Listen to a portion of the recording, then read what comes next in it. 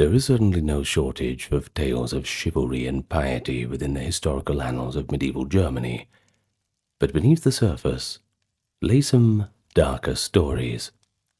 Those people whose deeds recall a modern concept of a serial killer.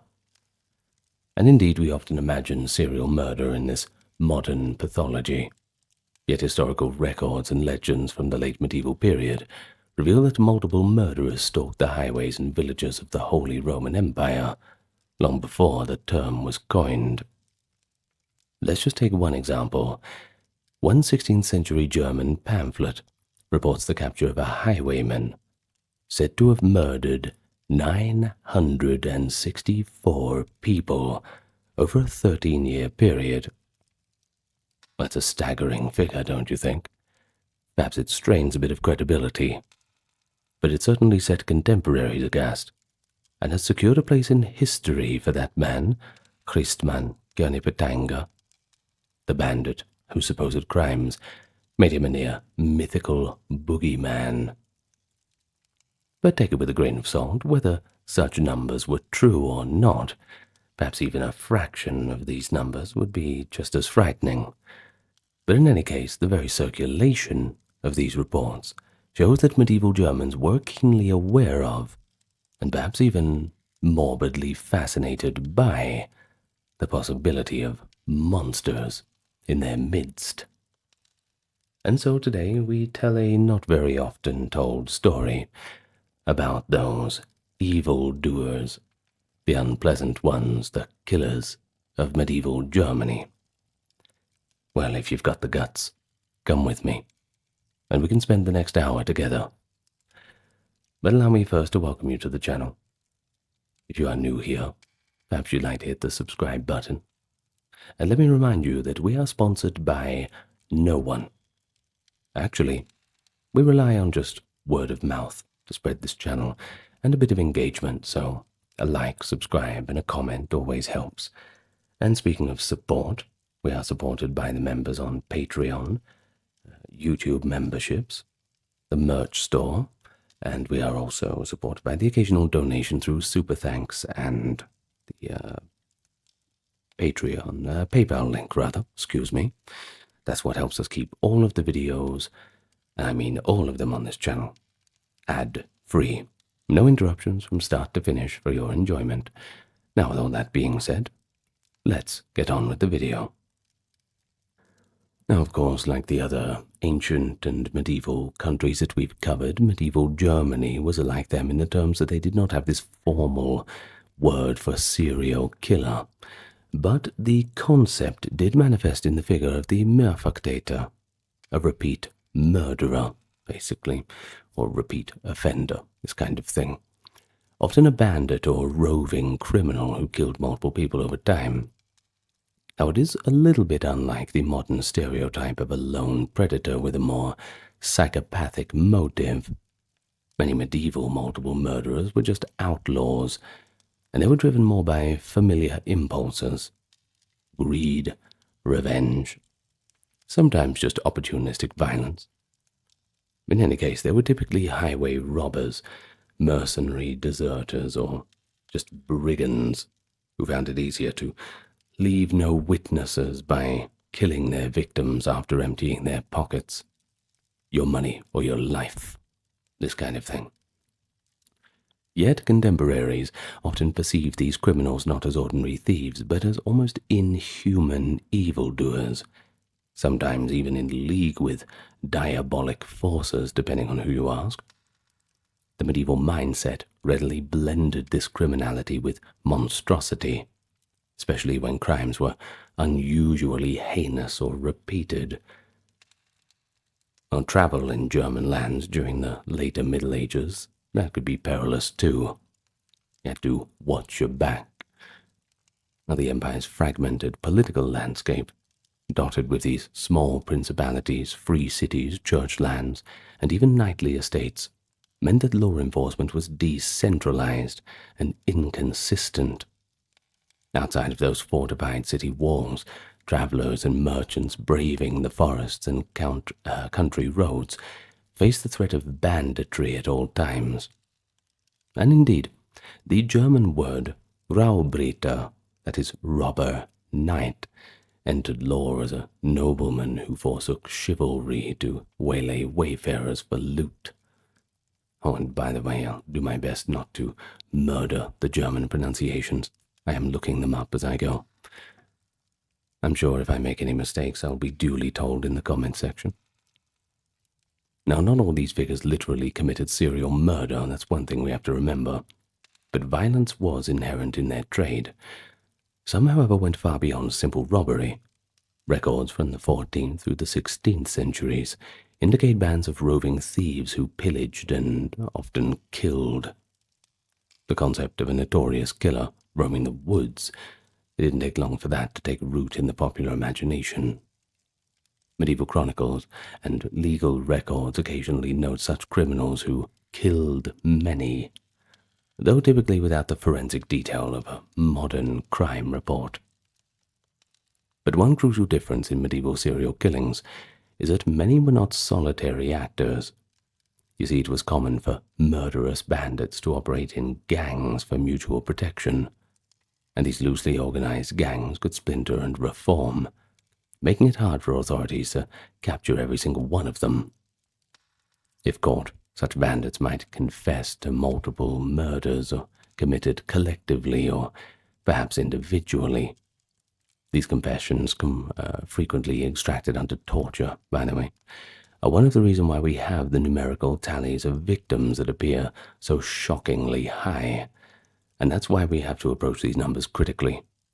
Torture could produce exaggerated or false confessions as prisoners sought to appease interrogators, anything to stop them from, well, putting the screws on your thumbs. Well, yet even discounting some inflation, it is clear that certain criminals in late medieval Germany did commit a terrifying series of murders. And then there's the cultural context. That also shaped how serial violence was understood. Medieval Europeans often explained repeated or especially cruel murders in supernatural terms. A killer who showed no remorse, who violated the usual taboos such as killing children or even cannibalism, might be thought literally possessed by evil, demonic forces getting into his mind and body and acting on his behalf.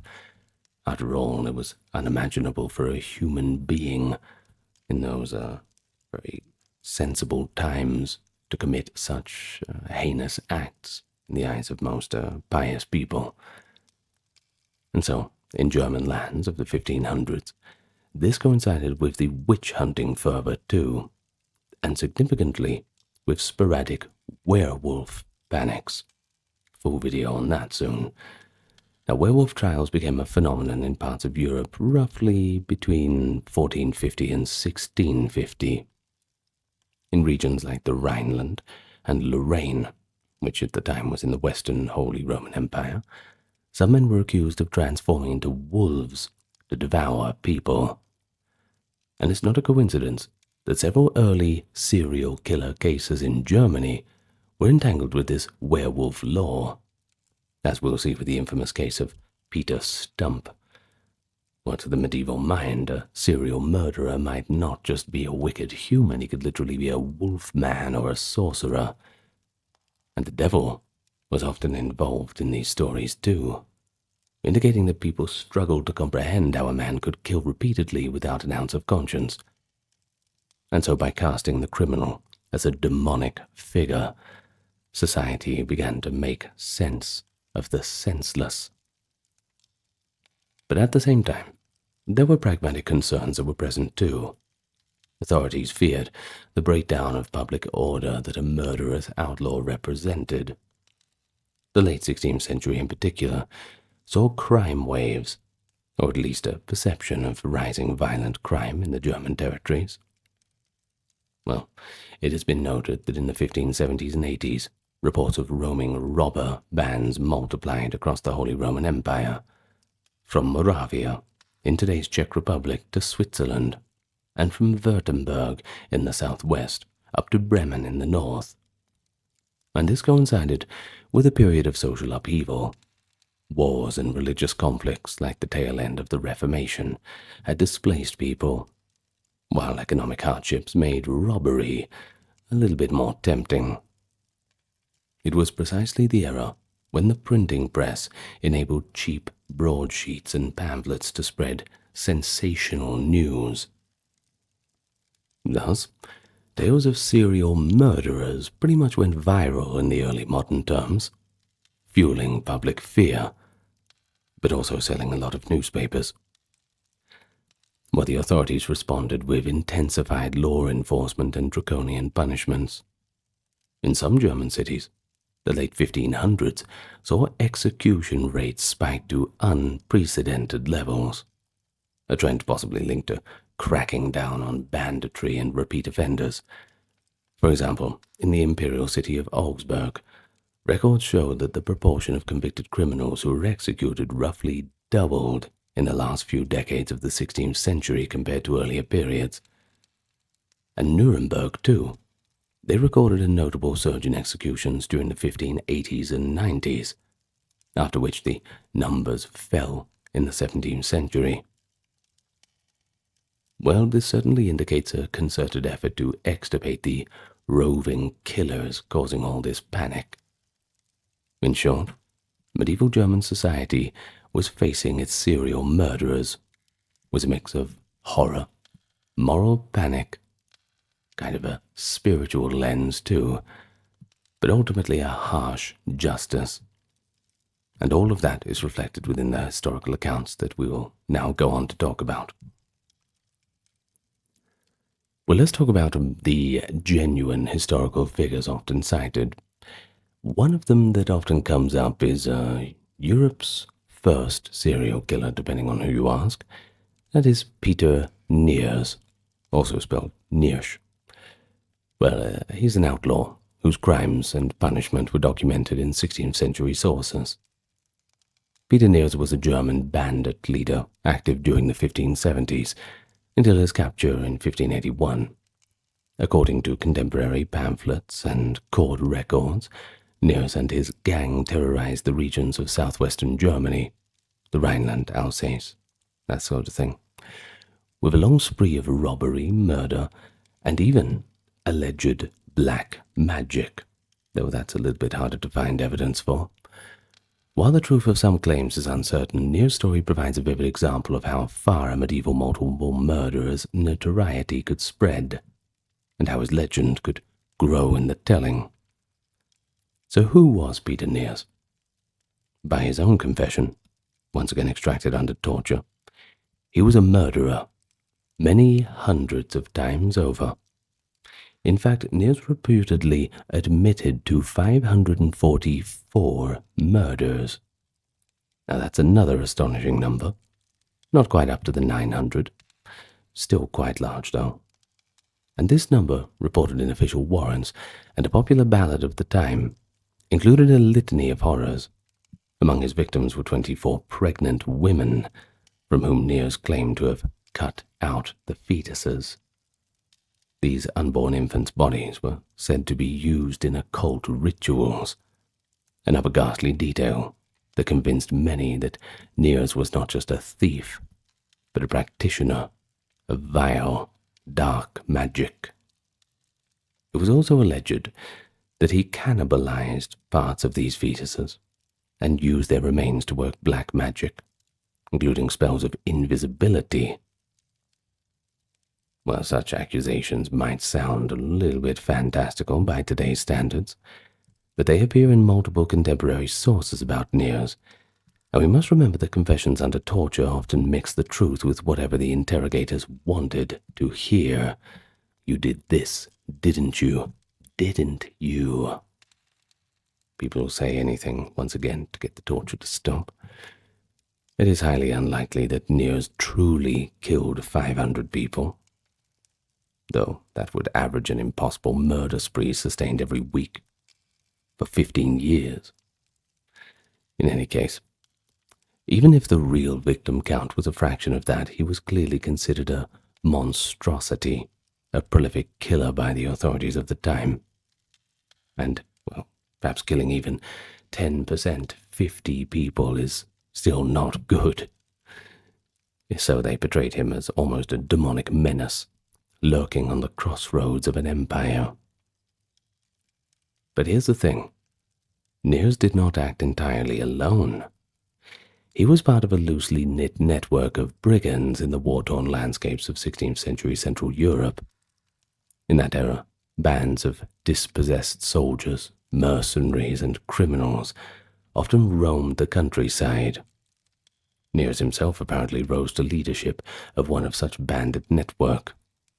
It was said that earlier in his career, if we want to call it that he learned the outlaw trade from a mentor, an older brigand named Martin Stier, who had led a notorious gang of 49 robbers in the 1550s to 60s.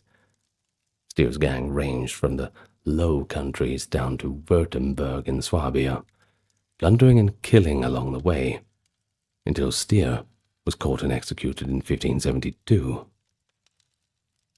As for Peter Niers, he inherited this underworld legacy, and by the late 1570s, he and his associate, named Johannes Buchler, called Jacob Sumer in some accounts, led a sizable crew of cutthroats.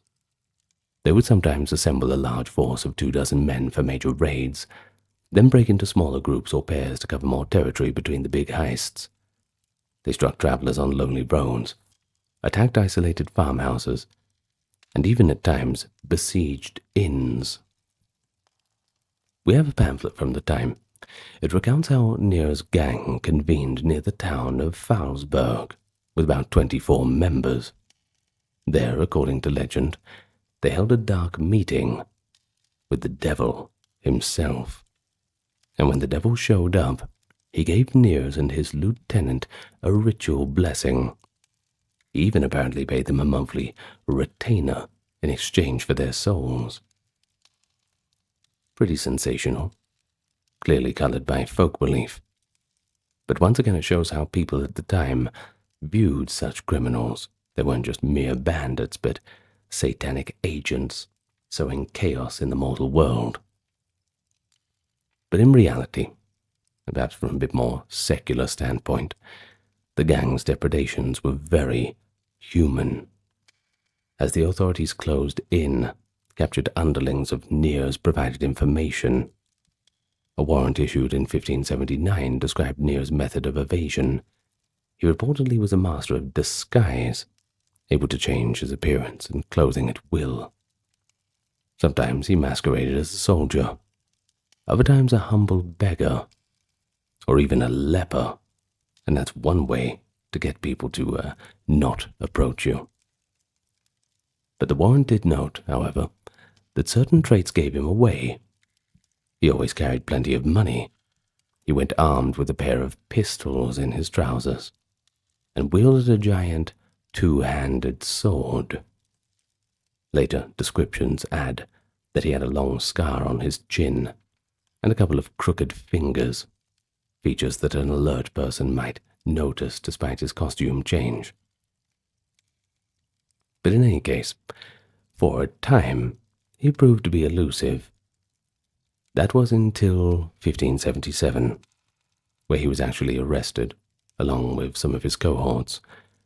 But in that early brush with the law, he managed to escape jail under unclear circumstances. It might have been a daring breakout. It could have been old-fashioned bribery. Either way, the result was the same.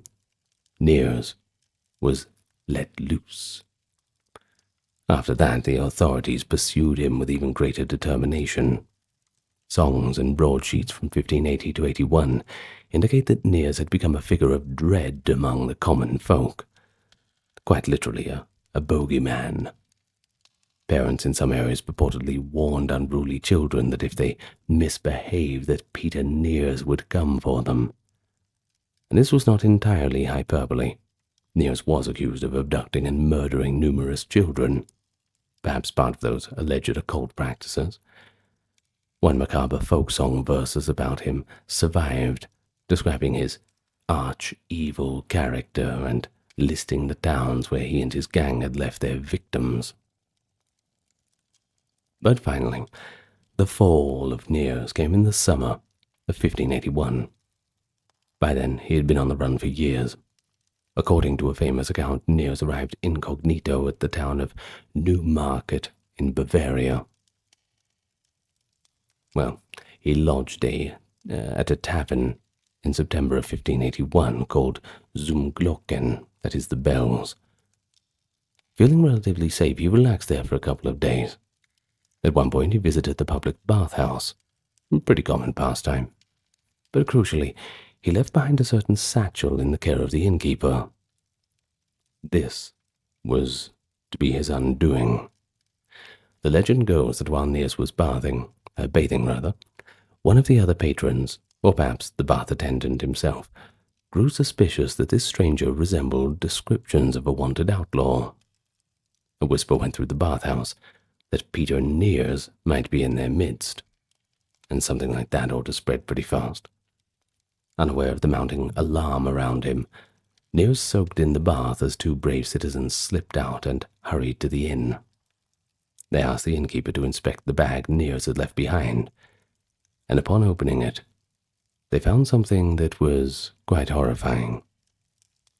Inside the bag were severed human remains, specifically a collection of hands and hearts said to be from fetuses or infants.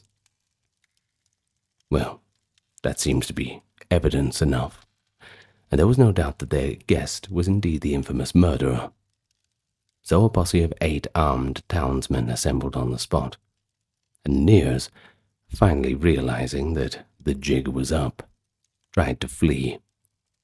But without his bag of magical fetuses, which in the law was the source of his invisibility spell, he had no chance of getting away unseen.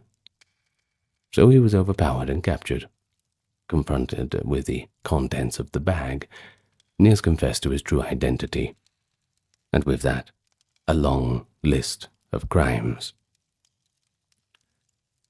Now, I'm sure you can imagine that what followed was an execution of spectacular brutality, even by the standards of the age. Medieval and early modern executions often doubled as public theatre, moral lessons in physical form, a warning making an example of someone. Yet the punishment of Peter Niers, even among all of that cruelty, stands out for its extra uniqueness, which was perhaps intended to match the extraordinary cruelty of his deeds. In any case, it's hard to feel sorry for him. Contemporary reports detail that Niers' execution was carried out over the course of 3 days of agonizing torture in Neumarkt. On the first day, the executioners used red-hot tongs to tear strips of flesh from his body in 10 different places, and then they poured hot oil into the wounds to compound the agony. On the second day, they smeared his feet with grease and roasted them slowly over burning coals, effectively roasting him alive by degrees. Only on the third day was Niers finally granted release by death. He was lashed to the breaking wheel, an instrument of execution where the body is shattered by blows. The heavy iron-rimmed wheel was raised and smashed down on him 42 times, systematically crushing bone after bone. For context, even a severe breaking typically might involve 8 or 9 blows, but Niers' punishment was on a whole other level, basically turning his body into a bag of crushed-up peanuts, if we want to be a bit more descriptive. Sure, you'll pardon the metaphor, it's the best I can come up with. Well, remarkably, after 42 blows, Niers was reportedly still alive. So he was then mercifully finished off by quartering. Not the best mercy, but it's all he's getting. That is, his body was cut into 4 different parts. His head, as some sources say, just his remains perhaps, was displayed on a stake or a wheel, as a warning to any who might follow in his footsteps. And of course, the execution was widely publicized. Pamphlets about his gruesome end circulated through the empire's cities. and one can only imagine the mixture of relief and morbid fascination with which the people read of this arch-murderer's demise. In these reports, Niz is often depicted as more monster than man, emphasizing his pact with the devil, his practice of witchcraft and cannibalistic acts. And such elements made him a figure of folklore as much as crime history. In fact, some historians suspect that by later legendary serial killers, even fictitious ones, were inspired by Niers. For example, the supposed exploits of Christman Genipetanga, which we mention in the introduction and will discuss next in more detail, may have borrowed some details from Niers' real story. In any case, by the end of 1581, Peter's reign of terror was over, and with it, all of Germany lived happily ever after. I'm afraid not. There's more suffering to come. So let's move on to our next chapter. So if Peter Niers was the arch-killer grounded in reality, Christman Genipetanga represents the era's most legendary serial killer. And it is one whose existence is sometimes questioned by historians. So let's get on to him. Now, Christman Genipetanga, the name, by the way, is quite a mouthful itself. Sometimes has different variations like Niperdolinga. He was reportedly executed in June of 1581 for an unbelievable tally of murders. We mentioned it earlier. The figure given was 964 victims over 13 years, and that would make him, by far, the most prolific serial murderer in all of recorded history. So where does this claim originate? Well, it comes from a 1581 pamphlet, specifically a news pamphlet, published shortly after the alleged events. According to that account, written by one Caspar Herbert of Cochem, Genipetanga was a brigand who operated near the borders of the Spanish Netherlands and the Holy Roman Empire. In modern terms, if you know your geography, that's the Moselle Valley near Trier and Luxembourg. But the story reads almost like a grisly fairy tale. And indeed, many elements parallel folklore. It's hard to go through it without a raised eyebrow. As the pamphlet tells it, Christman Genipetanga lived in a cave complex in a forest hill known as the Fraburg. He had started his life of crime around 1569. From his hidden lair, which was reportedly well furnished with stolen goods, he could surveil the roads linking important towns like Trier, Metz, Thionville, etc., and waylay travelers at will. Over years, he robbed and murdered hundreds. A mine shaft connected to his cave served as the dumping ground for the bodies. In one particular ghastly twist, Genipetanga kidnapped a young woman and kept her as a captive for 7 years as his unwilling concubine. She was forced to be his wife in this underground abode, and even bore him children, whom, quite horrifically, Genipetanga killed at birth. The pamphlet graphically describes how he would press the infants' necks and sometimes hang the tiny corpses on hooks. And there is a chilling line, too. Genipetanga taunts the grieving mother by pointing at the swaying little bodies and exclaiming, "Dance, little children, dance. Your father, Genipetanga, is making you dance." That's a gruesome image, isn't it? Literally puppeteering the corpses of his own offspring. Something out of a nightmare. Once again, raised eyebrows, clearly meant to shock the reader's conscience.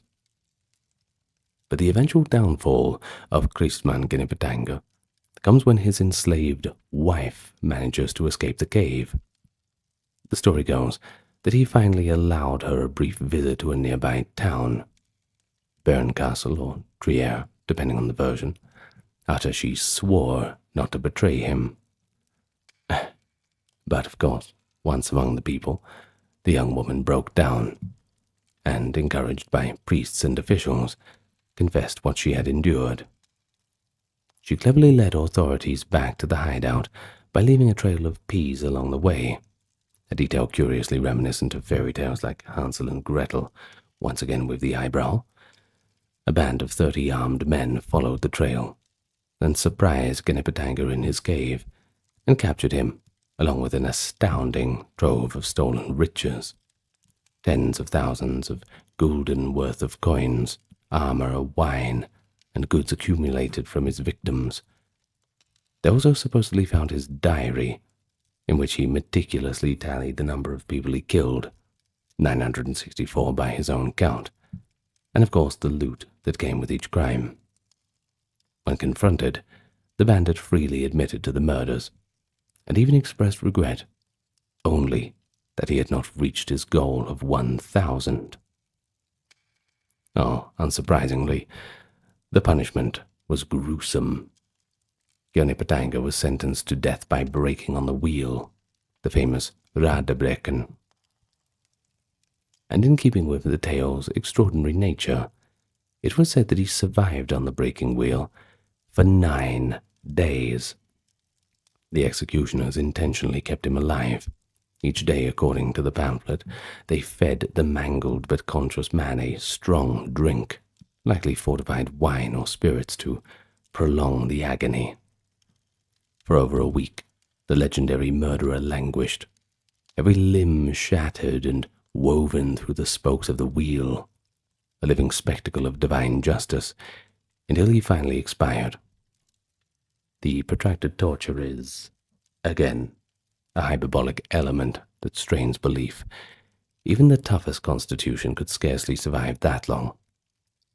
But, as a more moral drama, I suppose, it conveyed to the public that such an evildoer was made to suffer as never before. But what about the big question? Did he actually exist?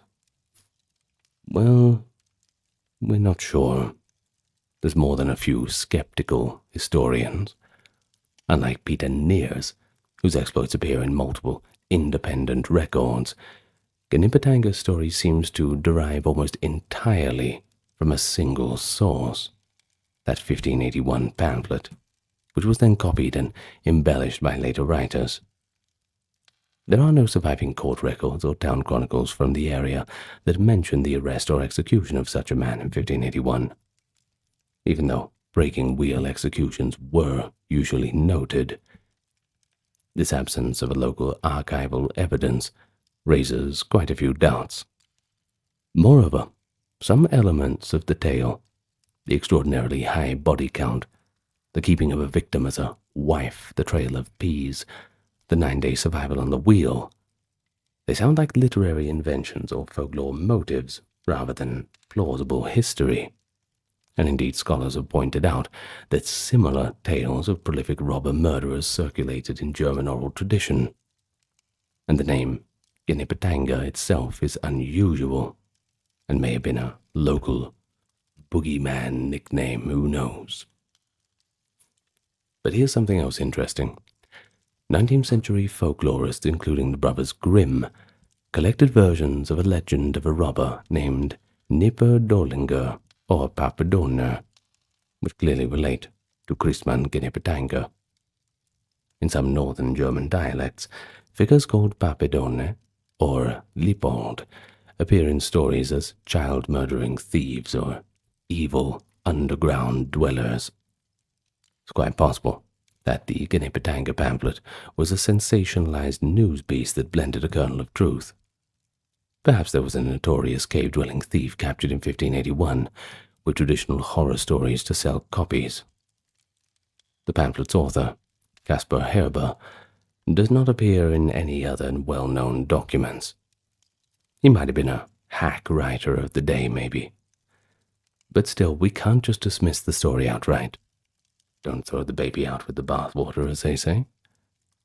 The late 16th century did produce some real serial murderers. Just look at Neers, for example. He was executed in the very same year and region where Genepetanga supposedly met his end. It could be in the wake of Neers' capture. even more exaggerated stories sprung up to captivate the public, essentially turning a criminal into a kind of legend. But whether it is legend or reality, the tale of Christman Genipetanga certainly had a long reach. It was reprinted and retold for centuries. Later writers sometimes conflated him with other figures or gave him aliases. In one compendium, he's called Christoph Nipperdoliger. By the 18th century, Christman's story was included in chronicles as a curious anecdote, and by the 19th century, it had entered folklore collections. Generations of readers encountered the name and shuddered at the thought of a man who single-handedly depopulated entire stretches of the countryside. So in a way, he became a symbol of the ultimate social deviant, the bandit whose greed and bloodlust knew no boundaries. And even if he never truly existed, his story tells us about the fears of ordinary people in medieval Germany. That's the fear of traveling alone through the forest roads, of being kidnapped, killed by a stranger, and the fear of that fringe dweller, the other, who rejects all social norms, even to the point of cannibalism and infanticide. Well, the Genipetanga saga, therefore, is valuable to historians as a cultural artifact, if anything, reflecting how crime was imagined and moralized in that era. It sits at the intersection of fact and folklore, reminding us that medieval true crime often walked hand in hand with legend.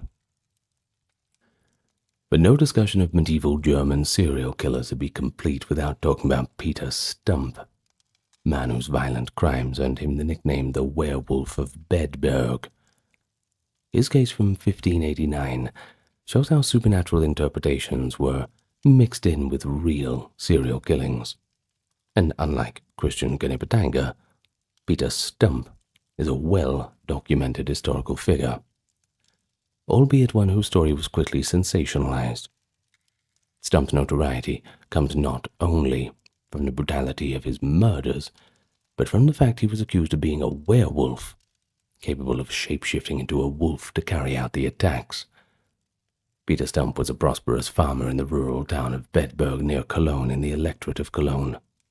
Outwardly, he appeared to be an ordinary middle-aged man, a widower with teenage children, living in a community of neighbors who initially trusted him. However, during the mid to late 1580s, the region was plagued by a series of gruesome murders and disappearances. Women and children were found slain in the fields or woods, torn apart as if by wild animals. Rumors began to spread of a wolf-like creature stalking the area. Eventually, suspicion, perhaps guided by someone who had seen Stump near one of the crime scenes, fell upon Peter.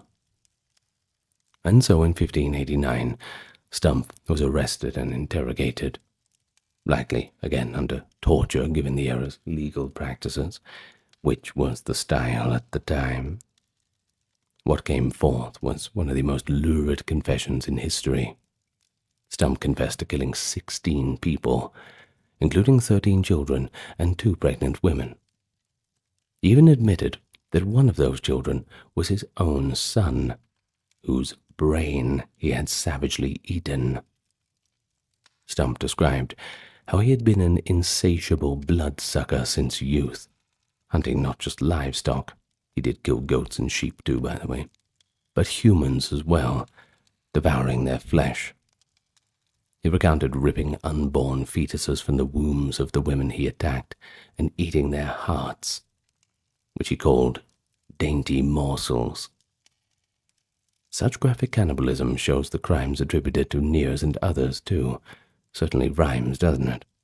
Suggesting perhaps a common trope in the confessions of the time, or a reflection of genuine derangement. Stump's violence also had a sexual dimension. He was accused of SA, and of maintaining an incestuous relationship with his own daughter, Sybil. Furthermore, he claimed to have coupled with a succubus sent to him by the devil. All these details painted a picture of a man depraved beyond the ordinary, a man wholly given over to dark forces. Crucially, Stump explained how he managed these atrocities. You see, he blamed the devil's magic. According to his own confession, at the age of 12 he made a pact with the devil, who gave him a magical wolf's pelt. Whenever Stump put it on his girdle, he would transform into the likeness of a greedy, devouring wolf, strong and mighty, with the eyes great and large, which in the night sparkled like fire, a mouth of sharp teeth, and a huge body with mighty paws. End of quote. So in this wolf form, he prowled the countryside, free to sate his appetite on human flesh. When he removed the belt, he returned to human form, appearing completely harmless. Authorities actually searched for this alleged wolf's pelt-made belt in the valley Stump indicated, but unsurprisingly they found nothing. And the story of the belt is classic werewolf folklore, but Stump's own belief, or at least what he stated in it, suggests that he might have been under a sort of delusion, or simply knew what his torturers would find acceptable in the 1580s. Stump's trial attracted massive attention, of course. It became perhaps the harshest and most famous werewolf trial in Germany. In October of 1589, he was put to death, in a way that mirrors the cruelty assigned to him.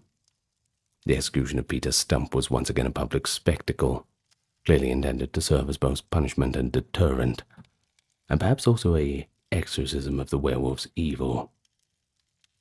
Well, first, Stump was strapped tightly onto a large breaking wheel, with red-hot pincers. The executioners tore the flesh from his body in several places. In fact, the illustrations of the execution show 10 such wounds corresponding to the 10 murders of which he initially suspected of, though his confession, of course, expanded the count. Next, still on the wheel, his limbs were broken. Using the blunt side of an axe or a hammer, the executioner smashed his arms and legs, breaking the bone so he could not support himself. After this torture, he was decapitated with a sword. Death likely came at this point, if not earlier, from shock. Finally, his body, along with the bodies of his daughter Sybil and his mistress, both of whom had been judged complicit in the sins, at least in the incest, were burned to ashes on a pyre. It is recorded that as a warning against any similar pact with the devil, the authorities took a wheel and mounted Stump's severed head upon it, topped with the figure of a wolf. A grisly trophy was set high on a pole for all to see, a message that the werewolf of Bedburg was dead, and that divine justice had finally triumphed. Now, of course, the case of Peter Stump was swiftly disseminated through Europe. A 16-page pamphlet about his crimes and execution, originally printed in German, was translated into other languages quite quickly. An English version was published in London in 1590, under the title A True Discourse, declaring the damnable life and death of one Stube Peter. This pamphlet, copies of which survive in the British Library and Lambeth Palace Library, is our main source of detailed information about Stump. It presents the account as sober truth, complete with lurid woodcut illustrations of a wolf prowling the execution scenes. The Stump story tapped into a vein of fear that was very current, the overlap of witchcraft and the werewolf lore. During this period, many educated people thought that werewolves were essentially male witches, individuals, often men, who made a pact with the devil for the power to transform and commit harmful magic, this maleficium. The Stump pamphlet makes this connection explicit by emphasizing his deal with the devil, and it served as a kind of cautionary tale in the witch-hunting literature of the time. But of course, modern observers have tried to decipher the reality behind the werewolf legend. Some have asked, was Peter Stump truly a deranged killer? Or could he have been a scapegoat, executed for crimes he did not commit? Given the fragmentary evidence, i.e. no court records survive and only propaganda like news pamphlets, we can't entirely be sure. But the consistency of details, multiple victims, cannibalism, incest, it suggests that something was beyond pure invention. Possibly Stump was a real serial murderer, and the community, lacking any other explanation, attributed it to werewolfery. Or perhaps local authorities needed to explain a spate of wolf attacks on livestock and children, and through torture induced Stump to confess to being the supernatural culprit. It has even been theorized that there could have been a real wolf, or wolves attacking people, i.e. rabid wolves were not uncommon in Germany at the time. The panicked populace then sought a human agent to blame. Now Stump, as a somewhat wealthy farmer who had survived the loss of a hand, his left hand was missing, hence Stump, might have actually been a convenient target if he was disliked or seen as eccentric. The pamphlet in fact alludes to the idea that he was called Stumpf due to losing a hand, and that corresponded to the wolf in the story having its left forepaw cut off in an encounter, a sign interpreted as linking the man to the wolf. But regardless of the underlying truth, the cultural impact of the Peter Stump case was significant. It fueled a series of subsequent werewolf trials across Germany and France in the 1590s. For instance, in the Duchy of Jülich, not far from Bedburg, a supposed werewolf was also tried in 1591, likely inspired by Stump's precedent. The idea of a serial killer as a shape-shifting monster took firm root. Stump entered the popular culture, likely from cautionary folk songs to much later inclusions in books about demonology and lycanthropy, notably by occultist authors like Montague Summers in the 20th century.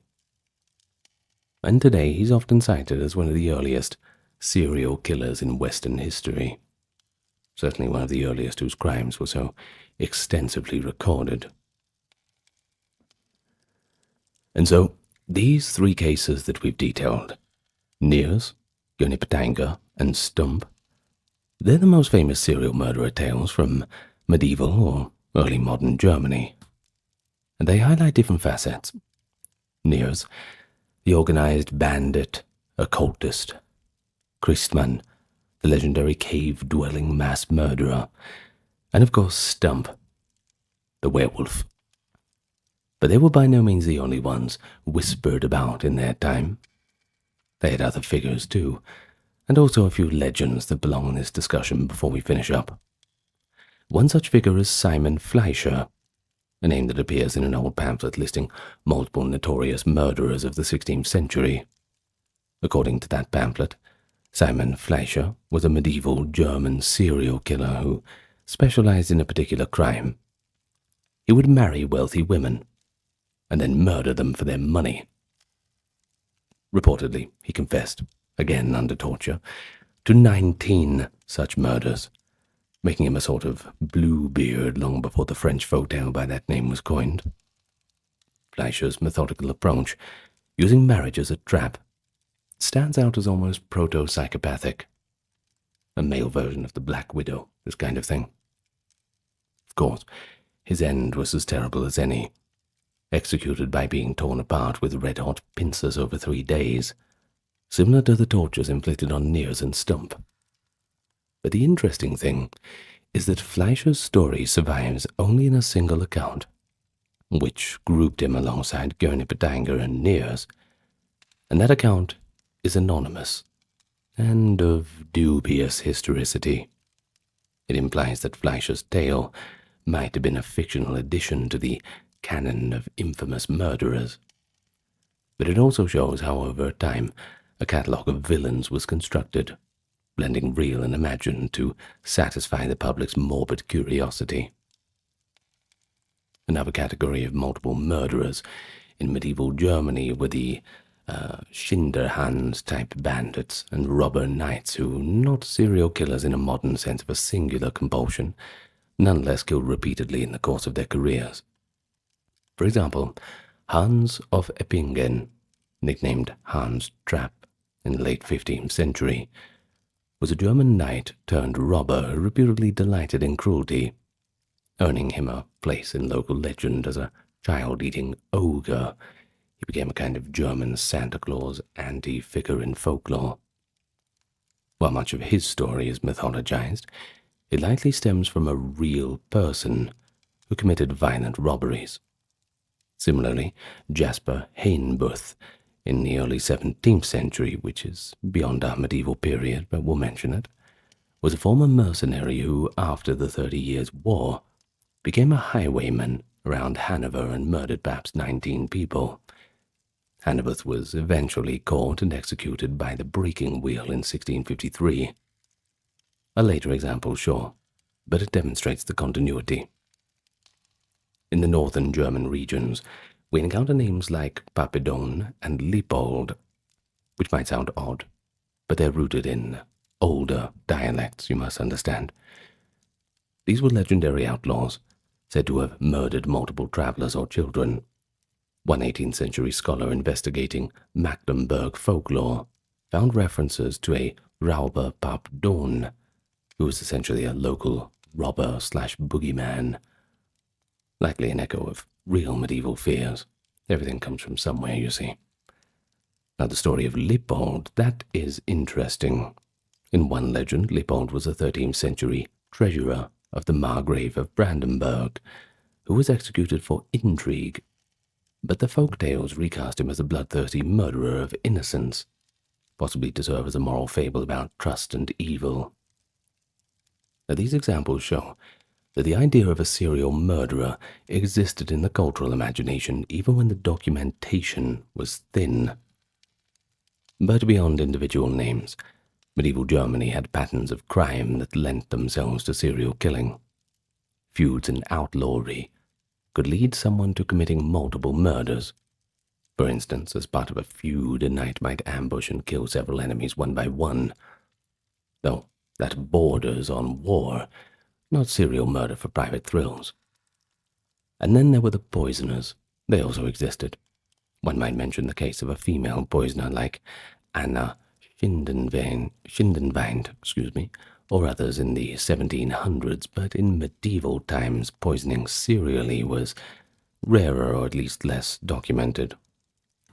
Well, that is with the partial exception of some witch trial accusations of poison over time. But interestingly, the concept of a woman as a serial killer is nearly absent in the medieval German records. Most of the famed cases are men, reflecting perhaps the realities of physical violence, I suppose.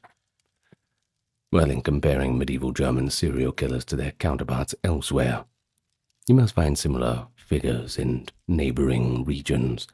For example, Gilles de Rais in France, a nobleman executed in 1440 for murdering dozens of children, often considered history's first serial killers, or one of. And then we have Elizabeth Bathory in Hungary, a countess accused of torturing and killing perhaps 100 young women around 1600, but once again, that is debated. But while those aren't German, they do show that serial killing was a phenomena not limited by geography. But what isn't really notable is that in each case, the interpretations vary. Ray's crimes were seen as partly in a satanic/occult light. Some charged he was invoking demons, while Bathory's were entangled with perceptions of female wickedness, and perhaps even political motivations. In German principalities, the consistent theme is that serial killers were treated as an existential threat to the moral and social order, and as such, their punishment was often the harshest available to the imagination, and their memory was either wiped out, executed and remains destroyed, or in some cases, turned into a cautionary tale of lore. So what did you learn today, As we finish up, what can we take from these medieval killers in Germany? Well, the accounts are sobering, of course. They're often ghastly. But it's also, once again, a unique window into the fears and values of that era. In a time when life could be brutally short, and authorities struggled to maintain order across fragmented territories. The figure of the serial murderer represented the ultimate breakdown of the social pact. He, nearly always a he in the German records, was the wolf in human form. The savage, the outsider who didn't just kill in hot passion or under command in war, but killed over and over again by their own choice, in defiance of all morality. Well, medieval Germans responded by demonizing them, branding them as devils or werewolves, and by eradicating them with merciless punishment. Of course, in our modern day, we don't have the breaking wheel anymore, but we still call people monsters. We still call people demons when they exhibit this behavior. It's kind of hard to view them as human when you look at them committing these sorts of crimes. Maybe if we humanize them, there's a part of ourselves that we might fear. I don't know. What do you think? I'm sure you'll let me know in the comments if you're not already asleep. But if you are, I hope none of these murderers are infiltrating your dreams. We have a macabre story to kick off today's video that begins in Venice.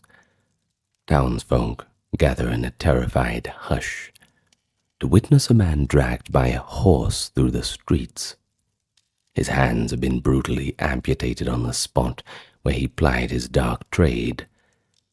His name is Biagio Carnio, a tavern keeper famed for his rich meat stews and for secretly butchering children to cook them.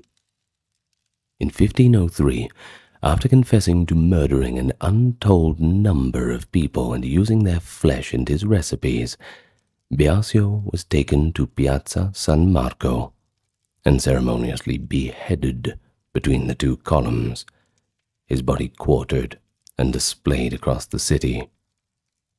The Venetian authorities razed his shop to the ground, renaming the canal bank there Riva de Biasio, in eternal infamy. It's a gruesome tale to start off with, I know. But it only gets worse from here, believe it or not. Today we talk about the serial killers of medieval Italy. Perhaps you've watched my videos on the medieval English serial killers, or perhaps the medieval German serial killers. Well, we're continuing on with the trend. There is, unfortunately, plenty of material. So, allow me to welcome you to the channel first. If you're new here, good to meet you, and I invite you to subscribe. And to anyone coming back, it's good to see you again. Now, this video, along with all the other videos, which you can find in the playlists, rather well organized, I must say so, are all ad-free. You're not going to get interrupted on this channel, that's for sure. And that's because we are supported by the Patreon members, the YouTube members, people who check out the merch store, the occasional donation through PayPal and Super Thanks, and of course just via your word of mouth.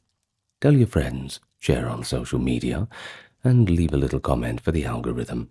I do my best to read all of them, but it's a bit hard sometimes. In any case, let's get on with the video for today, where we go to medieval Italy and meet some undesirable characters. But first things first, we really have to remind the dear viewer that the phrase serial killer might not be so explicitly stated in the old records. It didn't really exist before the 20th century. Instead, we find terms like multiple murderers, notorious murderers, multiple homicides, or simply malefactors or bandits if the killing were done alongside robbery. Yet the phenomenon of serial or repeated murder then certainly occurred and was recognized in its own way. Medieval society understood such acts through the lens of sin, criminality, and even at times the supernatural, rather than through this modern forensic psychology.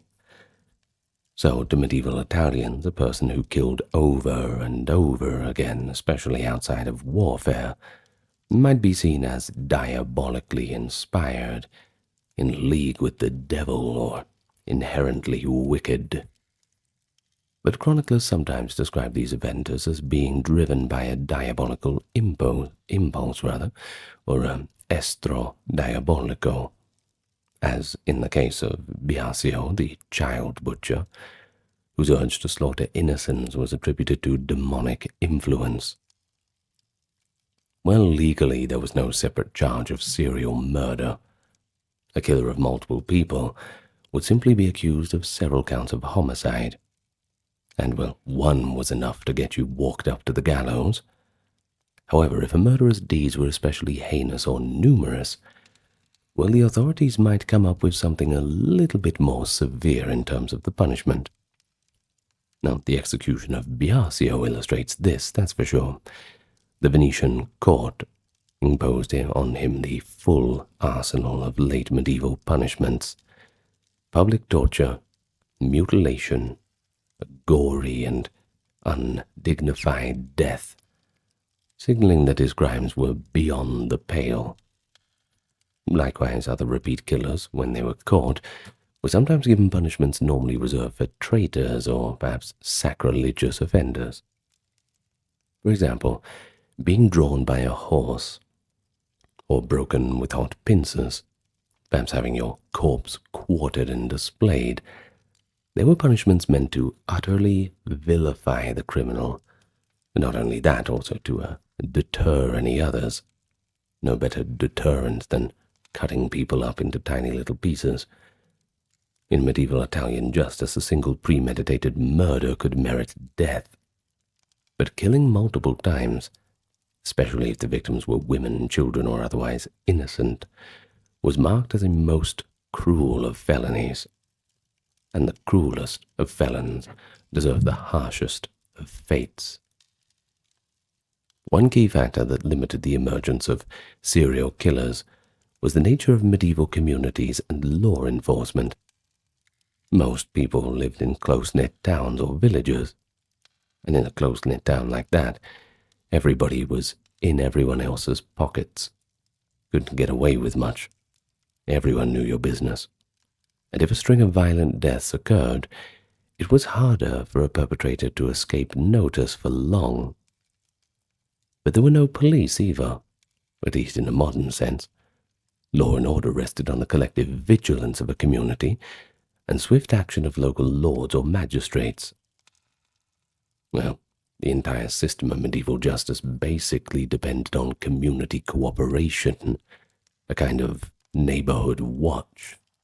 Of course, this can lead to a few kangaroo courts, but when people are scared, they'll find anyone, won't they?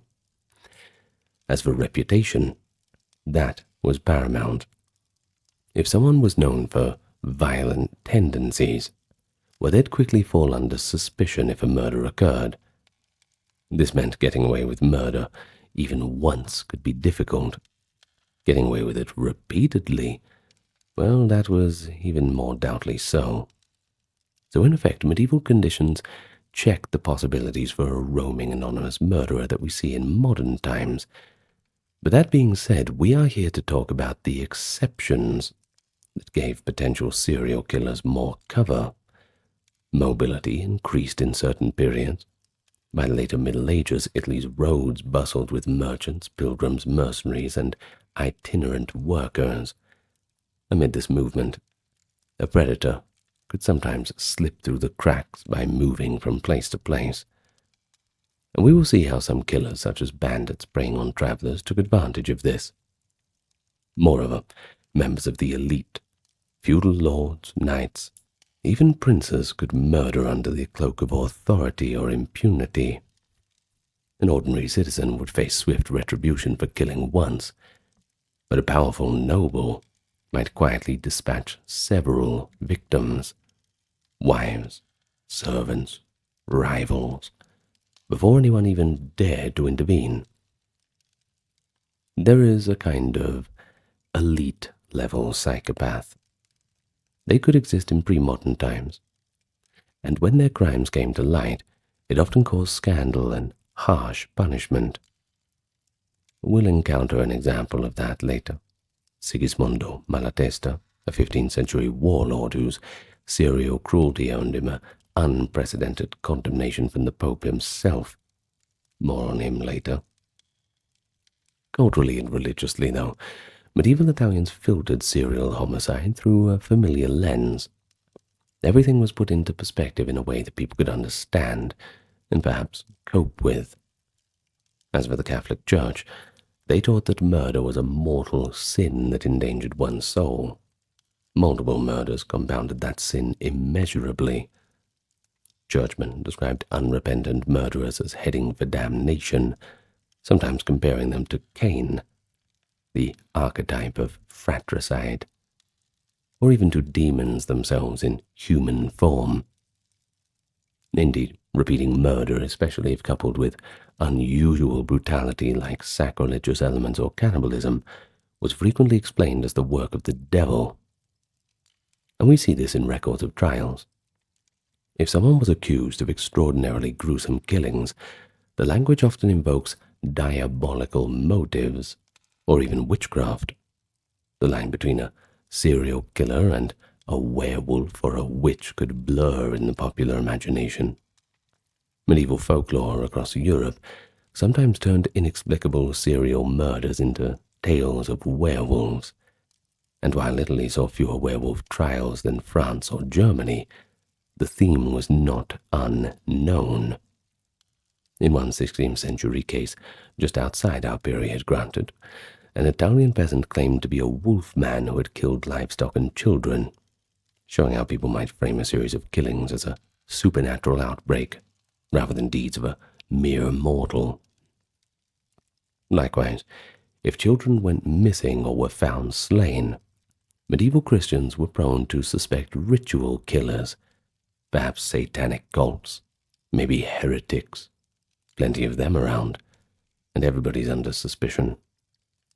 And tragically, this sometimes meant that some marginalized groups were accused of serial child murder, and we'll get to that later. Now, while this concept of this modern term serial killer as a distinct type didn't exist, we can see that there's plenty of it going on in medieval Italy, whether it be a wandering brigand, a poisoner moving in secret, or a tyrant disposing of family members. A person was seen doing that as more than a common criminal. They were a monster in human skin, and they would be punished with the severest means and condemned in both earthly and spiritual terms. So, with that in mind, let's meet the unpleasant ones. Of course, after the fall of the Western Roman Empire, Italy was not doing so well. It was an era of fragmented rule from the 6th to 10th century, and developing legal codes. In fact, a lot of the Italian peninsula actually fell under Gothic kings, then the Lombards, then the Franks, and a patchwork of smaller duchies and Byzantine enclaves. Kinda messy. Anyway, central authority was often weak, especially in the turbulent, dark ages, as they call them, 6th to 8th centuries. Well, in this milieu, violent crime certainly occurred. Blood feuds, robberies, political assassinations. They had it all, and we know about that from the chronicle records. But our written sources rarely single out any individual as a serial murderer in the modern sense.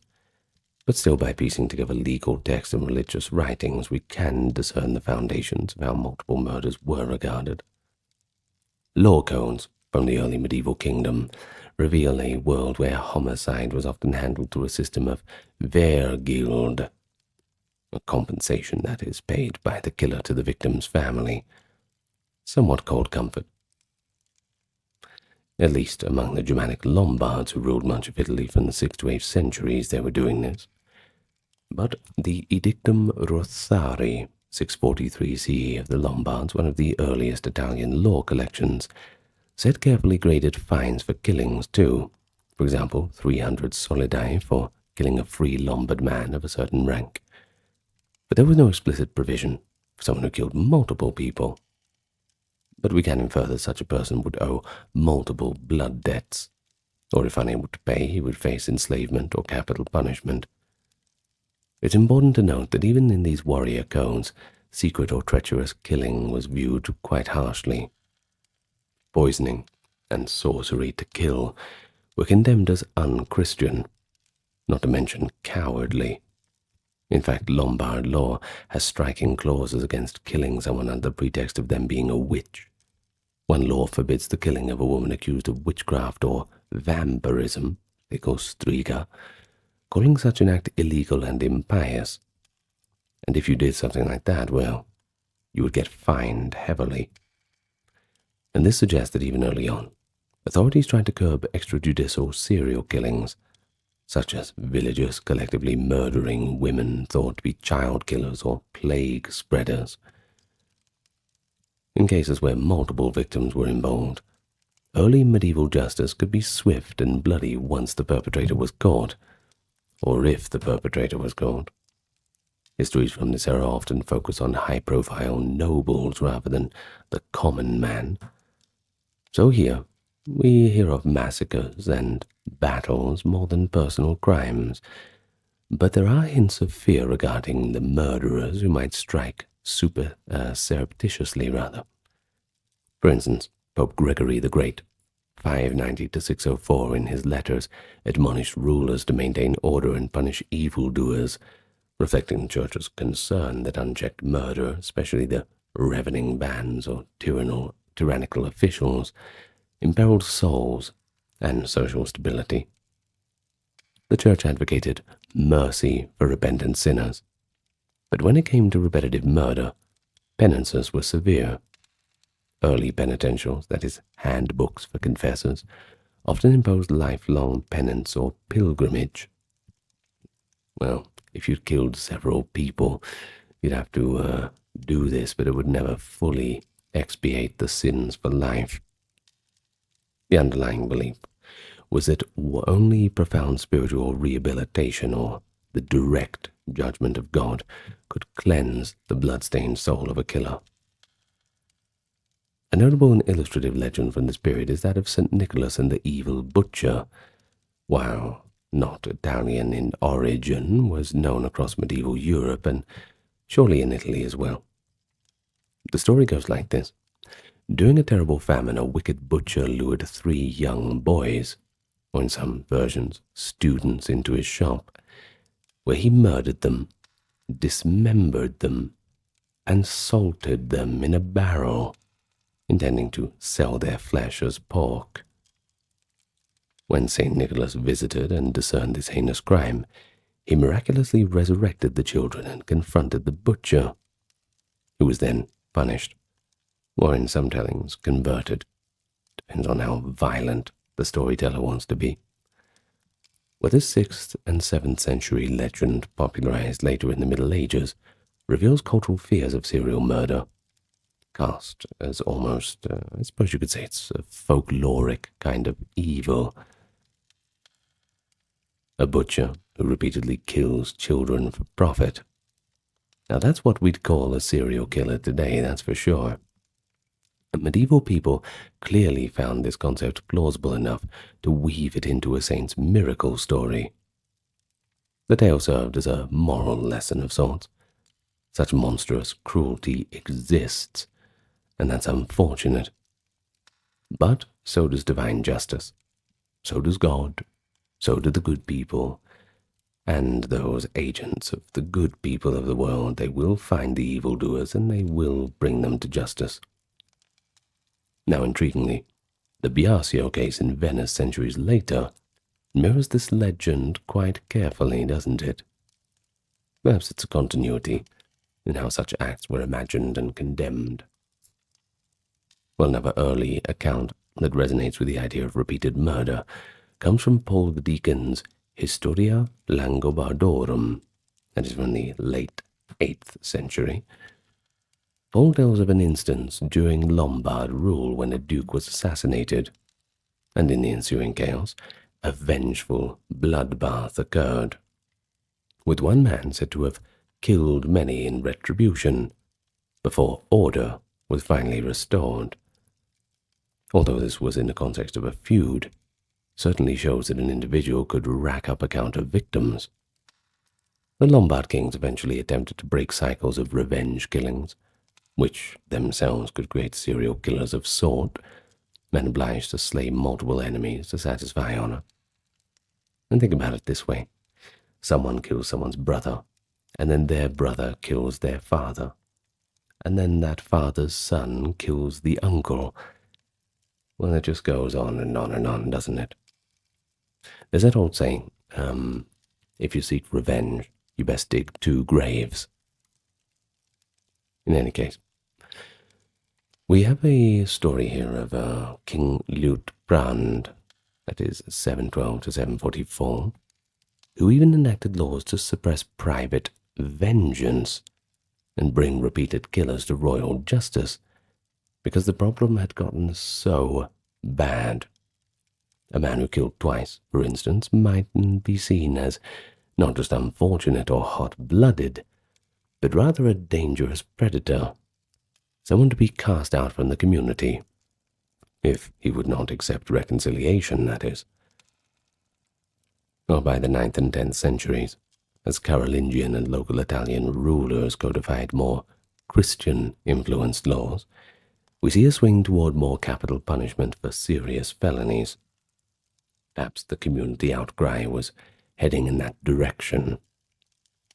Multiple murder, especially if accompanied by robbery, highwaymen who slew several victims in banditry, for example, would nearly always result in the execution of the murderer when they were caught.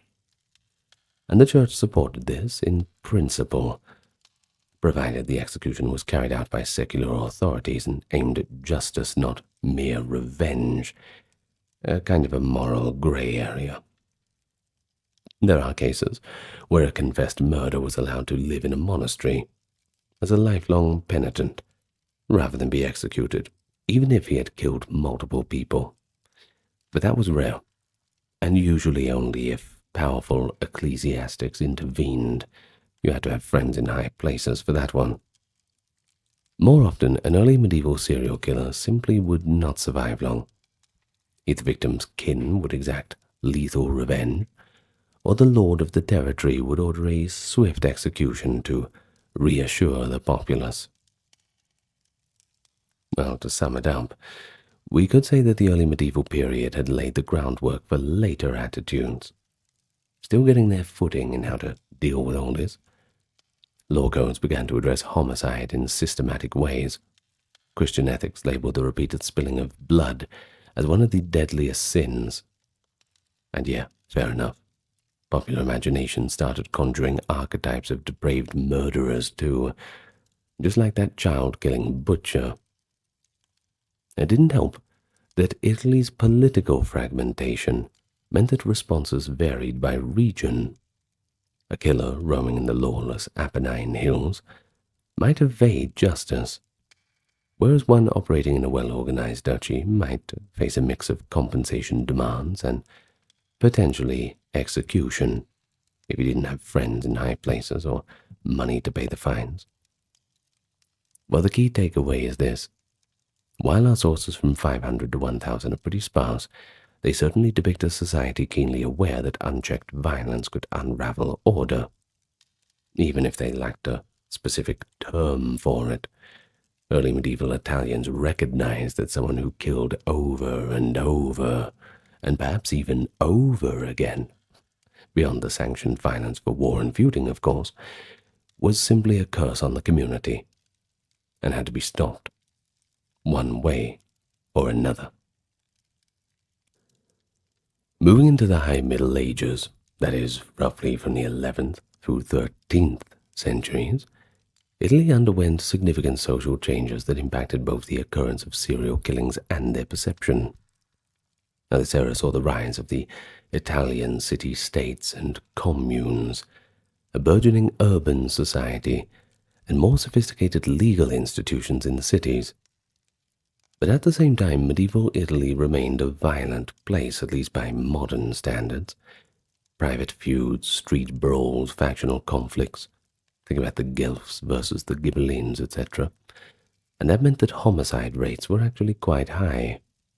It has been estimated that late medieval Italian cities like Florence or Bologna had homicide rates far above today's.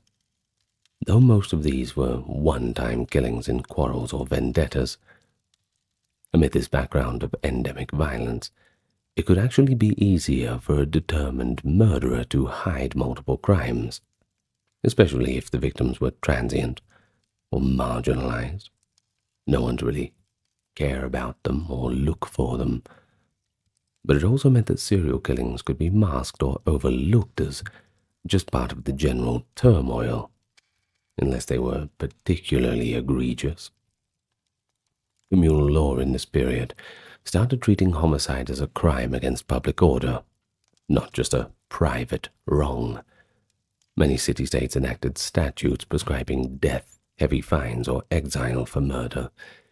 If a killer was known to have slain several victims, he would most likely be classed as a bandit, literally banned or outlawed from society, bandito, and anyone could lawfully hunt them down. Indeed, the term bandit in medieval Italy came to refer to criminals declared outlaws by the city courts, often for violent offences. Chroniclers sometimes mention notorious bandits who, quote, filled the roads with blood by robbing and murdering travellers repeatedly. For example, 13th century documents from Tuscany speak of gangs of brigands who killed multiple merchants along trade routes. While individual names aren't preserved, unfortunately, or perhaps deliberately to deny them the fame. We do this sometimes in our modern day as well. The phenomenon was well known. One bandit leader in the 1290s was reputed to have murdered dozens on the roads in the Abruzzo region before being caught and executed, head displayed as a warning. Of course, it's important to note that in many cases of serial violence in this period, multiple perpetrators were involved, like bandit gangs or mercenary bands gone rogue when they run out of work. The High Middle Ages in Italy saw numerous mercenaries left unemployed between wars, and some of them turned to banditry. Now, these compagnie di ventura, free companies, sometimes degenerated into packs of armed robbers who might slaughter entire villages. While not lone wolves in that sense, the depredations contributed to a culture of fear about ravenous killers at large. For instance, a mid-14th century Florentine chronicle recalls how a band of ex-soldiers led by a German called Werner rampaged through northern Italy, allegedly torturing and killing peasants for sport, until a coalition of cities paid them off to leave. The name Werner became synonymous with brute cruelty. If we imagine an Italian farmer telling tales to his kids at night, Werner and his ilk might feature as the scary monster, just like how they used to tell the kids in ancient Rome that Hannibal will come and get you. Well, within the cities, on the other hand, justice systems were improving, little by little, slow progress, but still improvement. Podesta courts like Florence, Venice, and Bologna kept detailed records of trials. These show that most murders were either crimes of passion, revenge, or just the result of brawls, little fights gone out of hand, usually over stupid little things. That's how a lot of this starts. Well, serial or repeat murders were relatively rare in those records, but not entirely absent. And one reason we might not see many is that, as noted, a murderer caught after his first killing was usually executed or at least exiled, and that limits his opportunity to kill again locally. However, there were cases of exiled killers simply moving to a new city under a false name and just continuing the violence, I suppose. Back then you didn't have things like ID documents and everything. They weren't keeping track of everybody in a big database. So yeah, you could move to a new place and kind of get away with things. That is in case someone from your old town shows up randomly, well, then you're in trouble, aren't you? So, this error unfortunately doesn't give us the names to the degree that later centuries do, in part because of the medieval mindset that often attributed patterns of murders to groups like family feuds or conspiracies rather than lone madmen. But don't worry, there is one exceptional case that shows a light on how medieval Italians could react to the pattern of murders. The case of Il Monstro di Venezia, essentially Bazio, the child-murdering butcher, which we recounted in the introduction. Now, although Biasio's execution took place in 1503, the crimes occurred in the late 15th century, squarely within the milieu of late communal Italy. So for a bit more detail, the way Venice handled it likely reflects practices developing in the 1400s, which, of course, had their roots in the 1300s. In Venice's well-ordered republic, any unexplained disappearances stirred alarm, especially if you got kids going missing. Over a period of time, children in the Venetian neighborhoods of Santa Croce were vanishing mysteriously. People began to whisper that something was off. Perhaps a witch or an ogre was kidnapping children. Well, that they eventually discovered it was the foul work of an very ordinary tradesman, Biasio the sausage maker, horrified the public all the more. When a boatman dining at Biasio's tavern found a small human finger bone in his stew and raised the alarm, the authorities acted quickly. They searched and found the remains of multiple children hidden on the premises. Biasio confessed under interrogation to multiple murders committed in cold blood. The motive? He just wanted meat for his dishes. He just wanted to make a profit. The Venetian Senate made sure his punishment was extraordinarily severe. We've already mentioned it. Dragging, mutilation, beheading, and quartering to send a message. This incident illuminates a few points relevant to the 13th, 15th centuries at large. First of all, urban legends about missing children tended to invoke the supernatural, witches, monsters, until hard evidence pointed to a human criminal, showing how cultural explanations filled that void of the unknown. And second, once a serial murderer was identified, medieval justice sought not only just to eliminate them, but to symbolically annihilate their memory, a kind of damnatio memoriae, as they call it in ancient times. Hence the razing of Biasio's house and renaming of the street, effectively turning his name into a cautionary tale. And that practice of damnatio memoriae, yes, it does extend back through the Middle Ages. There are records in the 14th century Florentine murders of people's houses being destroyed or painted with a red mark to show the blood spilled, especially if they had killed multiple times. But then there's the question, was it right to execute Biasio? To do it in such a way? After all, he killed a few children. Yes, it was. Anyone who does that deserves the most brutal and barbaric of punishments. End of story. You better make sure you got the right guy, though. In any case, amid the law and official action, we should also consider the popular cultural understanding in the period in general.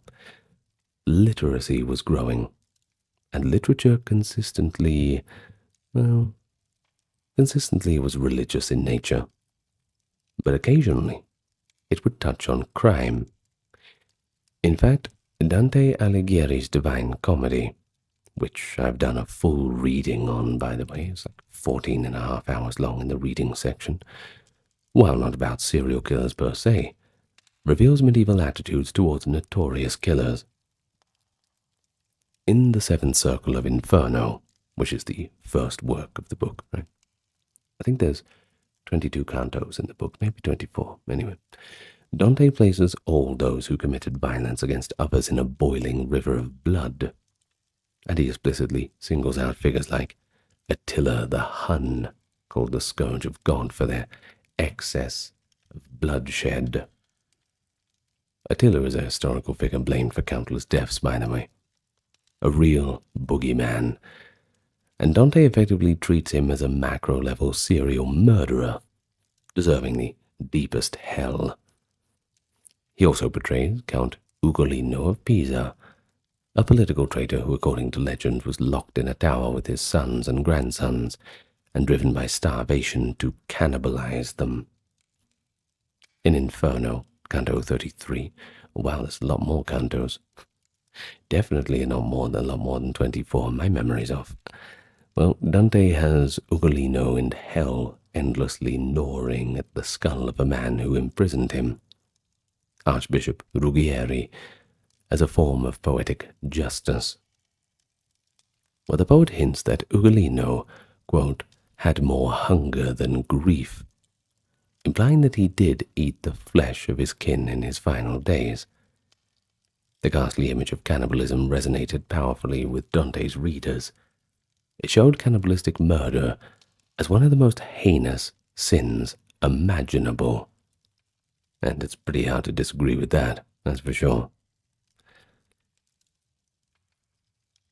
Well, now, Ugolino's case was not a willful serial killer scenario. He was a victim turned cannibal, I suppose, results notwithstanding at the end. But the popularity of Dante's work spread the idea that those who commit unspeakable acts of murder, especially against children or their own family, are quite literally inhuman. Dante calls Ugolino's act an unnatural hunger. We see here how literary culture reinforced the moral abhorrence that society held for extreme violence, and is telling that later, when real serial child murders like Biasio came to light, writers and chroniclers compared them to Ugolino and Thyestes, a figure from classical myth who ate his children. Not the kind of person you want to have around for dinner, that's for sure.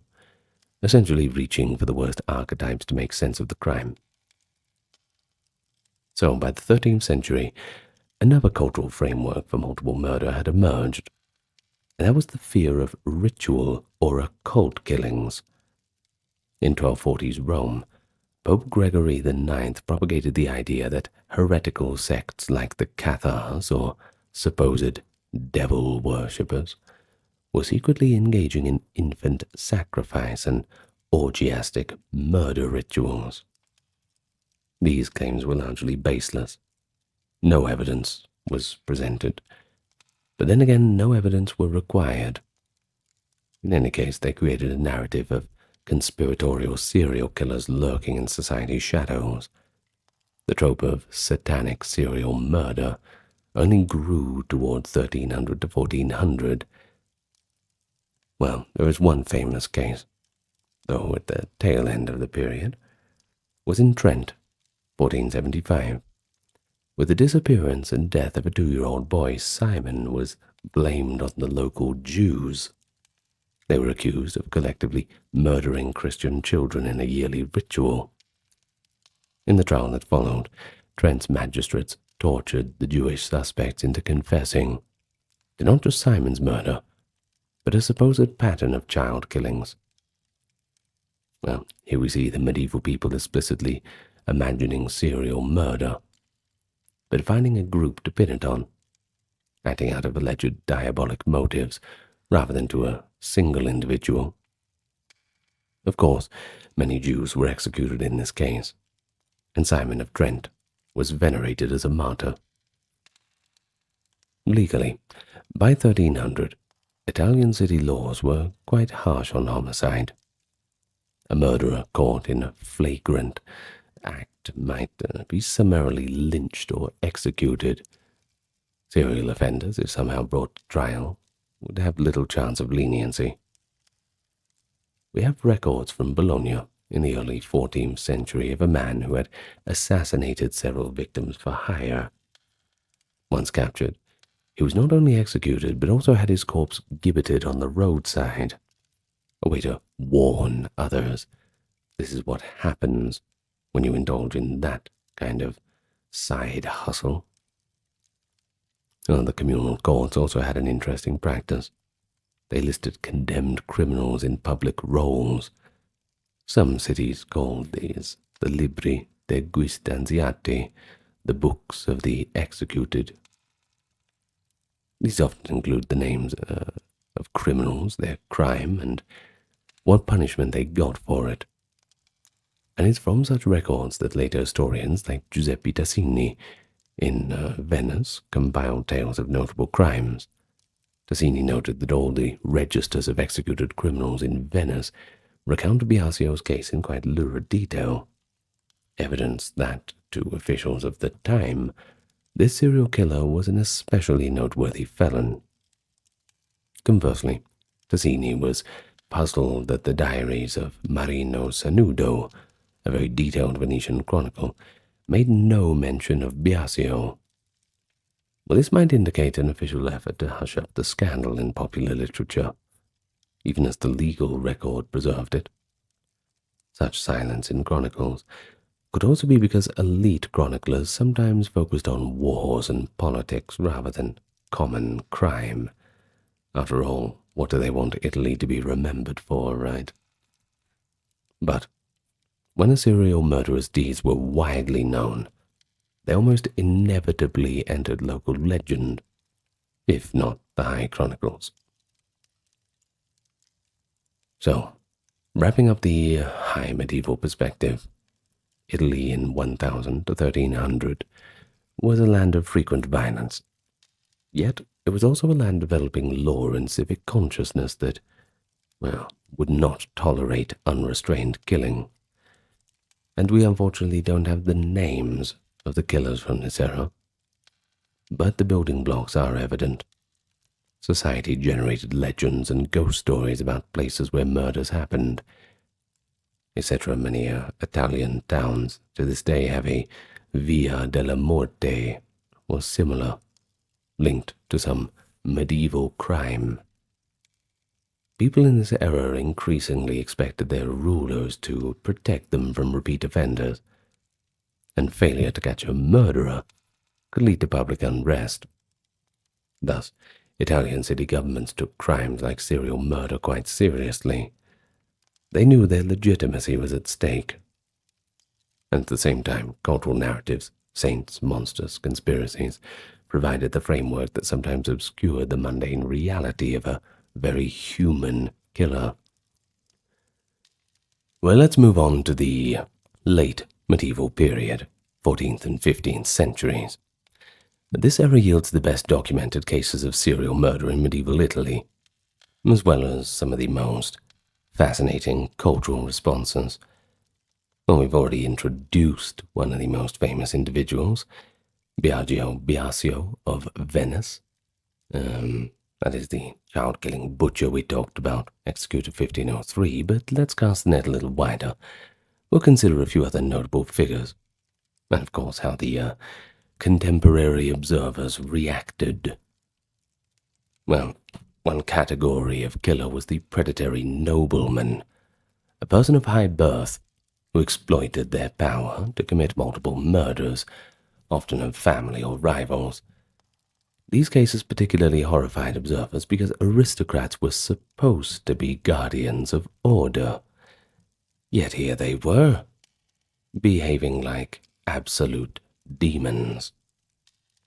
Perhaps the best example is Sigismondo Pandolfo Malatesta, the 15th century lord of Rimini. Sigismondo was a mercenary captain. They call it a condottiere, and a Renaissance prince, admired for his patronage of the arts, but reviled for his personal wickedness.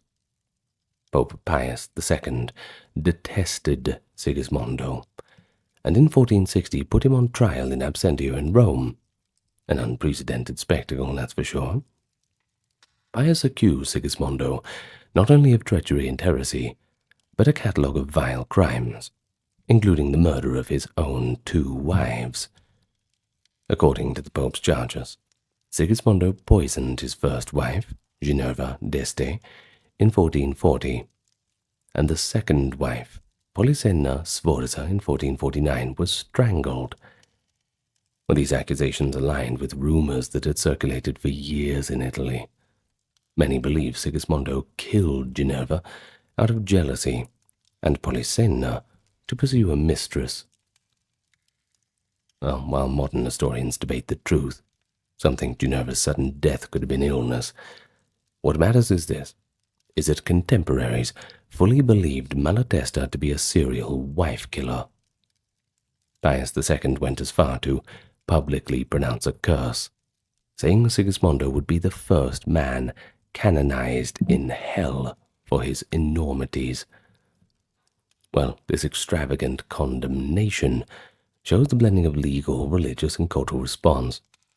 A secular prince's serial murders were treated as if he were a demonic figure, almost like an antichrist to be ritually denounced countrywide. Sigismondo's image was burned in effigy in Rome, and he was depicted with beastly features in art and writing at the time. This is a prime example of how a medieval Italian serial killer, in this case spouses and perhaps other enemies, would be ionized and damned in discourse.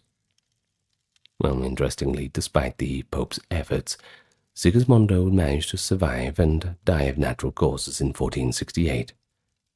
But the legend persisted, staining the Malatesta name for generations. The fact that a reigning pope paid such attention to a noble's personal murders indicates how seriously these repeated crimes were taken, even at the highest levels. It was not merely a domestic affair, but it was seen as an offense against the moral fabric of Christendom. Another aristocratic case, with a mix of history and legend, is that of Queen Joanna II of Naples.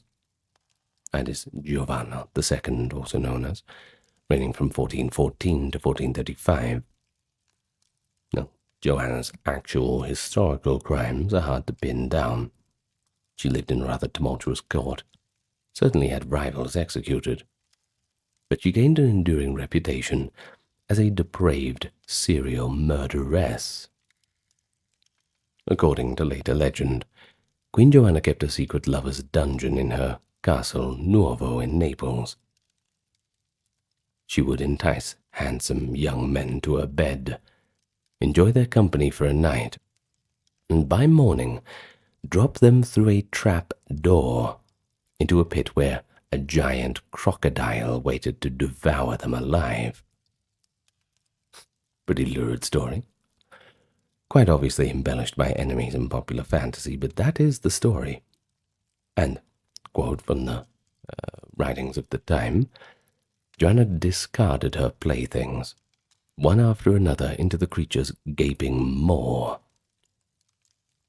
Well, she earned the nickname, the Insatiable Queen. And in one source, Joanna La Lupa, the she-wolf.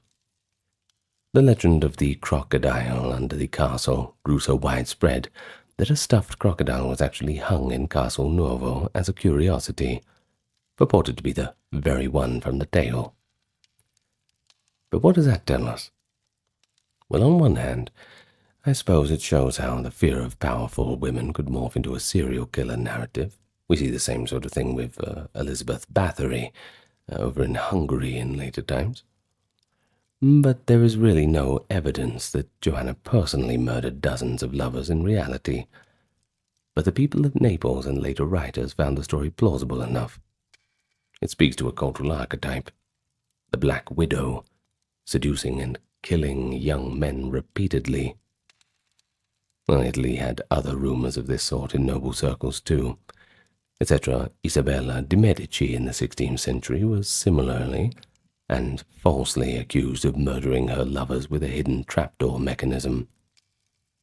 These stories, though they are legendary, do reveal a medieval mindset that could conceive of serial killing as an almost theatrical evil, and then attach it to a few notorious figures.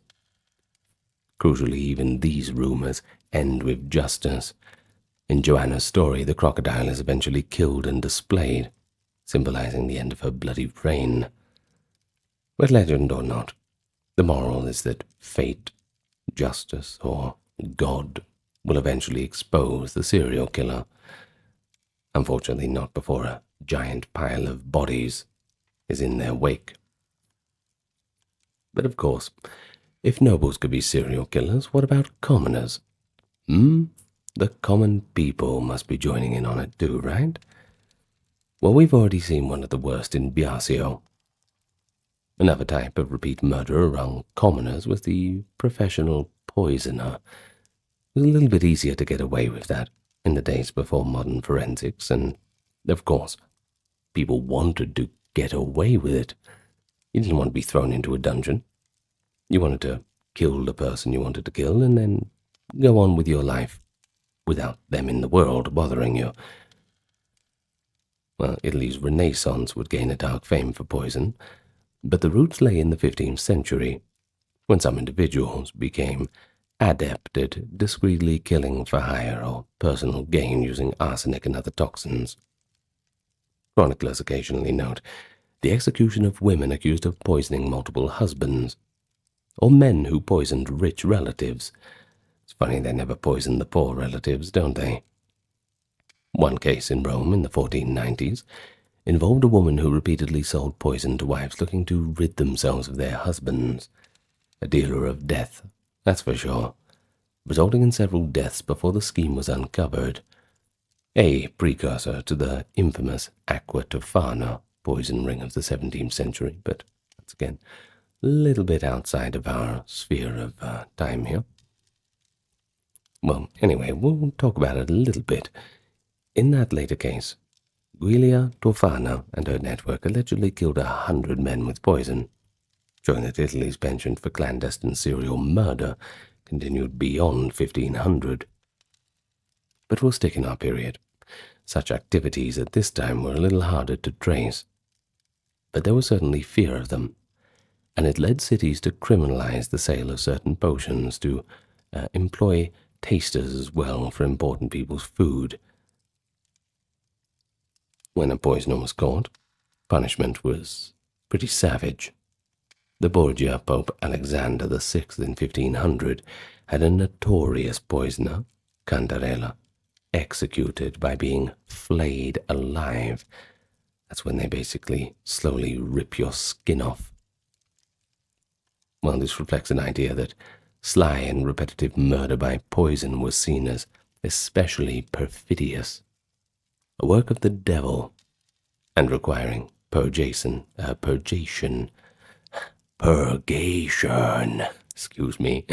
extreme means. Well, public attitudes in the late Middle Ages towards serial killers combined horror and a morbid fascination. People would flock to executions of notorious criminals, treating them as a kind of theater. For instance, at Biasio's execution in Venice, crowds reportedly jammed the piazza to witness his beheadings, and authorities made sure to perform it between the two columns, the traditional spot for executing the worst criminals. Well, that locale amplified the message. This child murderer was a betrayer, not just of the law, but of all human decency. You can't get much lower than a child killer, akin to a traitor of the state in the eyes of the law, too. After such executions, popular culture often kept the memory alive. Venetian mothers for decades would hush unruly children with threats of, if you misbehave like that, Biasio is going to come and get you. And local ghost stories, of course, arose on those nights, and one could hear the evil laughter of Biasio's spirit near the river that bears his name. Don't go out alone, too late. Of course, this parallels other towns. In Milan, for example, a 15th century killer named Il Monstro di Milano, possibly apocryphal butcher who turned victims into sausages, a tale similar to Biasio's, became a figure of legend, though the historical basis is a little shaky. A little more in the folklore realm, that one. But the key is that communities remembered these crimes as cautionary tales, whether they existed or not sometimes, and they functioned as dark legends that both warned and thrilled. Now, in legal terms, by 1500, the justice system in Italy's city-states, especially in the north and center, was quite advanced for the time. Criminal courts used elements of Roman law and local statutes, and procedures including torture to extract confessions, as was seen with Biasio. There was also an idea of gradated punishment. Murderers who killed with aggravating circumstances, like a particularly cruel method or perhaps multiple victims, would get aggravated penalties. A single murder might sometimes be forgiven by a pardon, or mitigated by showing it was a crime of passion. But a murderer who had killed more than once was almost never shown mercy. In fact, serial killers often faced pre-execution torture, precisely because authorities wanted them to fully confess and possibly name accomplices or additional victims, a process that served both justice and public curiosity. For instance, the Venetian records note that on his way to execution, Biasio was tanagliato, meaning his flesh was torn with red-hot tongs in the street, likely to make him an example, perhaps elicit a final repentance.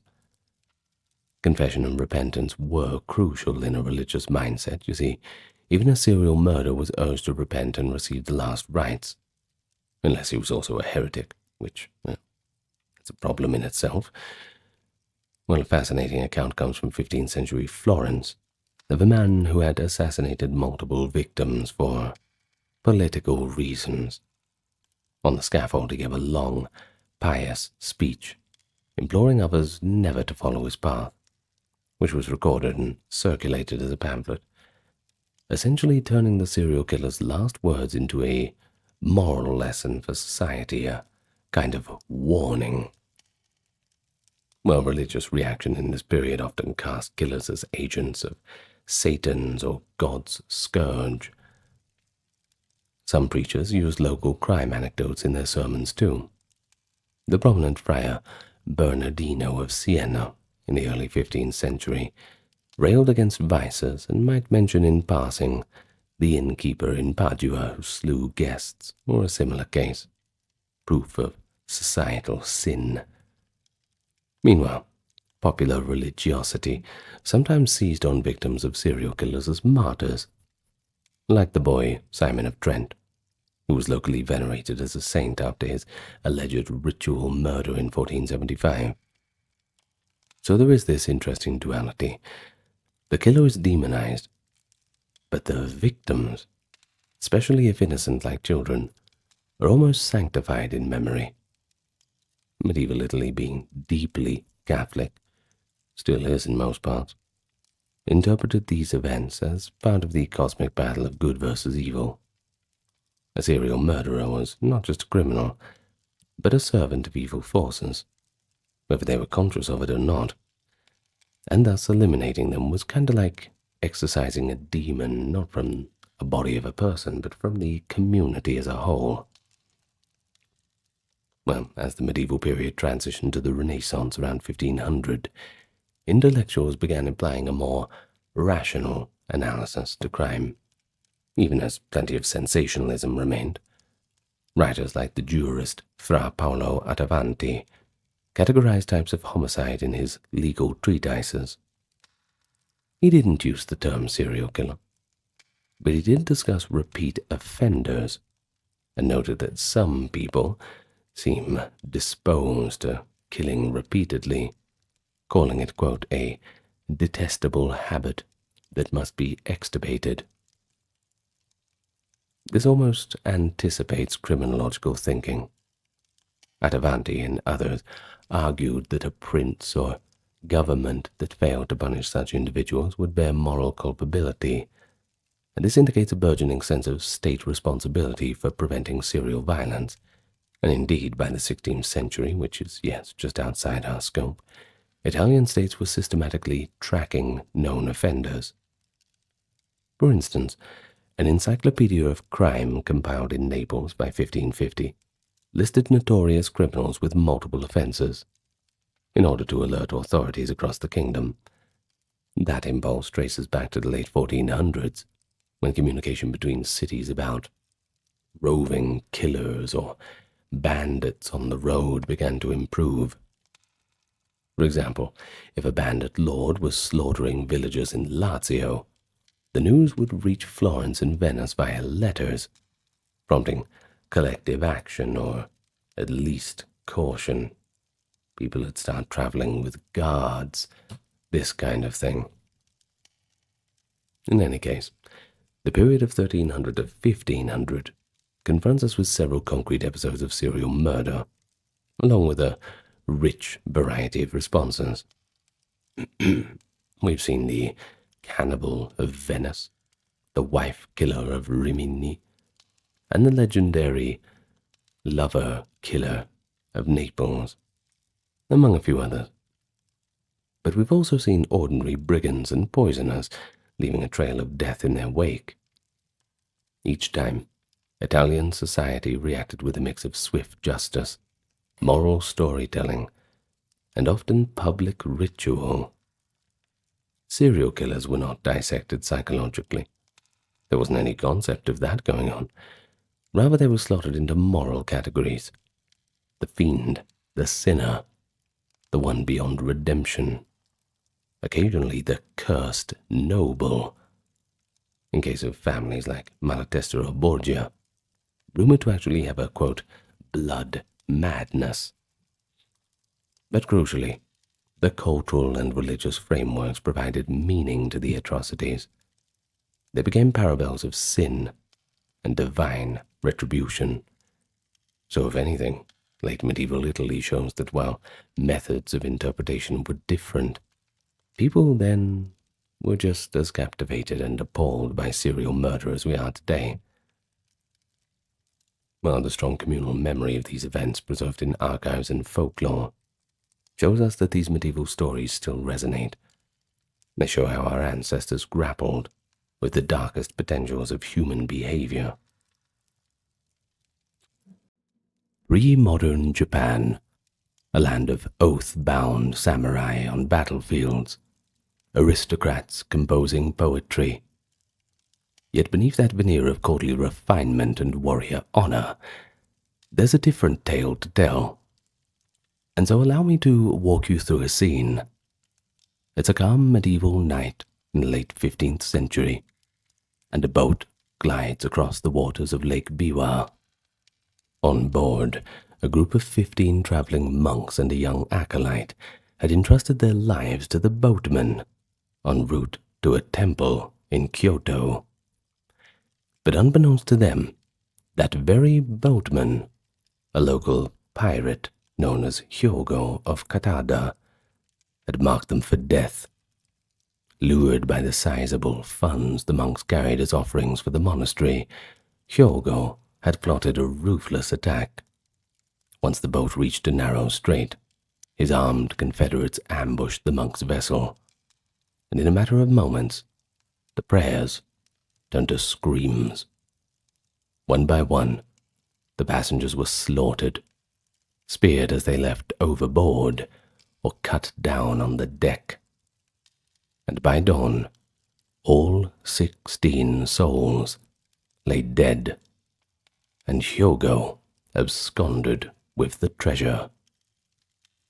This was the Lake Biwa mass killing, and it's perhaps one of the most bloodiest criminal outrages in Japan's Muromachi period. Remarkably, Hyogo felt little remorse for the lives he took. What ultimately shattered him was that his own father committed seppuku to atone for his crime and save their town from reprisal. It was only the loss of his own father's life, not the slaughter of the strangers, that drove Hyogo to repent and seek salvation as a Buddhist monk. Now that's a chilling tale, don't you think? But it's no stage drama. It's no samurai legend. It's real. It was recorded in the medieval chronicles and later retellings. And it hooks us not only with its horror, but with its very real revelation of a very different mindset toward murder in medieval Japan.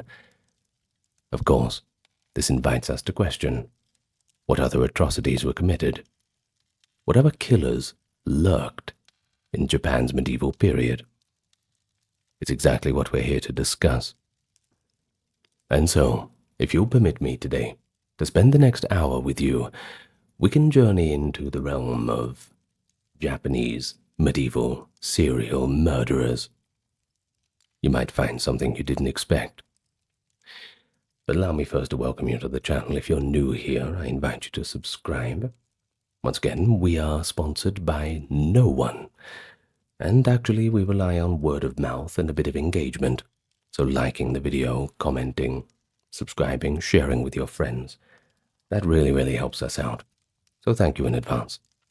Also, if you're interested in supporting the channel in a more material manner, there are links to the Patreon. You can also become a YouTube member. We have a merch store, and we also have donation links, whether on the YouTube or the Patreon or PayPal side of things. This helps us keep everything ad-free. You won't find any interruptions from start to finish on this video, along with all of the other videos in the playlists, all for your enjoyment. And so with that being said, let us relax, and we can enjoy our video for today. So why don't we start with the Heian period? Now, if you're not familiar with that, we're looking at 794 to 1185. And it's a famous time as a golden age of court culture. Time of elegant poetry, subtle romance, and refined art. Even the very name, Heian, means peace. So somewhat ironically, behind the closed doors of the capital of Heian-kyo, which is today's Kyoto, order was quite precarious. Not peaceful in anyone's definition of the word. Major wars were absent for much of the era, but crime and banditry, well, they were pretty widespread. The emperors had a hard time policing the country effectively. And by a hard time, I mean they completely failed in doing so. So the imperial government's official police force, the Keibishi, struggled to maintain control, especially at night and in the provinces. And while the aristocrats composed their diaries by lamplight, the common folk whispered of robbers roaming the roads, and corpses found thrown into ditches at dawn. In the Heian imagination, the capital after dark became a stage for ghostly horror stories, a telling sign that the living were just as frightening as the supernatural. Well, let's start with one of the most vivid crime anecdotes from the late Heian Japan court. It comes from the Konjaku Monogatari-shu, that is the collection of the tales of now and then, circa 1120, a treasure trove of popular stories. It tells of a notorious bandit named Hakamadare. He was once a petty thief and was jailed for his misdeeds, but released in a general amnesty, only to immediately return to a life of crime. Lacking resources after leaving prison, he resorted to a grim ruse on the highway connecting the capital and the eastern provinces. Hakamadare lay naked by the roadside at Aosaka Pass, pretending to be dead, to arouse the curiosity of the passer-by, of course. And so, when a lone samurai dismounted and prodded the corpse, Hakamadare sprang up to life. In a flash, he would snatch the man's sword and drag him from the saddle. With a vengeful glee, crying, "This is how I repay my enemies," the bandit stabbed the hatless warrior to death. Hakamadare then stripped the body of its clothes and weapons, and mounted the stolen horse. As he galloped eastward, a chilling scene would unfold. 10 or 20 fellow ex-convicts emerged from hiding, forming a brigand band under Hakamadare's leadership. Along the road, they robbed other travelers in turn, arming themselves with seized swords and armor, until this once naked outlaw rode at the head of what looked like a small private army. Now this tale makes a darkly humorous point. Earlier in the episode, another weary samurai had seen the corpse and wisely kept his distance, earning mockery from onlookers until news spread that his caution had saved his life. Heian readers and listeners would have nodded at the lesson. You see, only a fool underestimates the danger of bandits on the open road. And then there's a companion story from the same volume that drives home how commonplace such violence had become. Konjaku Monogatari-shu, recounts that corpses were often seen lying by routes in and out of Kyoto, and far from eliciting shock, they were treated as mundane curiosities. People might gather around a body, speculating about the cause of death, while casually noting the absence of visible wounds. Now, in fact, it was not unusual for those passing by to strip a dead body of any valuable clothing, a practice born of both practicality but also hard-bitten desperation. Times were tough. This macabre image is corroborated by another famous Heian tale, one that inspired Ryunosuke Akutagawa's modern short story, Rashomon. In the original 12th century anecdote, a lone thief taking shelter at Rashomon Gate discovers an old woman on the upper level of the dilapidated gate. By the light of a dying sun, he watches in fascination as the hag yanks out the hair of corpses strewn about the floor. Well, when confronted, the old woman justifies her grisly deed. She says she intends to weave the hair into wigs to sell, saying that she simply has to do this kind of work to make ends meet, otherwise she'd starve to death. Now the interesting thing, a rather ironic twist, the thief then robs the old woman of her clothes, reasoning that her misfortune is justified by her own vile acts. It's a layered tale of theft upon theft, and it shows the cutthroat logic of the time. In a city where unburied bodies pile up at the gate, and even the crone living off carrion can herself fall victim to a stronger thief. Every life was precarious. Peaceful Heian Kyo had a dark underbelly. By night, it was a city of shadows, where the law provided scant protection.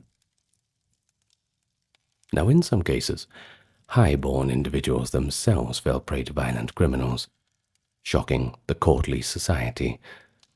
A notable incident recorded in contemporary sources describes how Kiyohara no Yoshimizu, a learned court official and doctor of law, was waylaid by robbers. The tale relates with gruesome clarity that the bandits stabbed him dozens of times and left him for dead, simply to steal his money and possessions.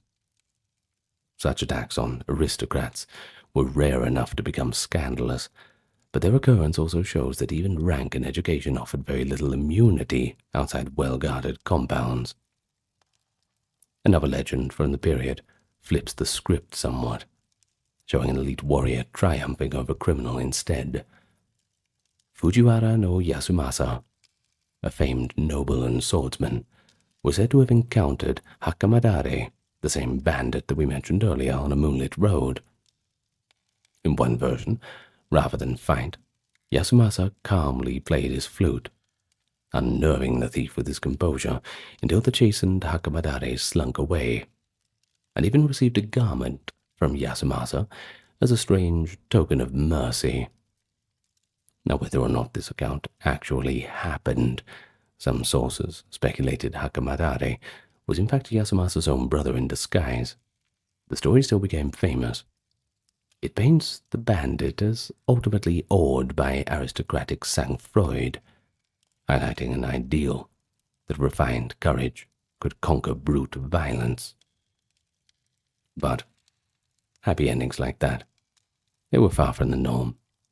By the 12th century, as central authority waned, outrages by rogue bands grew to be quite frequent. The capital and its approaches teemed with lawless elements, and even the youthful heroes of the age cut their teeth battling such criminals. The epic chronicles relate that around 1174, Minamoto no Yoshitsune, the future legendary general, fought a duel not with the Taira clan samurai, but with a notorious bandit chief named Kumasaka Chohan. At only 15 years old, Yoshitsune, who was then known as Ushi Wakamaru, encountered Kumasaka, and his brigands, who had been terrorizing travelers in the provinces. Sources laud the boy's sword skill as he defeated the powerful bandit leader in single combat. Yoshitsune's slaying of Kumasaka became legendary, immortalized in No drama and ukiyo-e art.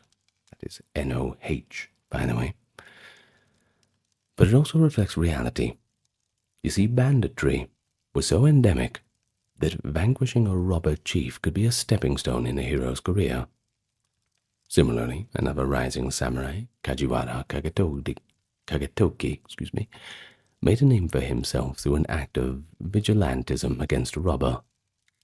According to the Heike Monogatari and related sources, Kagetoki tracked down a feared thief, some call him Kazusa no Goro, who had been preying on the Kanto region. Now, in a ruse worthy of a modern crime novel, Kagetoki plied the bandit with sake at a temple and slew him, later presenting the brigand's head as proof of his deed. Tales like that certainly blur the line between warrior justice and outlaw violence, that's for sure, but they do remind us that the emergence of the samurai class itself was tied to suppressing and, well, sometimes emulating bandits.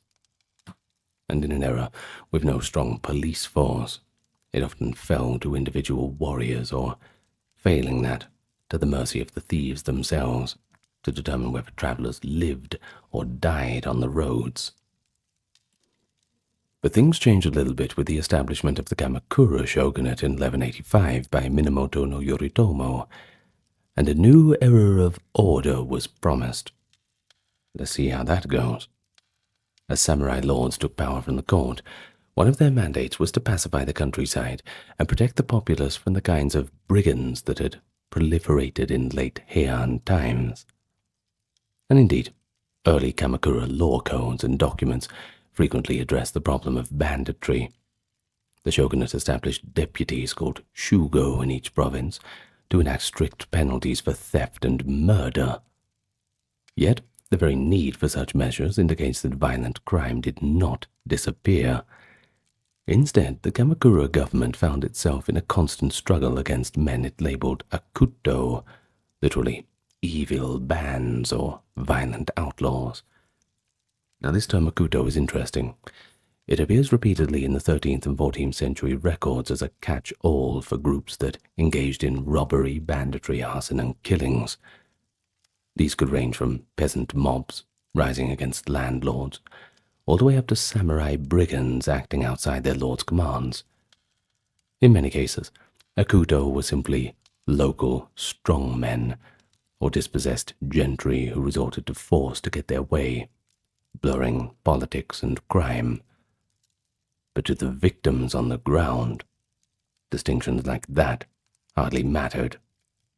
Whether one's village was raided by rebel samurai or common bandits, the experience would be equally terrifying. Official letters from this period give us a glimpse of just how far-reaching the lawlessness was. A complaint to the shogunal deputies of Kyoto, for instance, might describe a gang of ruffians pillaging a shoen manor estate, burning down storehouses and murdering all of those who resisted, or referred to generally as the misdeeds of akuto. The shogunate's reaction was often to dispatch troops to hunt down the ringleaders, but as for the enforcement, that was spotty at best. In western Japan especially, Kamakura's grip was quite weak. Some local samurai charged with stopping bandits actually collaborated with them instead, finding it to be more profitable to share in the loot or use the bandits as pawns in local feuds. The phenomenon was indeed so prevalent that one scholar later described the Kamakura period as, quote, hardly a time of peace, but a time of endemic guerrilla war. Well, essentially, a warrior government contending with countless micro-rebellions. Certainly not a good time to be traveling through Japan, that's for sure. Now, for the common people, this meant that violent death could come at any time, not just from official battles, but from rogue actors operating under the radar of history. And indeed, we do have some specific incidents. Sound more like bloody dramas, but they're quite real. For example, in 1227, at the Toyokuni estate in the Yamato province, a former estate steward led a force of several hundred men in an uprising after losing his position. This mob, labeled Akuto by authorities, leveled homes, set fires, and killed retainers of the new steward, even repelling troops sent to subdue them. Well, such large-scale clashes were essentially rebellions, but they were rooted in personal grudges and greed as much as any political cause. Meanwhile, smaller bandit bands continued to stalk the highways. Azuma Kagami, the Kamakura Chronicle, notes that episodes of bandits being captured and executed, though often without names, as if they were a faceless hazard of the time. Punishments for multiple murderers were quite draconian. Beheading was common, especially in heinous cases. Crucifixion or execution of an entire family was also ordered.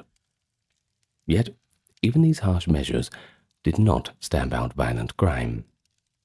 If anything, they just added one more grim spectacle to the landscape. Heads of the executed robbers were mounted on prison gates or along roadsides as warnings. The practice continued from late Heian into the Kamakura and beyond.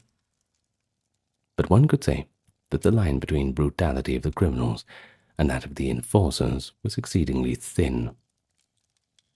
In any case, amid the backdrop, the concept of a serial killer, as understood today, someone murdering repeatedly for personal compulsion, was not a clearly defined category, but chroniclers do single out a few individuals whose cruelty stood out even in a violent age such as this.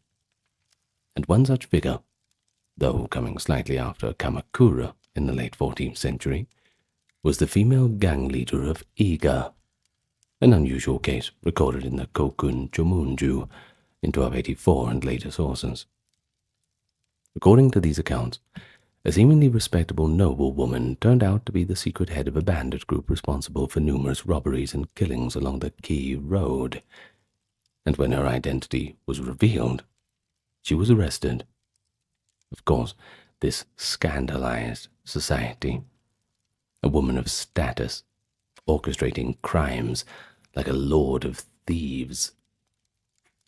Though details are scant, the story's inclusion in medieval collections suggests that it certainly struck a chord, possibly reflecting anxieties about hidden crime in unexpected places. And another notable case from the late Kamakura is that of Shimotsuke no Yasasuke, a samurai retainer, who in the year 1302 was accused of a string of murders of travelers in Hitachi province.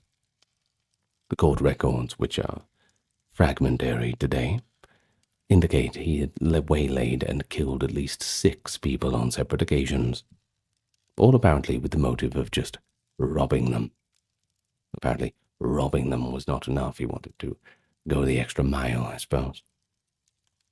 So Yasusuke's lord ended up handing him over to the authorities, and that's a rare instance of a samurai being treated as a common criminal.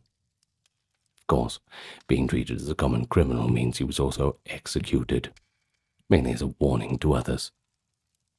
Cases like Yasusuke's into the existence of what we might term serial predators, individuals killing repeatedly outside of warfare. But medieval writers rarely probed into their psychology, which kind of leaves us guessing. These killers were generally explained in terms of greed, grudges, or sheer wickedness, rather than a notion of pathological compulsion. But of course, that third category, sheer wickedness, just doing it because they're evil, well, perhaps there's the seeds of psychological things in that manner. Well, in any case, as the Kamakura era drew to a close in the 1330s, Japan plunged into further turmoil with the collapse of shogunal authority and the onset of the northern and southern courts conflict, which is also called the Nanbokucho War. In such times of civil war, it can certainly be hard to distinguish criminal killings from the general war atrocities. Loyalties shifted.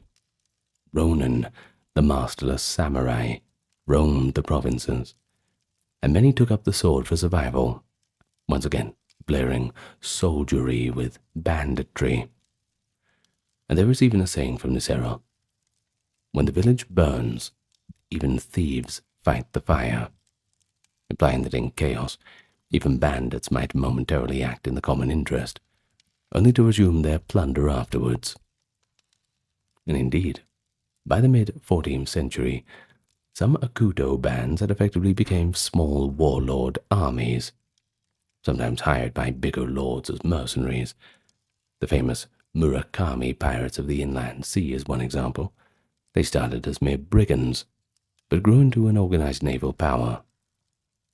While they primarily extorted tolls from merchant ships, a euphemism for organized robbery, of course, just like the bridge toll in the more land-based bandits, they did not shy away from massacring crews who resisted.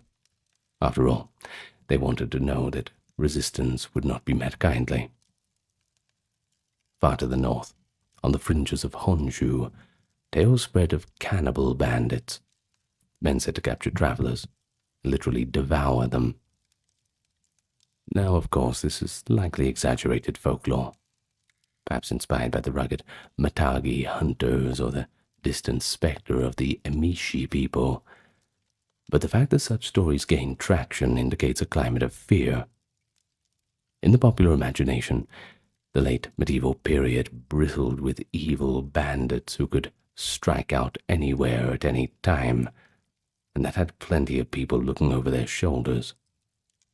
It was an era when villagers prayed not just for good harvests, but also for safety on the roads, and of course, that the authorities would get their act together and finally capture these brigands and rebels.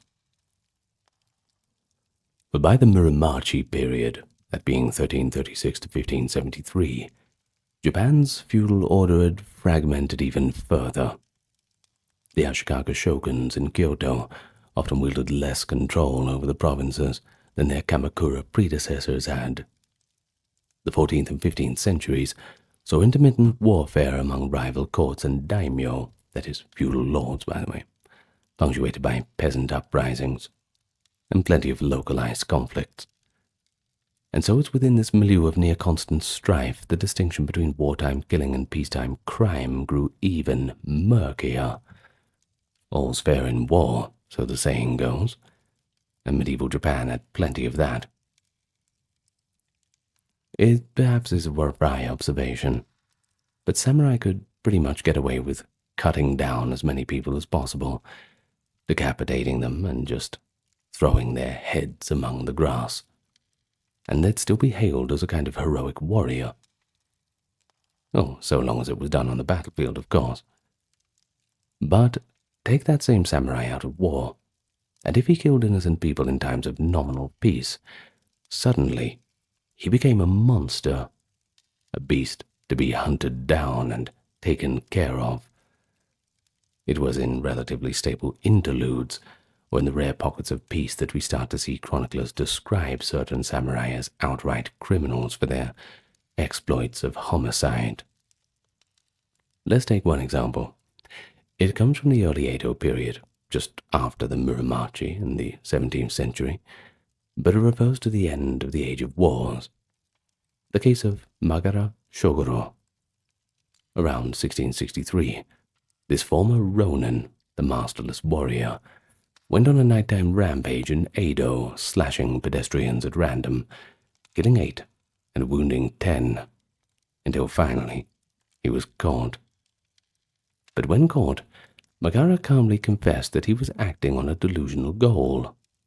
A divine message at Atago Shrine told him that if he killed 1,000 people, all of his wishes would come true. He even begged authorities to let him continue killing until he reached that mystical number.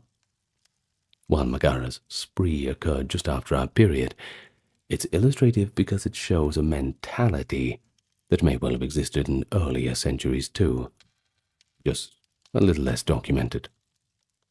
In fact, an eerie parallel is found in Muromachi folklore. Some samurai in the 15th to 16th centuries reportedly believed that slaying 1,000 souls could cure illness or even grant invincibility. Such superstitions point to a deep-rooted cultural phenomenon, a twisted quest for personal power or salvation through indiscriminate killing, essentially sanctifying serial murder as a dark ritual. But more concretely, Muromachi Japan was rife with banditry and local wars, creating fertile ground for serial violence. The period of the Onin War, that is 1467 to 77, and the subsequent Sengoku, the Warring States era, saw the complete collapse of central authority. Bands of ronin and rogue soldiers roamed the countryside. Some hired themselves out as muscle to whoever would pay the most. Others simply preyed on peasants and merchants. In these conditions, the old practice of tsujigiri, literally crossroads killing, reached a grotesque proportion. Originally, in the earlier samurai tradition, tsujigiri referred to a form of duel or test of skill. But by the late Muromachi, it had degenerated into something far more sinister. You see, the samurai would lurk around at night at intersections and test their new swords on passing strangers. And by test, they would basically slice down innocents in cold blood. Some of the perpetrators were merely cruel or seeking thrills. Others claimed they were honing their technique or verifying the quality of the blade. Chronicles and later essays note that Kabu Kimono, that is, wayward young samurai known for outrageous fashion and behavior, in the 16th century engaged in tsujigiri as a gruesome kind of sport. There was even said to be a kind of game among certain warlike clans to see who could kill a passerby most swiftly in a single stroke. So it's needless to say, common folk walked the roads in terror of crossing paths with such a warrior. A Muromachi anecdote tells of farmers in Kai province who, upon hearing that a troop of hungry samurai were nearby, hid indoors after dusk, not only to avoid robbery, but for the fear that the warriors might kill somebody for practice. What's particularly chilling is that tsujigiri in the Sengoku era wasn't always impulsive, but it could be systematic and repetitive, fitting the mold of a serial murderer. There was an infamous case. It concerned a samurai retainer who believed that dispatching 1,000 victims in this manner he could overcome his personal illness, a variation of the previously mentioned superstition. He of course managed to slay dozens before being apprehended, and his rampage only ended when a skilled swordmaster hunted him down in a manhunt reminiscent of a predator being put down by a hero. As for the Edo authorities, once they came to power in 1603, they were so alarmed by continuing incidents of tsujigiri that they eventually made it explicitly punishable by death, imposing gruesome public executions for any offender as a deterrent. Well, this effectively stamped it out by the mid-17th century, but in the preceding Muromachi and Sengoku periods, no strong central law existed to universally forbid or punish such acts.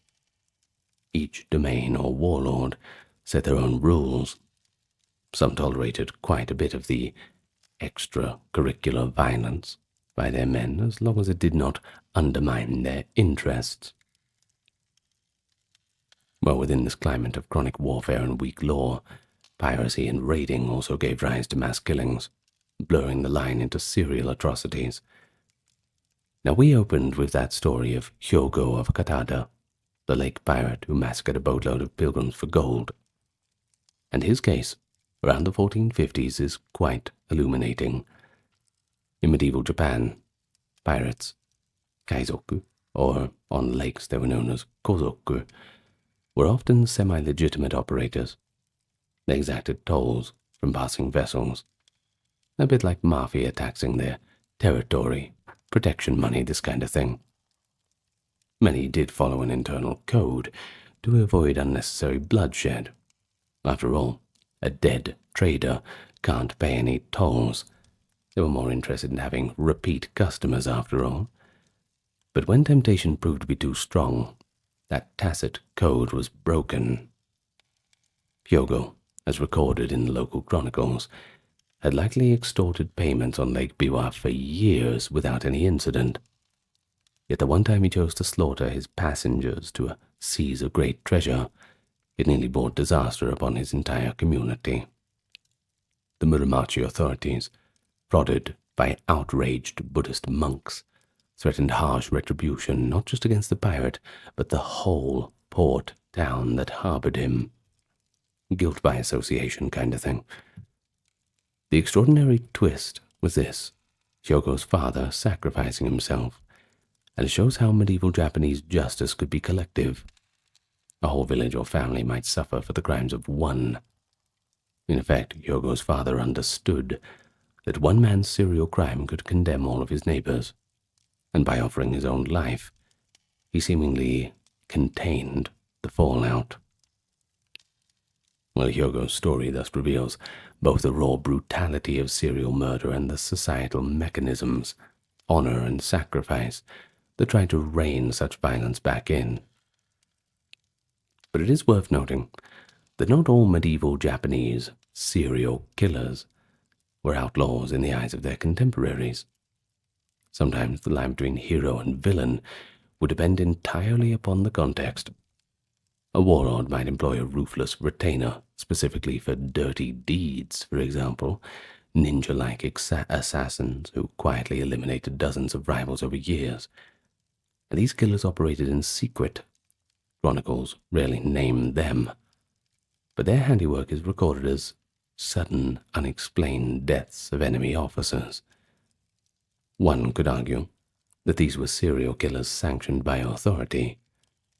And on the other hand, there were samurai who slid into freelance murder when bereft of a cause. The archetype of the Ronin who goes off the rails is epitomized by figures like Suzuki Magoichi, the leader of the Saika mercenaries, who in the 16th century was said to execute prisoners en masse and even kill for sport. While celebrated as a freedom fighter by his followers, to others he was little more than a killer at large. The war-torn Muromachi period thus produced individuals who, in a more peaceful age, would have unquestionably have been labeled heinous criminals. Instead, some were valorized, others were quietly tolerated, and only a few, like Hyogo, met with unequivocal punishment when their actions embarrassed those in power. So when we examine these cases, we get to a question: how exactly did the society of the time view serial or spree killers? Well, that's a complex question to answer, because really it depended on who the victims were, and it also depended on who the killer was. And then there was when and where it happened. You see, unlike modern societies which have clear legal definitions of serial murder, and of course a strong stigma attached to it, medieval Japan's attitude was often pragmatic and rooted in collective values. You see, a warrior who killed dozens of foes in battle could be praised and rewarded, but a commoner who murdered even one innocent for personal gain was committing an unforgivable sin in both legal and religious terms. The dichotomy is pretty stark. Killing within the accepted framework, vendetta, war, samurai, honor. It could be acceptable, or even in some cases viewed as a kind of glorious thing, whereas killing outside these bounds was obviously quite abhorrent. Well, when war ended, mass-killing swordsmen all of a sudden became criminal. In other words, the context is everything. Legal records from the Heian through the Muromachi periods show that murder was formerly a capital crime, often punished by beheading or exile if the culprit was of high status. However, the enforcement was quite inconsistent. Many a bandit lord went years and years before facing justice, and especially if local officials were weak or even at some points colluding with him. And when punishment did come, if it did come, it could be quite spectacular. For example, the Muromachi Chronicle tells of a samurai serial murderer being executed by sawing, literally tied between two boards and sawed in half. Now that's a pretty gruesome warning to others. And this execution method was exceedingly rare, reserved for the worst crimes like treason or multiple murders. But more often, though, execution was by a swift beheading, with the severed head exposed publicly. Another way of warning, you see. Public display of an executed criminal's head served as both proof of justice and a kind of ritual purification of the stain on the community. Now, interestingly, this practice mirrors what we saw criminals themselves sometimes doing. You see, hakamadare beheading a victim, or a samurai keeping enemy heads as a kind of grim kind of trophy. The treatment of life was starkly transactional in medieval Japan. Take a life wrongly, and society might come after you in return, often in a manner that was making an example of you, in the most brutal of terms. Well, beyond legal punishment, there was also the question of moral and spiritual consequences, and that, of course, runs a little bit deeper. Buddhism, you see, was widespread in medieval Japan, and it taught that killing was a grave sin, and grave sins lead to dire karmic repercussions. The concept of metsuzai, literally destroying sins, led some murderers to seek religious penance. And we saw this with Hyogo, actually. After causing the death of innocent people and indirectly his father, he renounced the world and embraced Nenbutsu, the prayer to Amida Buddha, in a desperate hope to somehow save his soul. He could have done it before he killed all the people, though, right? Yeah. Chose a strange time to become pious. Numerous folk tales tell of killers turned monks, wandering in repentance.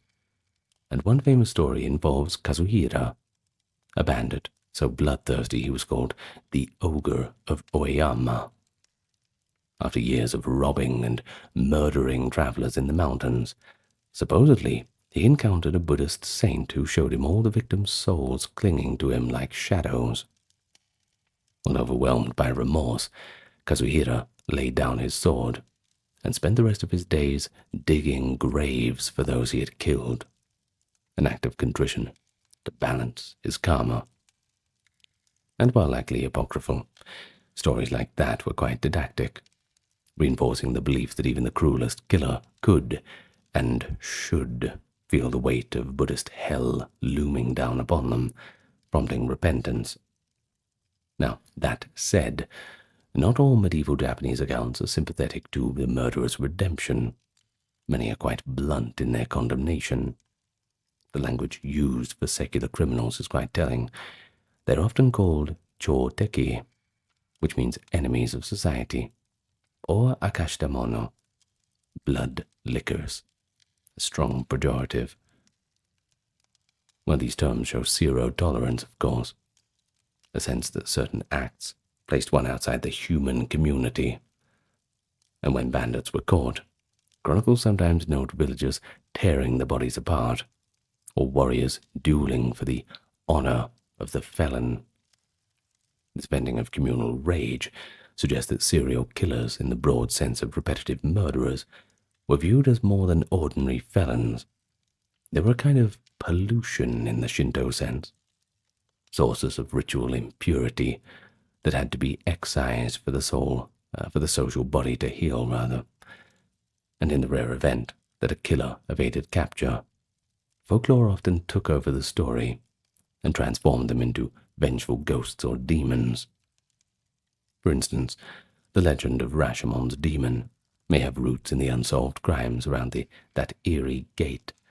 People said the spirits of those murdered there coalesced into an Oni demon that haunted the site until it was ritually purified.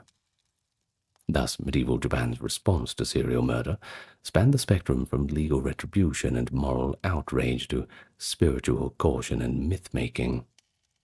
Each response aimed in its own way to restore balance to a world disrupted by unnatural bloodshed. And finally, we should too consider the legacy and memory of those medieval serial killers. You see, unlike in modern times, there were no newspapers or police dossiers to immortalize their names. Perhaps that's for better or worse. Not quite sure. But many such criminals passed into obscurity, known only through a line in a record or local lore of a village. However, a few were later picked up by popular storytellers and incorporated into Japan's rich performance tradition. During the Edo period, with the land at peace, people developed a morbid fascination with historical criminals as a kind of grim entertainment, and that's not unlike modern true crime interest.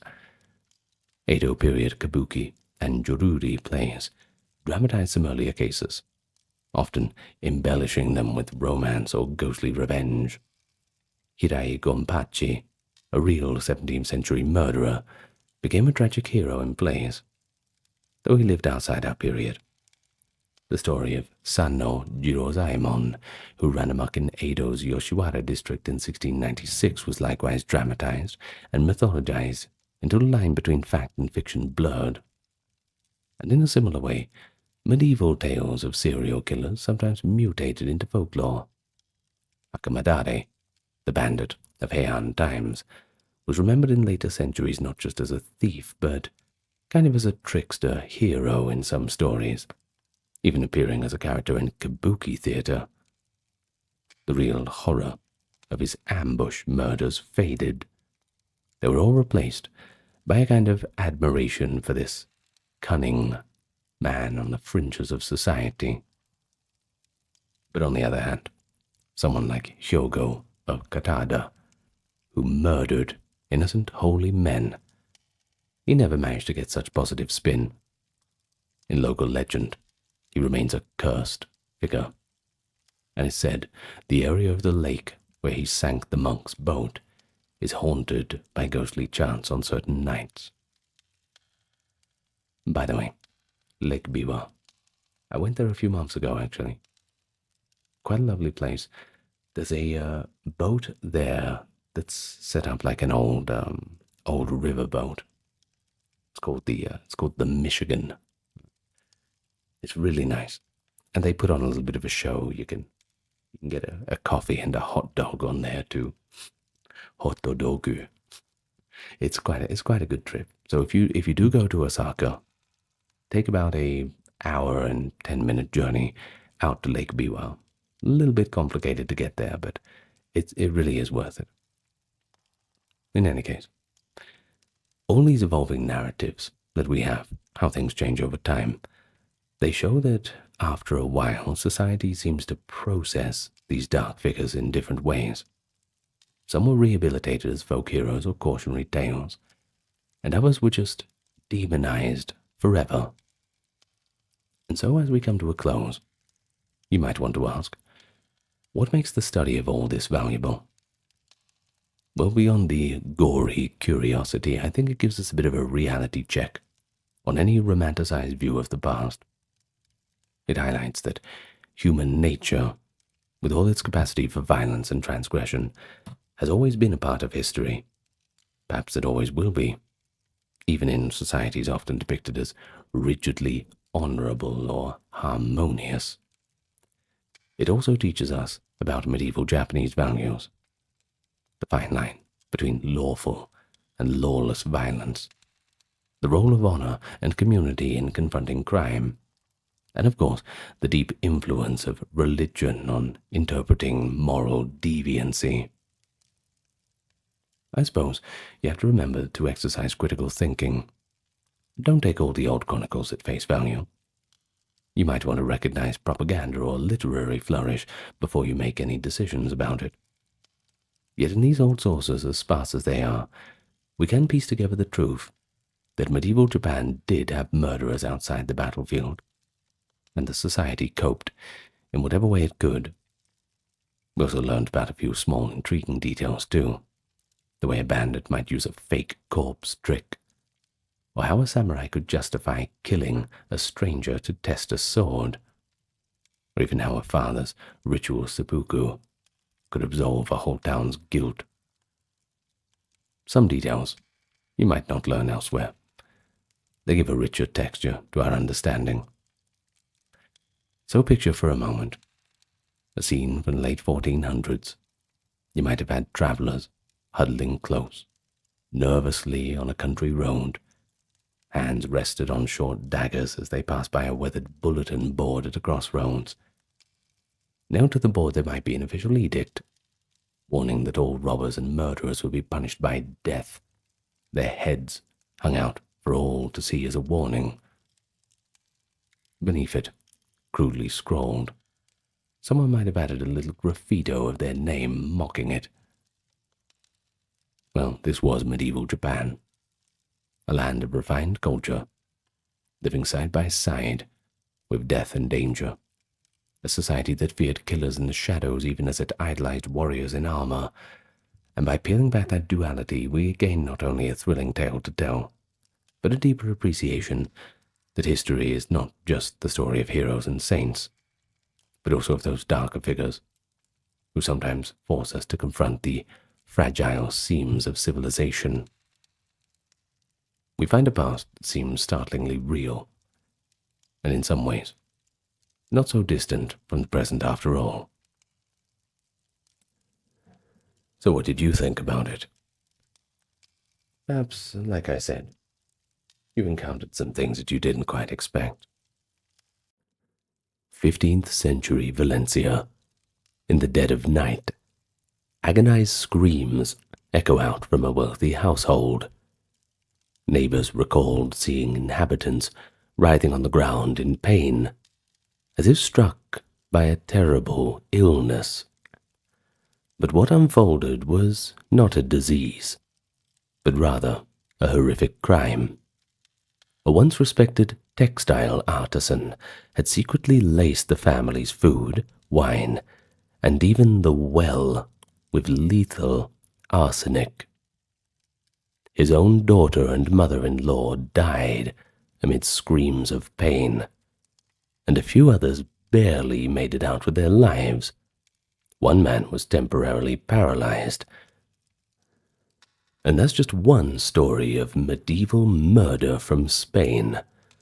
We've got greed-driven poisoners, sadistic nobles, bandit gangs, really everything. And they're all as unpleasant as the next. So today we continue our series on medieval murderers. We've taken a little break from the macabre stuff, but we are well and truly back with a bang with this video. It's going to make up for that break in proceedings. Now allow me to begin by saying hello to any newcomers. Good to meet you and welcome to the channel. And let me give the customary thanks to those who keep everything ad-free on this channel, not just for this video, but, well, every one of the video in the playlist. Plenty of them to look through as well. This is because we are supported by those on Patreon, YouTube memberships, also the merch store, and the occasional donation through Super Thanks on YouTube and the PayPal link. Everything very appreciated on our end, keeping everything accessible for everyone. An ad-free sanctuary amid all the slop and advertisements. It's only getting worse out there, isn't it? At least you don't have to worry about it here. Now, with all that being said, I've said it once, I don't have to say it again. We can begin our journey into the medieval mind of the Spanish killer. And just as I said that, a heavy rain has begun to fall outside of my window. What a good atmosphere. Love doing videos like it when it's like that. In any case, let's begin. Our first story is known as the Poisoner of Valencia. You might have become a little bit familiar with him in the introduction, but let's go into a bit more detail. The name is Sancho Calvo of Valencia, and this case provides one of the most detailed case studies of serial murder in medieval Spain. Now, as introduced, Sancho was a master weaver. But the problem was his fortunes were declining sharply in the early 1400s, enough to stress anyone out. Court testimony paints him as an embittered and merciless man, who, after being expelled from his guild for fraud, began to plot against his own family. Over the years, Sancho's desperation for money just grew and grew. He pressured his daughter to rewrite her will in his favor, and when that failed, he resorted to Plan B, slowly poisoning the entire household.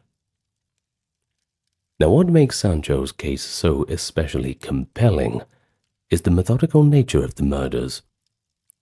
This wasn't a sudden fit of rage, but rather it was well planned. It was all sustained and premeditated, and that fits the profile of a coldly calculating serial killer, that's for sure. He acquired the poison in small purchases, so as not to arouse any suspicion. Of course, if you're showing up and buying a big bag of arsenic, and then your entire family dies a week later, well, it doesn't look very good, doesn't it? Well, the poison actually was railgar, which is a kind of arsenic sulfide. And it was quite easily obtained, too, since it had common uses. Think of things like pest control and also a pigment as well, which would make sense because of the weaving trade he's in. Essentially, he turned a household chemical into a murder weapon. Kind of like putting a little pinch of rat poison into food or something. Don't get any ideas, though. Now, Sancho contaminated everything. The well water everyone drank, the wine they enjoyed at dinner, the very confections and treats in the house, too. And in this way he intended to wipe out multiple victims at once. And indeed, the result was a multiple poisoning that killed 2 women and sickened several others. It was only by a miracle, or rather an immediate care, did his son-in-law, Père Roquet, survive the ordeal.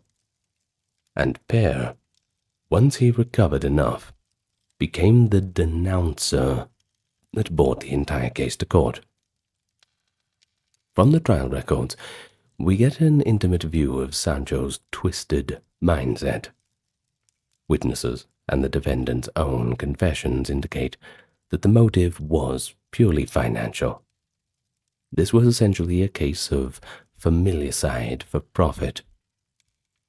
Sancho hoped to inherit the family property once his daughter and all the relatives were dead.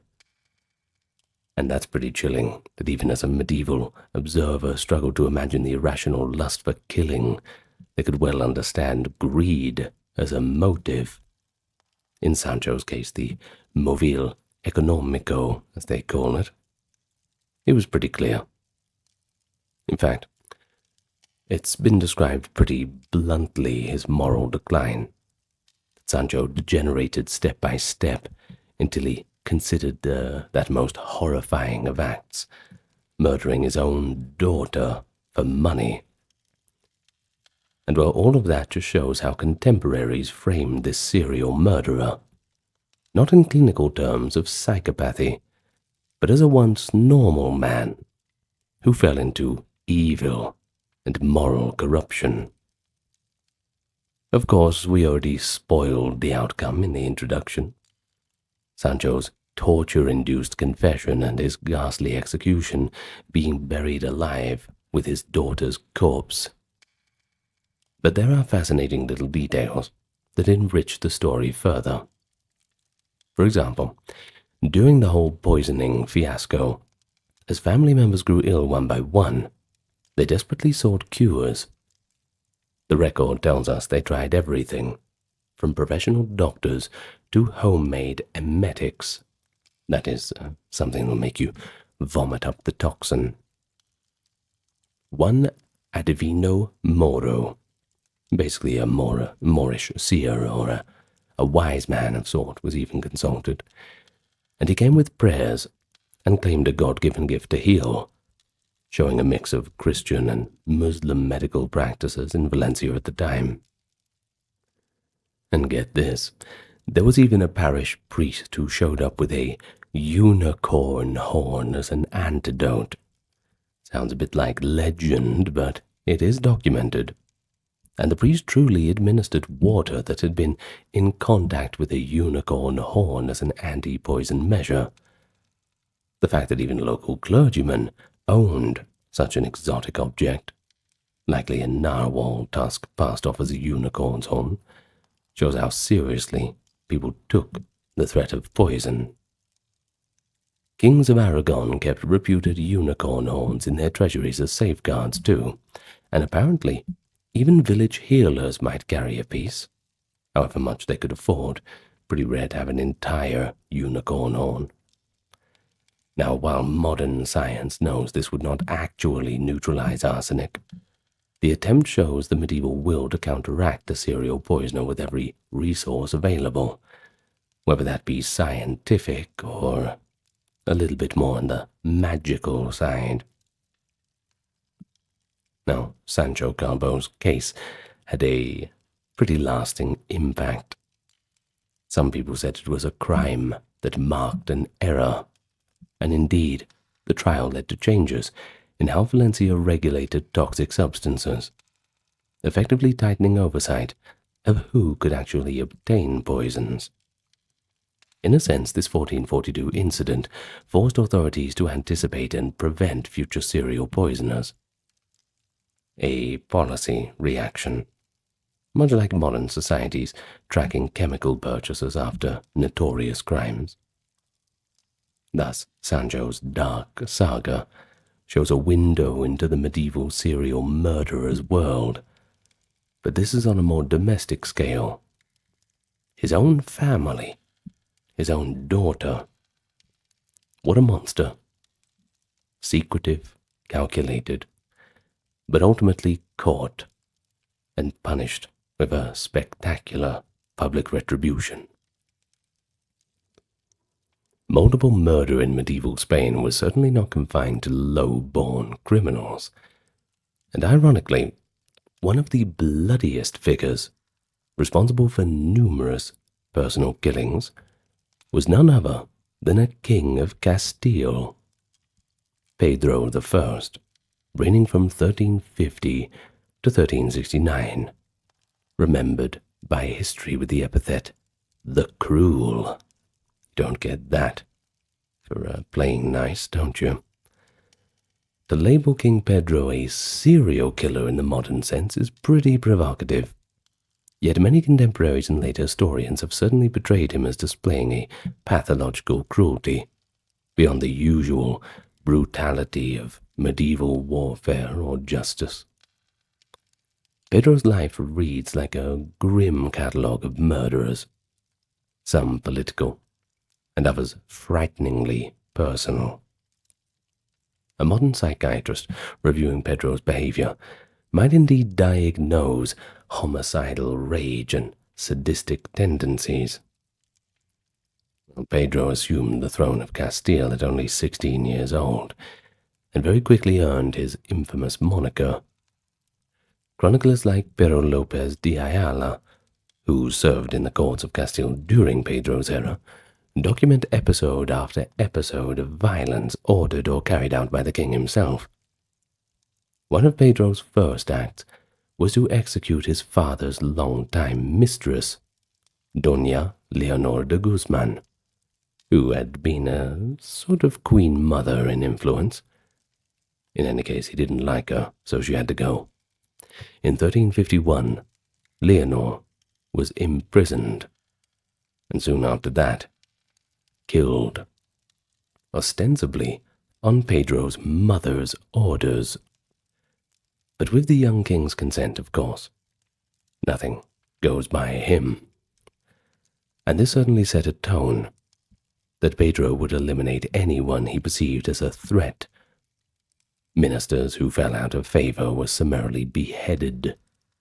The king's own advisers warned him that his murderous paranoia would ruin him, but, well, falling on deaf ears, I think.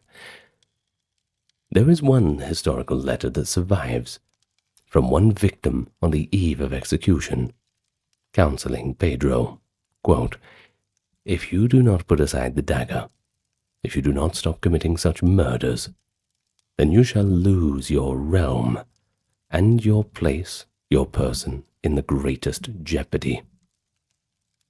This was a dying man's prophecy to a king, and it proved to be quite true, as Pedro's cruelty eventually rallied many against him. Perhaps the most notorious incident was the dinner betrayal of 1358. Pedro invited his half-brother, Don Fadrique, master of the military order of Santiago, to dine with him in royal Alcazar of Seville. Fadrique was received with quite warm reception, at least at first, but it was all a ruse. At the king's signal, armed men smashed Fadrique's skull with a mace, right there in the palace hall, just walked right up to him and started bludgeoning him. Imagine the mess. Pedro then unsheathed his own dagger and rampaged through the palace, personally slaying several of Fadrique's knights who had accompanied him. One chronicle chillingly notes that after the carnage, the king sat down to eat, where the master, Fadrique, lay dead. Well, that's a pretty interesting image. The monarch calmly dining next to the bloodied corpse of his half-brother, and it certainly sent shockwaves. Rumors spread quickly through noble society. Further to that, it exemplified Pedro's merciless temperament. This act was not part of a war, or even a judicial proceeding. It was basically because Pedro did not like him. A personal homicide, repeated multiple times in one evening. Of course, the poor knights, too, I'm sure they were all told to leave their weapons and armor at the front door, while the others hid their blades beneath their cloaks. But that wasn't it. You see, Pedro's cruelty extended even to those he had marital or romantic ties with. He famously imprisoned his wife, Blanche of Bourbon, a French princess, by the way, Bourbon being a French region. After only 3 days of marriage, this was, because he preferred his Castilian mistress. Which, of course, begs the question, why did you get married to the French girl anyway? Well, poor old Blanche languished for years, before she was quietly disposed of, likely via poison. On Pedro's orders, of course. She died in 1361. The king also did not hesitate to kill former friends. During the civil war against his half-brother Enrique of Trastamara, Pedro won a major battle at Nayera in 1367, thanks to the Black Prince of England's help. In the aftermath, among the captured enemy was a Castilian noble who had once served Pedro, but decided to defect. Well, of course, this defector was certainly not happy to see Pedro, I can imagine. And Pedro was enraged by the betrayal. He strode up, and he stabbed the prisoner to death on the spot. Now this horrified even his English allies. The Black Prince himself rebuked Pedro, noting that this was a violation of chivalry, and not to mention counterproductive, since dead prisoners couldn't really pay much of a ransom. Pedro reportedly retorted that he would pay for all the captives he killed himself, if only he could be allowed to butcher them. Pretty alarming, isn't it? The English refused, though, fearing Pedro would simply kill every single one of them. And by these accounts, Pedro I of Castile exhibited a consistent pattern of killing that goes well beyond the typical medieval king's occasional execution of a rival. His motives were a blend of political calculation, paranoia, and rage. Not wholly random, yet often excessively personal. He seemed to enjoy, or at least insist on doing the bloody deed himself in many cases, which is what leads some to analogize him as a serial killer. The label might be a bit anachronistic, but certainly his contemporaries thought him possessed by a cruel streak. They just didn't quite have the vocabulary for it yet. As the medieval Spanish historian Clara Esto says, Pedro, quote, conceived a wholesome extermination of those he feared or hated, and his homicidal rage only grew as he eliminated former friends, one by one. As for the aristocracy, well, eventually they learned that reconciliation with Pedro was going to be perilous. More than one lord who made peace with him was soon found murdered under mysterious circumstances.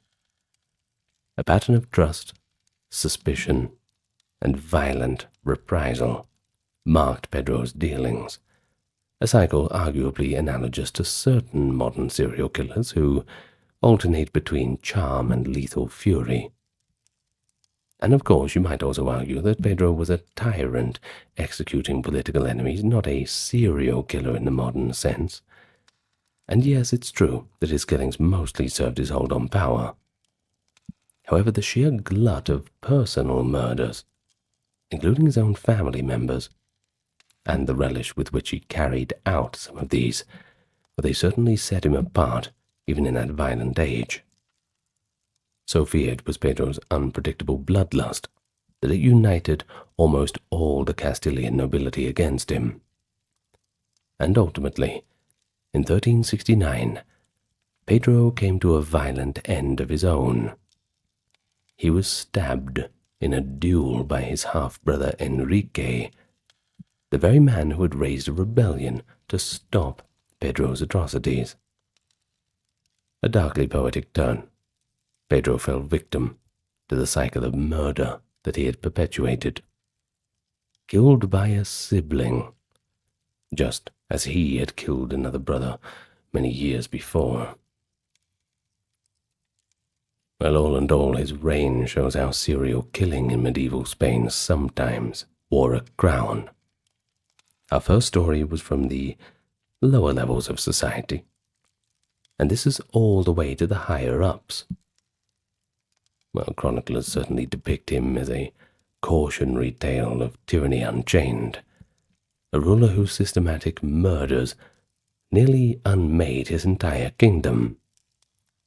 and he might not fit the typical profile of a secretive murderer stalking unknown victims. Instead, he was brazen and public, abusing his royal protection to satisfy personal vendettas. I suppose it was only a matter of time until people got tired of that. Yet in terms of body count and repeated brutality, he's certainly in that group of history's worst homicidal figures. Indeed, a contemporary chronicler remarked that Pedro's soul must have been overtaken by una furia diabolica, a demonic fury. Committing such fratricides and betrayals, he had to have been possessed.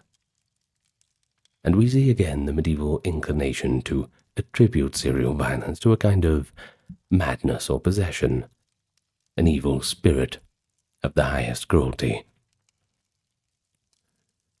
But let's look beyond the poisoners in genteel cities and beyond the kings in their palaces. Medieval Spain's most prevalent multiple murderers were likely the bandits and roving outlaws that infested the highways. The latter Middle Ages, that is the 13th to 15th centuries, was certainly a turbulent time of war and social upheaval, conditions ripe for brigands.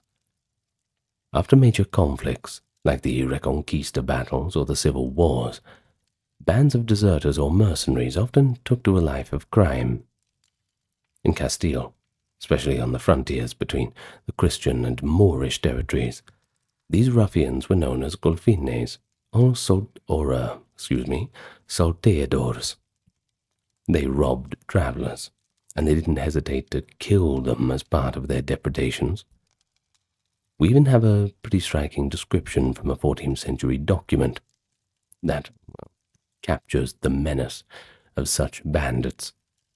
It laments that in certain regions, lawless men have killed the men and took what they carried, and assaulted the women, and ravaged and burned villages and committed many other evils. And this was not some isolated incident, but rather a larger pattern of behavior by these outlaw gangs. Such words appear in the context of petitions to the king as communities begged for protection. Of course, all of this murder and mayhem had to have some kind of solution, and for the moment, it forced the creation of the hermandades, or peacekeeping leagues of towns. For example, after the famous Battle of La Nava de Tolosa in 1212, a victory over the Muslims, many soldiers turned bandits prowled the roads. In response, the towns of Toledo, Talavera, and Ciudad Real formed one of the earliest kind of police forces to jointly police the highways. These brotherhoods, and later the Santa Hermandad under the Catholic monarchs, could be seen as an early form of organized crime fighting, aimed largely at serial offenders like bandit gangs. But some bandit leaders attained infamy, kind of akin to later Wild West outlaws, I suppose. In the Kingdom of Aragon and Catalonia, there were feuding bandit factions in the 15th to 16th centuries, the Ñeros and the Cadels, though those belong more to the Renaissance era, but probably should mention them anyway. They got their roots in medieval times. In medieval Castile, chronicles mention figures such as Gutier Dries de Viera, a knight from Uqueda who went rogue with a band of armed men in the early 15th century. While details on Gutierre are pretty scant, one record notes that even some nobles turned outlaw, blurring the line between gentry and brigandage. Now, these outlaws would use their military training to overpower victims and might even enjoy protection from local power brokers, and that makes them pretty hard to catch and pretty hard to prosecute. The Hermandades complained that occasionally a powerful lord or knight would shield the malefactors, highlighting the complicity that sometimes let serial criminals thrive. Maybe they were getting a cut of the spoils from the bandits, who knows? But one area particularly notorious for bandit murders was the rugged Sierra Morena, the mountain range in southern Castile. This natural borderland between Castile and Andalusia harbored countless hideouts. Records from the late 1400s in Andalusia indicate high rates of homicide. Well, there are numerous instances of bandits waylaying and killing travelers in that region, and that's just the ones we have written down. The Count of Tendilla even wrote to the crown urging more action, saying that after the Reconquista advances, quote, there remained in the Sierra Morena some evildoers they called golfines, and that these had to be rooted out with armed force. The crown granted certain knights and towns the right to erect fortified houses and keep militias, specifically to combat the murderous bands.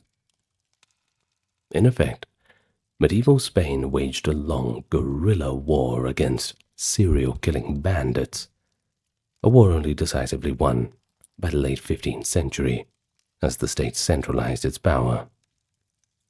The creation of the Santa Hermandad, the Holy Brotherhood, under Queen Isabella around 1476, was a nationwide effort to stamp out remaining banditry, and I think it's pretty telling that one of its proudest achievements, at least according to its records, was ending the careers of many of those salteadores who had murdered and plundered across Castile.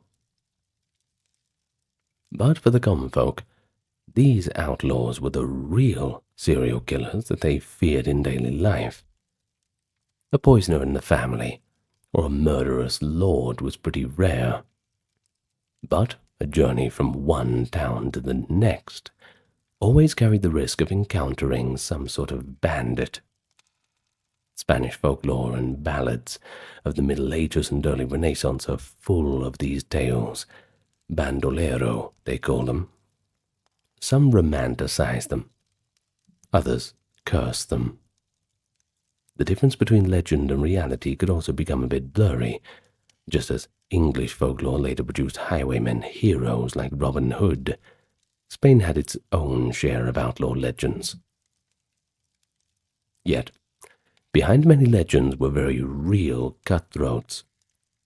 One can imagine villagers recounting how El Camino, the road that is, was unsafe because a certain gang had killed 3 travelers this month, a primitive kind of killer profile passed on by oral tradition. And so unlike those stealthy poisoners or palace plotters, bandit/killers were usually hunted down and summarily executed when caught.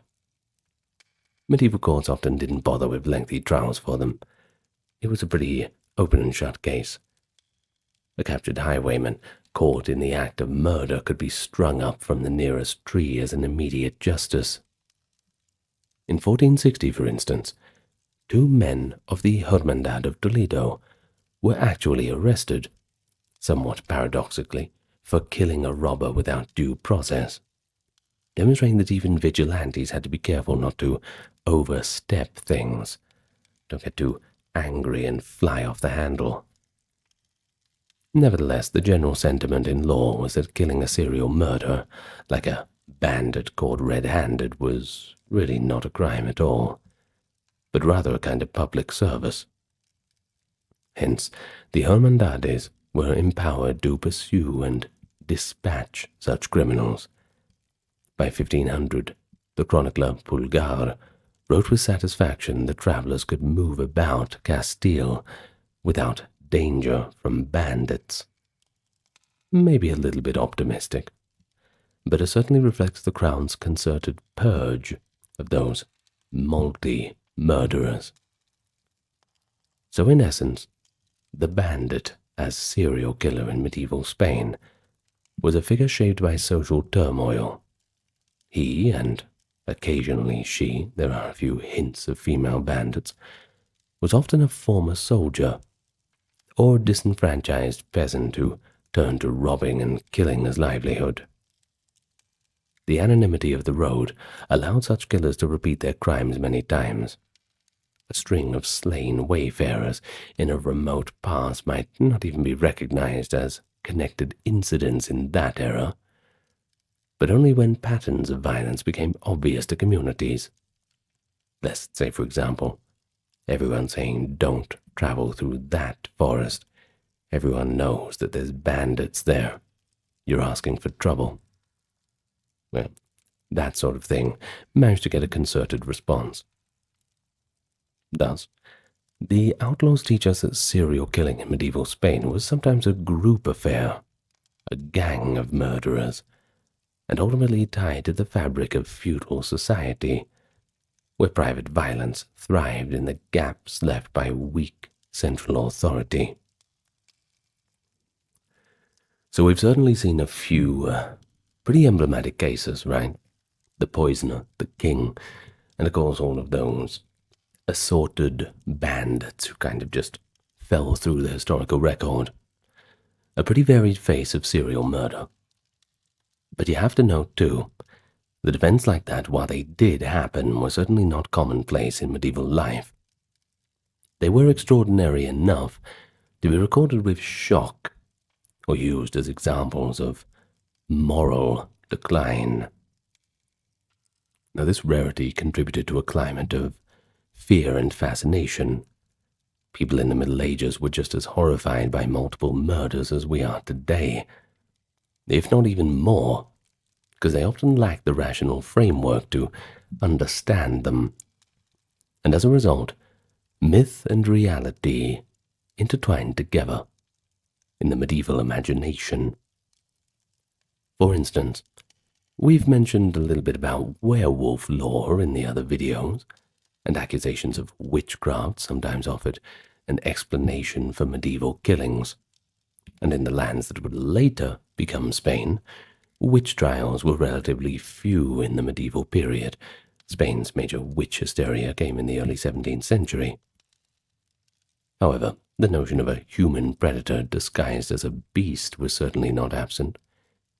In 1253, a law from King Alfonso X's code even mentions werewolves in passing, reflecting that the concept was certainly known, and that's 800 years ago, so certainly pretty deep roots.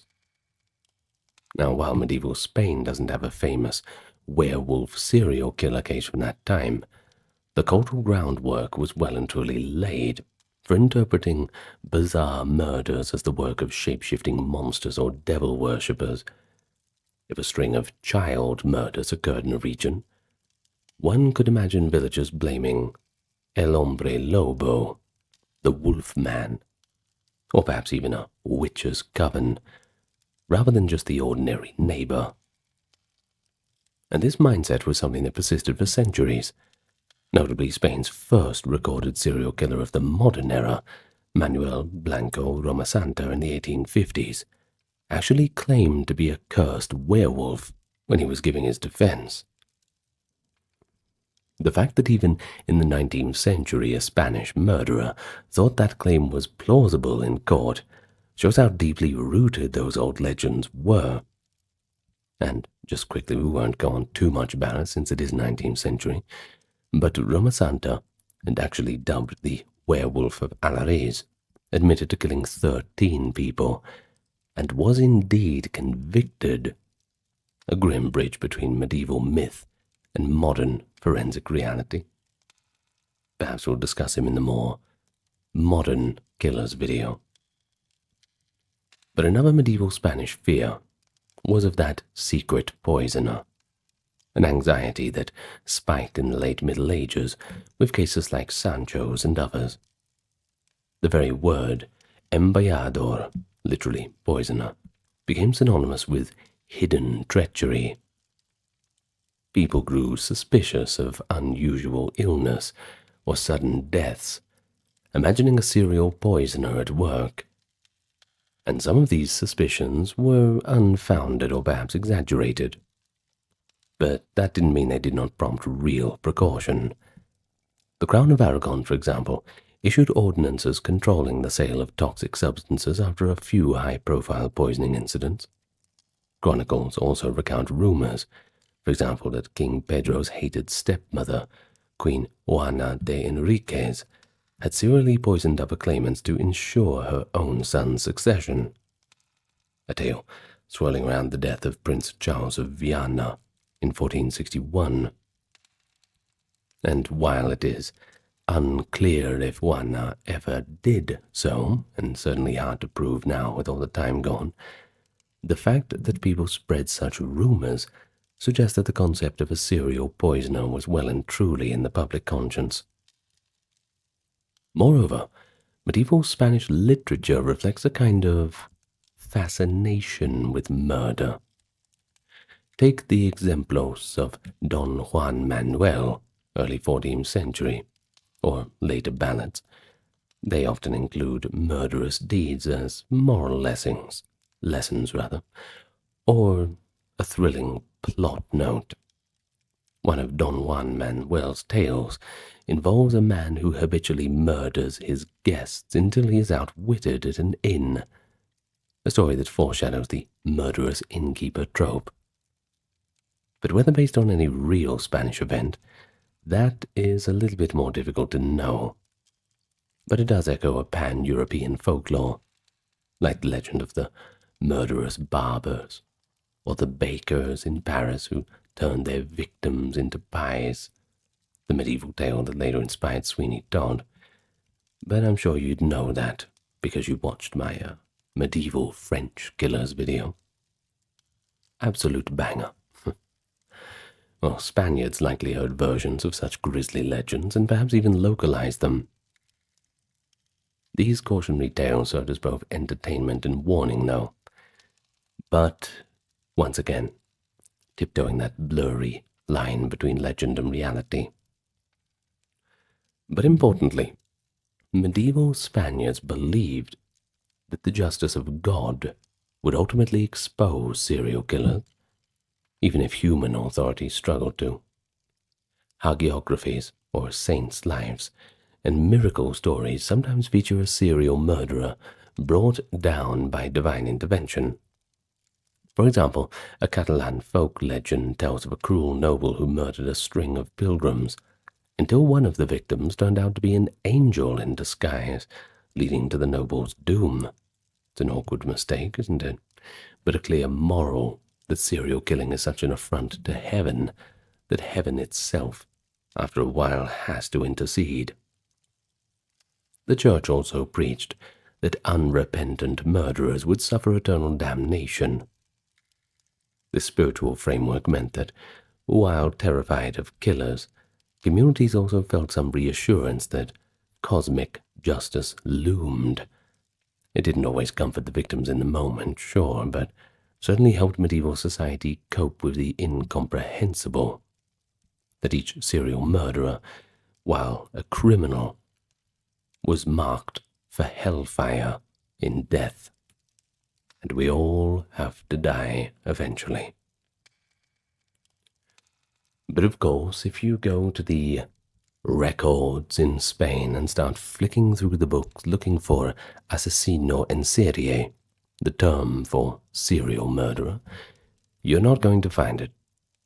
But that doesn't mean the absence of a term meant the phenomenon was absent.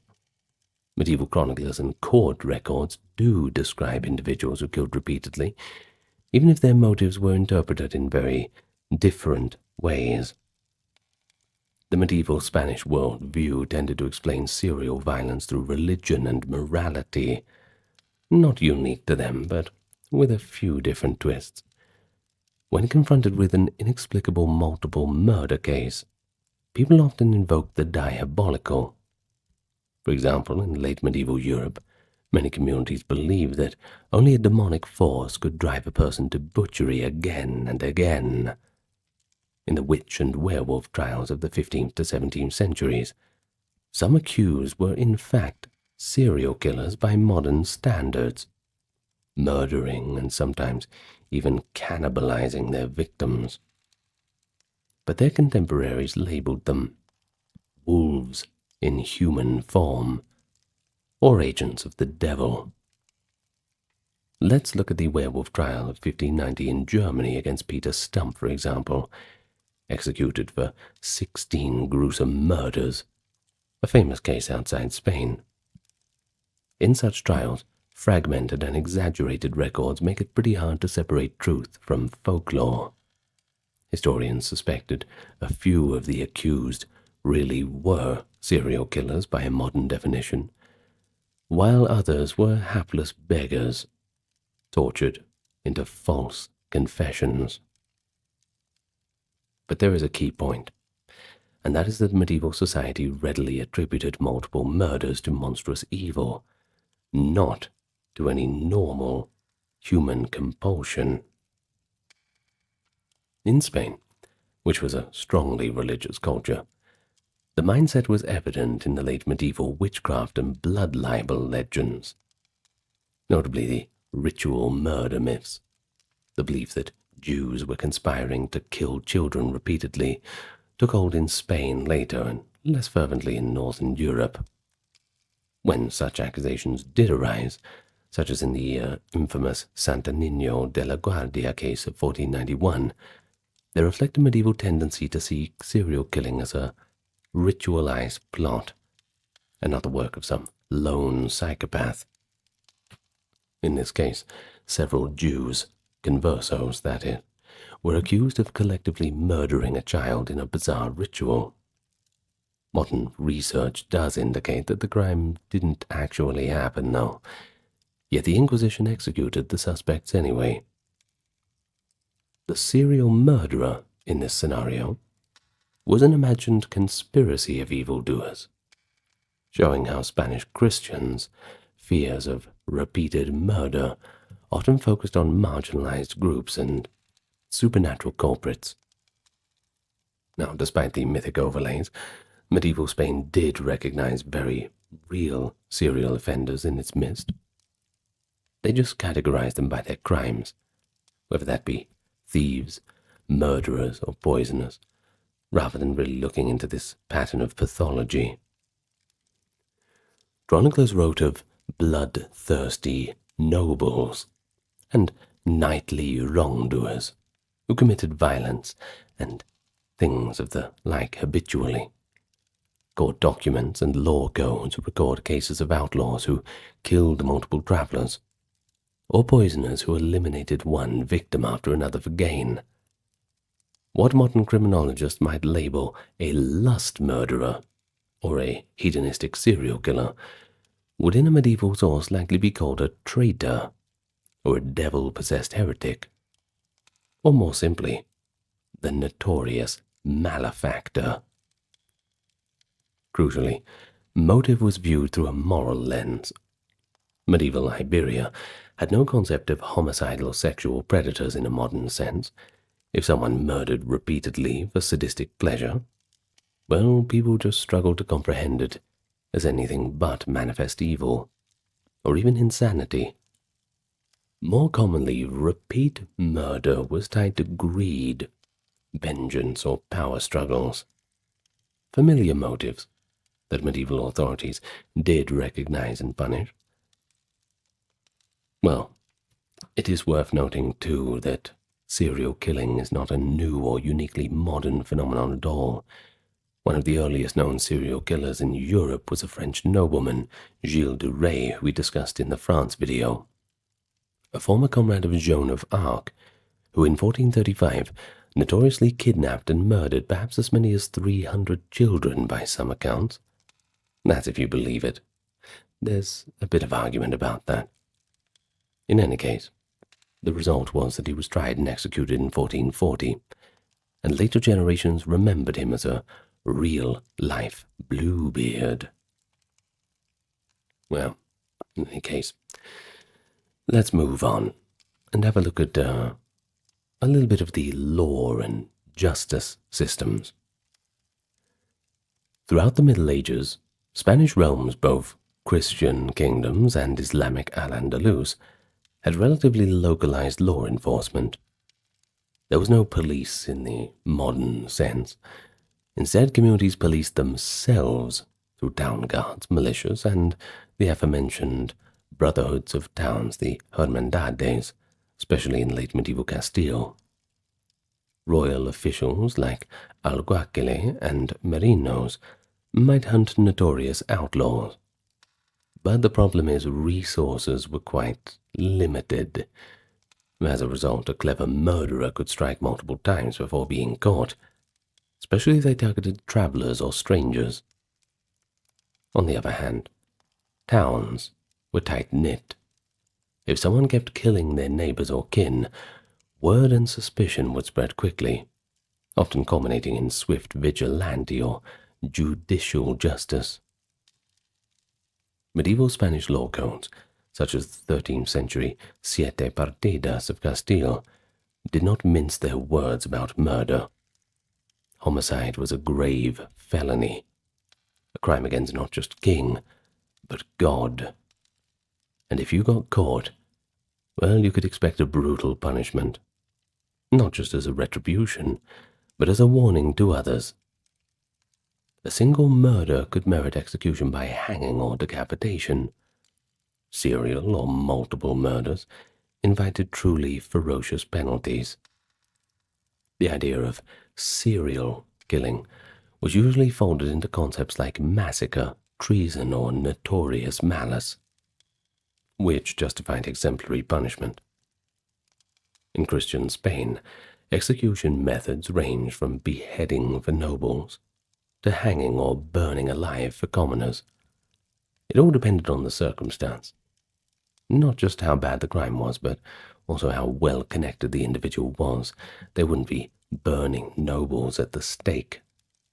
Well, perhaps they did sometimes, but it was extremely rare. Or they would burn them after they'd been hanged, as was the case in our medieval France killer's video.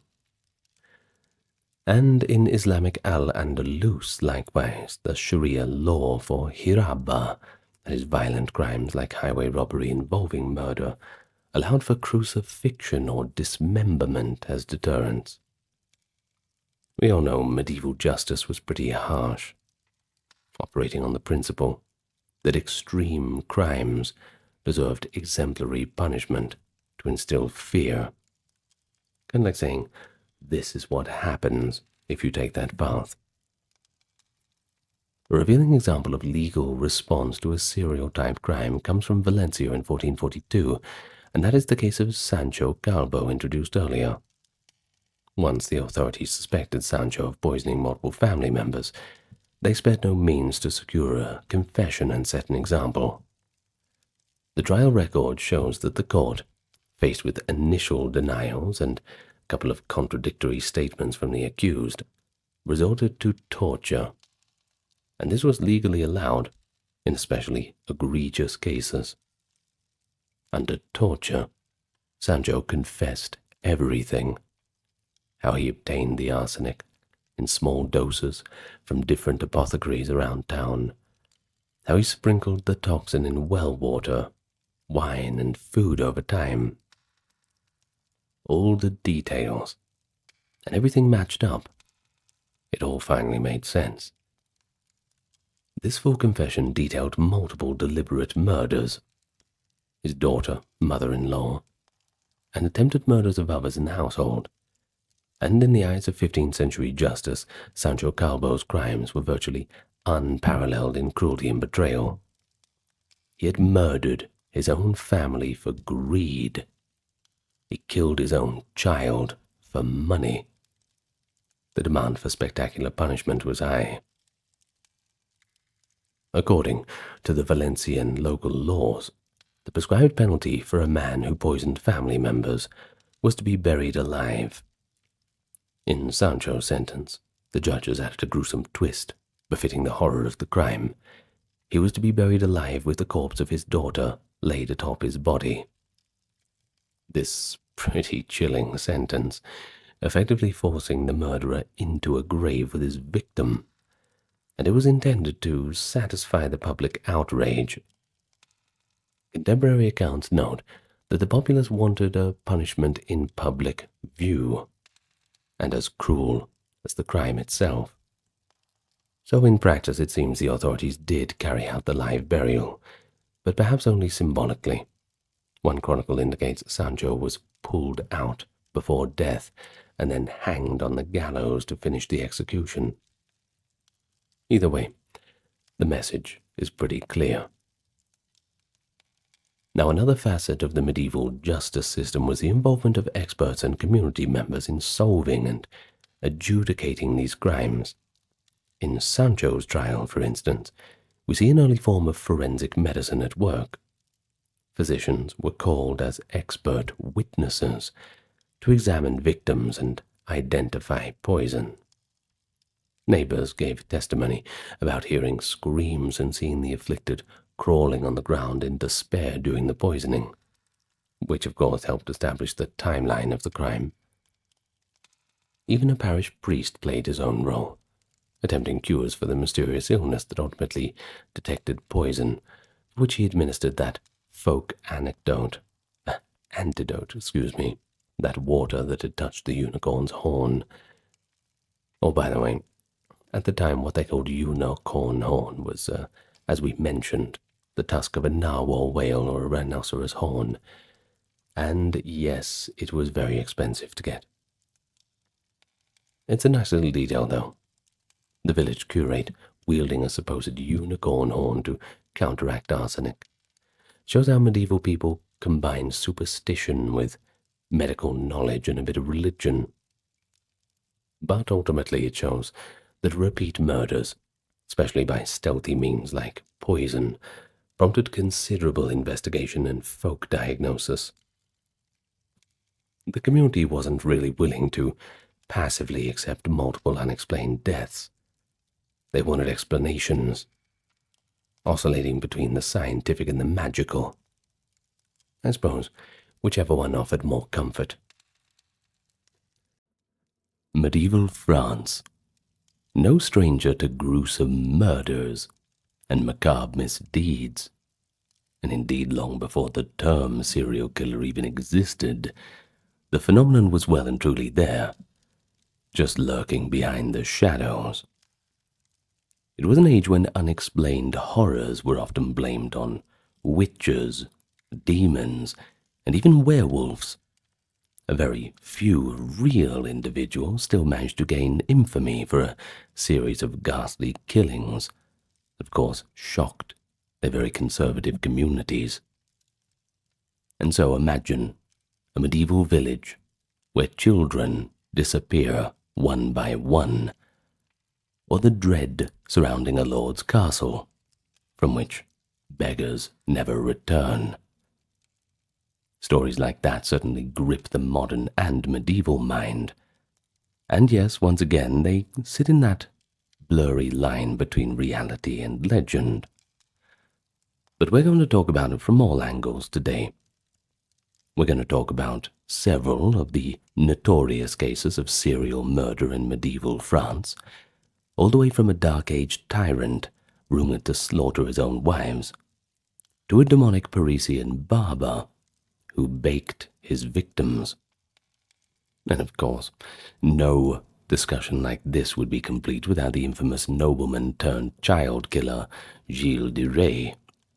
And then of course we'll get on to the alleged werewolves who terrorized the French countryside in the 1500s.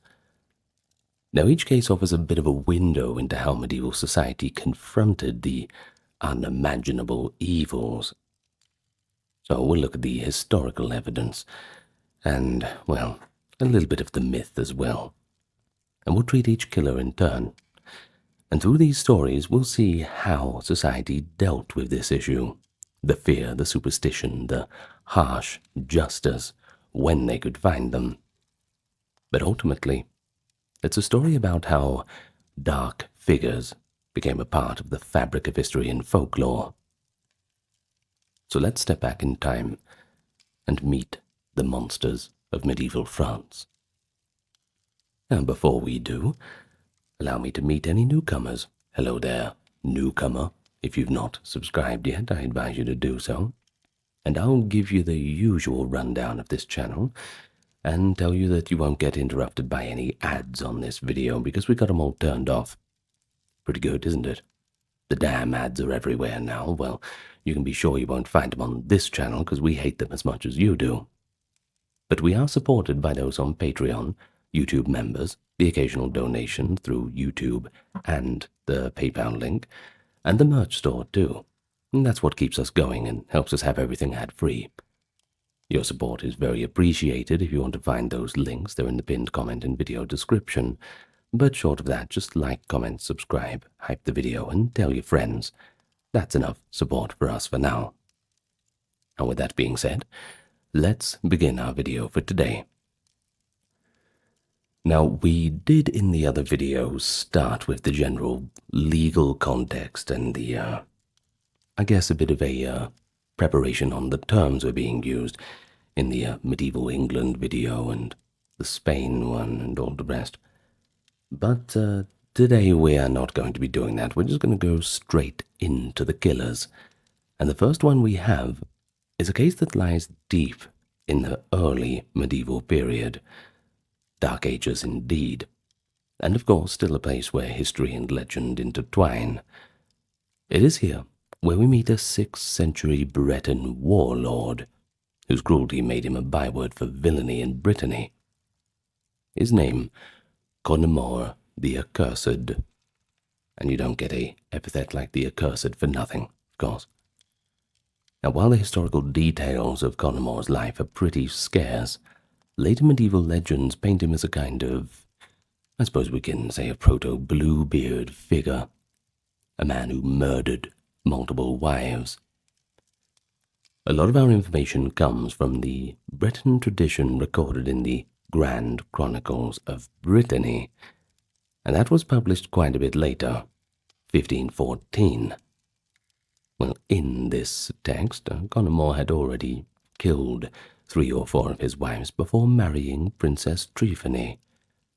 A dark prophecy had warned that Connemore would be slain by his own son, so it is said that he murdered each wife as soon as she became pregnant.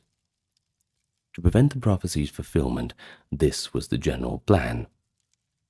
Well, in the legend of Saint Tryphene, the tyrant's latest bride, who was Tryphene herself, discovers the relics of Connemore's previous victims hidden away, a chilling parallel to the later fairy tale of Bluebeard with its secret chamber of corpses. I suppose it's kind of like when an ex-girlfriend or something leaves behind a bit of makeup and the new girlfriend finds it and isn't too happy to see that.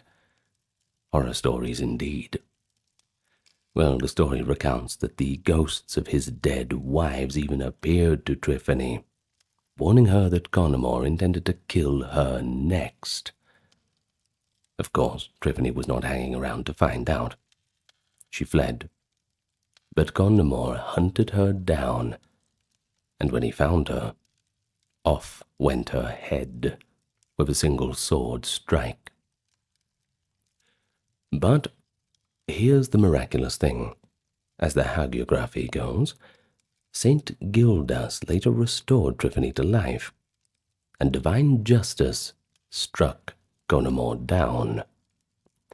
One version has Saint Gildas crumbling the warlord's castle's walls with a handful of dust. Another says Connemore was cursed to roam as a werewolf after death, haunting the forests where he had committed his crimes. Well, while these miraculous elements certainly mark the tale as legend, the core of the story is still pretty believable. A nobleman serially murdering his wives, and it resonated so strongly that medieval writers linked Connemore to the Bluebeard archetype. Alain Bouchard's 16th century chronicle that we mentioned explicitly associated Connemore with wife-killing. And by the 17th century, the Breton historian Albert Legrand dubbed him Connemore the Cursed, recounting how he slew his spouses, including Tryphene. Now you might be thinking, come on, this isn't very historically accurate. Oh, and I agree with you.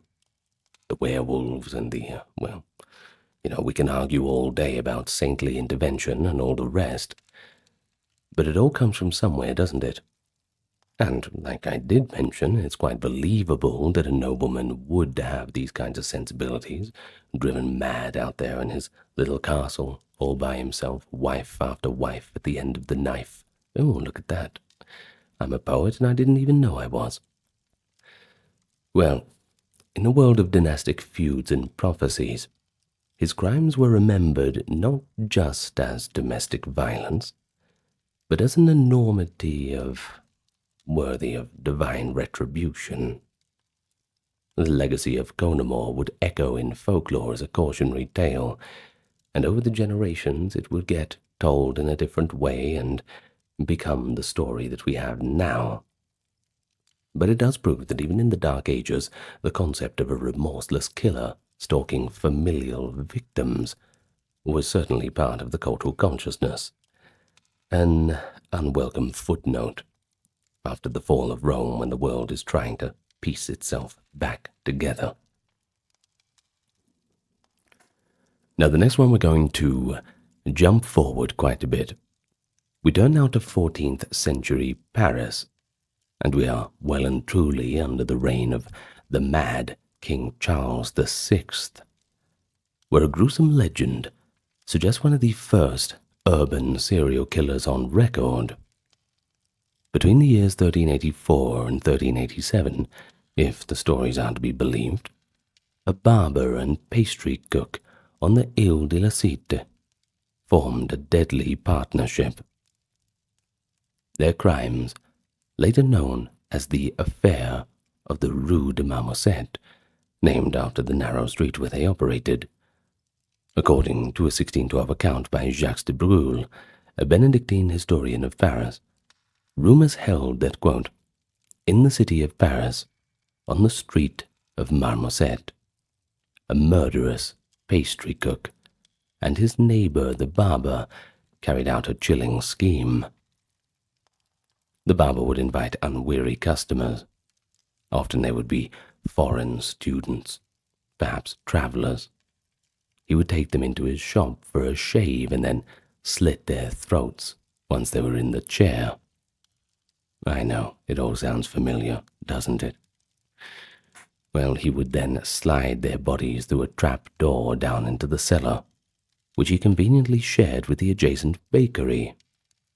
There the pastry cook butchered the corpses and baked the flesh into savory meat pies. Now these special pies became renowned throughout Paris for their exquisite taste, flavored, as the legend says, by the secret ingredient of human flesh. Well, I usually say I'd try anything once, but I don't think I'll be trying that one. The murderous enterprise might have continued even longer, were it not for the devotion of man's best friend, a dog, at least in later versions of the tale. One victim's faithful dog allegedly refused to leave the shop door, howling for its missing master. The suspicious wife of the missing man finally alerted authorities, and when Parisian officials searched the premises, they uncovered a heap of human bones and butchered remains hidden in the cell. Well, the jig was up, as we say. The barber and the cook were arrested, and their fate fittingly gruesome. Contemporary chronicle fragments and later retellings agree that both killers were turned into sausage rolls. No, I'm just kidding. Just seeing if you were listening. They were burned alive, though, for their crimes, which is... Actually, that's probably a lot worse. Yeah, that's worse. And their shops, too, where they got demolished. Nobody wanted that bad memory around. In fact, the Parliament of Paris ordered that a monument be erected on the site, an obelisk or column to remind future generations of the detestable deed that had occurred there. De Breuil noted in 1612 that part of this monument still stood in the street, as a lingering memory of the atrocity. And so, for over a century, the lot remained vacant. It certainly managed to bring down the land value of the area. No one dared build on the site where such evil had transpired. And it was only in 1536 did King Francois I, at the petition of a new owner, finally grant permission to build on the cursed spot, explicitly overriding the ancient tradition that had kept it emptied. But even then, an official noted skeptically that no formal record of the crime or supposed ban on building could be found, hinting that authorities might have destroyed the legal records due to that crime's monstrous nature. And remember, too, that these villains were trying to drag in travelers, foreign students, that sort of thing. Well, it's not the kind of thing that you want on the record. You don't want the tourism industry to be shook up by that one, that's for sure. And indeed, an 18th century historian remarked that in extraordinarily atrocious cases, it was, quote, always the custom to throw the records into the fire so as to make them not believable. So whether the details were somewhat embellished over time, as later retellings increased the number of victims, added the heroic dog, the core of the Rue de Marmosset's affair is corroborated in multiple sources as a very real event. And I think adding a loyal dog companion to any story is a welcome addition. I think we can throw away a little bit of historical accuracy, just to have a dog there, in these cases at least. In any case, it stands as an early illustration of a serial killing spree in a medieval city, motivated by greed and ghastly culinary profiteering. The tale of the barber and the butcher also shows how such crime legends became legends. Well, the demon barber of Paris, of course, is later to be cited as the precursor to the fictional Sweeney Todd, proving that this medieval horror certainly left an enduring bite on the popular imagination. And it's funny that they decided to base Sweeney Todd in England rather than in France. Funny how that works. Anyway, moving on. And here we get to, perhaps, one of the most notorious murderers among all of medieval France's undesirables, and that is Gilles de Rais, a man heralded in his youth as a national hero, only to be later condemned as a sadistic serial killer of children. Born around 1405 into an illustrious noble family, Gilles de Rais, which is also written as de Retz, depending on where you find it, was the heir to vast estates in Brittany, Anjou, and Poitou. He became a celebrated knight in the 100 Years' War, and even fought alongside Joan of Arc herself in 1429, earning the Marshal of France for his valor. And you don't get that by just showing up. You actually need to do stuff for that one. Yet, within a decade of Joan's martyrdom, Gilles' life took a much darker turn. By the 1430s, he had withdrawn to his castle, squandering his fortune on alchemical experiments, occult rituals, and a lavish court. All the while, according to later accusations, perpetuating a hidden campaign of murder. Talk about getting a midlife crisis hobby. Well, in 1440, disturbing rumors of missing peasant children around Rais's lands prompted both ecclesiastical and civil authorities to investigate. By the way, it's just started raining outside. I love it when that happens when I'm recording. Makes the atmosphere better for me, you know. Well, anyway, I digress. Back to Gilles de Rais. Now, what they uncovered led to one of the most sensational trials of the late Middle Ages.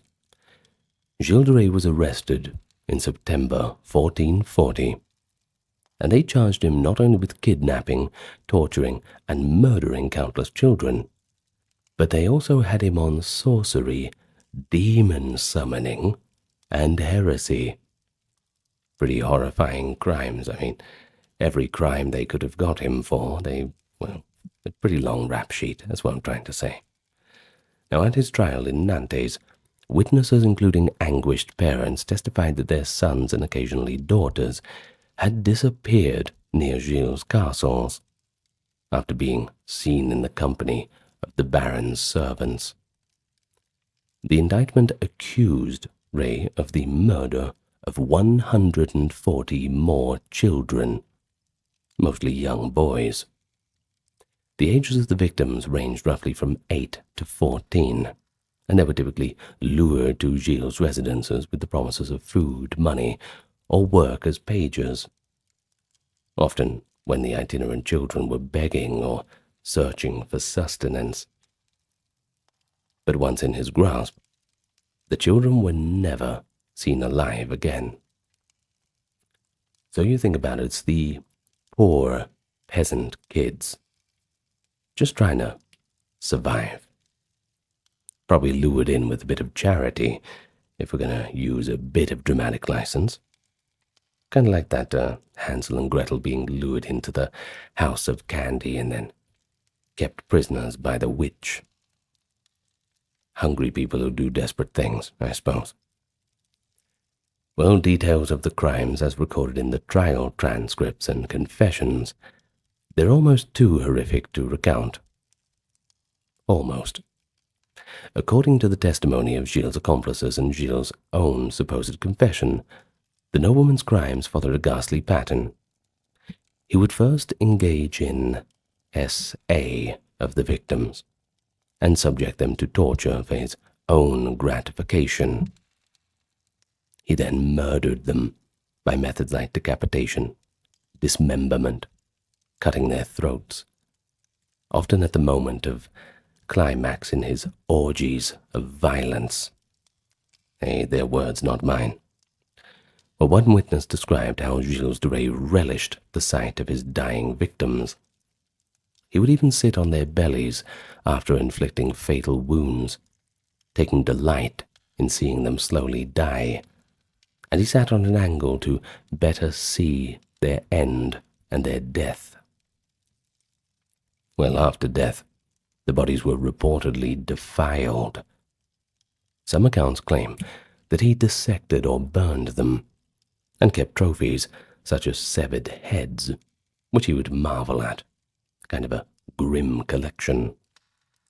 It was said that Ray particularly reveled in the moment of the kill, finding a perverse aesthetic pleasure in the children's fear and the spilling of blood. These stomach-churning details, unparalleled in the judicial archives of that era, where they understandably shocked medieval society. And so, in October of 1440, Gilles de Rais was convicted on all counts by both ecclesiastical courts and the secular court side of Brittany. There was no way he was getting out of this one. Two of his closest servants, who had aided in procuring and disposing of victims, were convicted alongside him. The sentence was carried out swiftly. On October 26, 1440, Gilles de Rais was hanged, and his body then burned at the stake. His high rank afforded him the slight mercy that his corpse, rather than his living body, was cast into the flames. By order of the church, Gilles had been allowed to make a full confession and to approach the gallows in a state of contrition, even tearfully exhorting the crowd to pray for his soul. Which, I don't know, I wouldn't be wasting any time on him. In any case, no amount of penance could erase the stain of his crimes. To medieval observers, it was as if a demon had been unmasked. A knight who had once fought for France's salvation was now deemed worse than a wolf in human form, preying on the most innocent. However, the case of Gilles de Rais did not end quietly with his execution. Oh, no, no, no. It has continued to raise questions and controversies to this very day. Here's the thing. The vast majority of scholars do believe that Gilles committed these atrocities, given the volume of witness testimony and the consistency of descriptions of missing children. Yet a minority view holds that Ray might have been the victim of a judicial frame-up, or even a moral panic. They point out that no physical evidence of the murders, no human remains, for instance, were presented. The case rested entirely on testimonies and a confession extracted under the threat of torture, which we know by today's standards is not reliable. Political motives may have lurked in the background. Ray's land and wealth made a tempting prize for the Duke of Brittany and others once the Baron fell from favour. And indeed, within months of his death, Gilles' once grand estates were seized and divided amongst his accusers.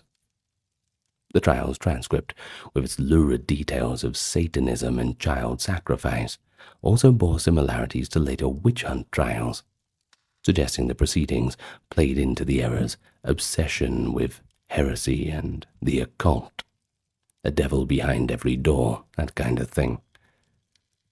Well, modern writers have noted that the judges may have expected to find devil worship, and thus guided the testimony to fit those tropes, kind of going into the case with an answer already decided upon rather than a question. And that's a problem. When you're looking hard enough, you'll find it somewhere. Confirmation bias, it's a very powerful thing. Well, this has led a few historians to speculate that Gilles de Rais' confession could have been a product of torture or despair, rather than genuine guilt. So could it be that some of the crimes were exaggerated, or even fabricated, to ensure the destruction of a troublesome nobleman and relieve him of his possessions? Well, maybe or maybe not. At this point, it's unlikely that the full truth will ever be known. But there is one certain thing, and that is that in the popular imagination, Gilles de Rais became the very embodiment of a medieval serial killer, so much that he is often cited as one of history's first recorded serial murderers. His heinous reputation even seeped into folklore. Scholars believe Ray's infamy partially inspired the fairy tale Bluebeard, the story of the wealthy lord who slaughters his wives in a hidden chamber. But of course, with our first story too, there's a lot of things that could have inspired that. Now in Gilles' case, it was children rather than spouses. But the parallel of a respected noble with a secret homicidal hobby, well, that's unmistakable. So is he guilty or innocent? I think at this point it doesn't matter. Whether he was or wasn't, he forced medieval France to reckon with the idea that true evil could wear the armor of a knight, and that the greatest danger to the innocent child could come not from supernatural monsters, but, quite simply, from a corrupted human heart. Okay, so the next ones we're going slightly out of the traditional medieval period, but, well, we're not going to harp on too much about it. We're here to learn and have fun, of course. Well, topic might not be so fun, but hey, we're all here anyway, aren't we? The next case brings us to the early 16th century, and by this time French courts were becoming familiar with an unusual class of murder. Those who claimed, or were accused, of being werewolves. In 1521, in the region of France-Comté, that is eastern France, a sensational trial revealed what we might now call a serial killing duo, though the court understood their crimes with a lens of diabolical shape-shifting. Here we have Pierre Bourgeot and Michael Verdun, two peasants from the outskirts of the town of Poligny, who were accused and convicted of multiple murders and, get this, acts of cannibalism. Their trial is one of the earliest known French werewolf cases, and it shows how medieval justice sometimes blurred the line between human crime and supernatural evil. Well, according to surviving accounts, and that includes the later writings of the demonologist Henri Bourget, Bourgeot and Verdun confessed to an extraordinary story. Bourgeot claimed that years earlier he'd been tending his sheep from a fierce thunderstorm when a mysterious stranger in black appeared on horseback. Desperate to protect his flock from wolves, Bourgeot made a pact with this stranger, who was none other than the devil in disguise. In exchange for Bourgeot's renunciation of God and the saints, the devil promised him that his sheep would remain safe, and even give him a sum of money as enticement, just to grease the wheels, as we say. Well, later, Bourgeot met up with Michael Verdun, and together they attended a witch's sabbath. There, as Bourgeot recounted, they were anointed with a magic unguent that transformed them into wolves. In wolfish form, the two men ran through the night, hunting whatever they could. They soon turned to attacking children, savagely tearing apart their victims' limbs and devouring them, according to the lurid confession that came from them. The court at Besançon deemed these men guilty of both witchcraft and murder. In their own minds, or at least as they professed under interrogation, Bourgeot and Verdun genuinely believed they had metamorphosized into ravenous wolves and committed these inhuman acts. Modern interpretations might suggest that these were simply serial murderers cloaking their deeds in a supernatural alibi, or perhaps they were just mentally ill individuals. But we didn't have modern classifications like that back then. What we did have was Inquisitor Jean Boin, who led the prosecution in 1521, and to him the case was very clear-cut.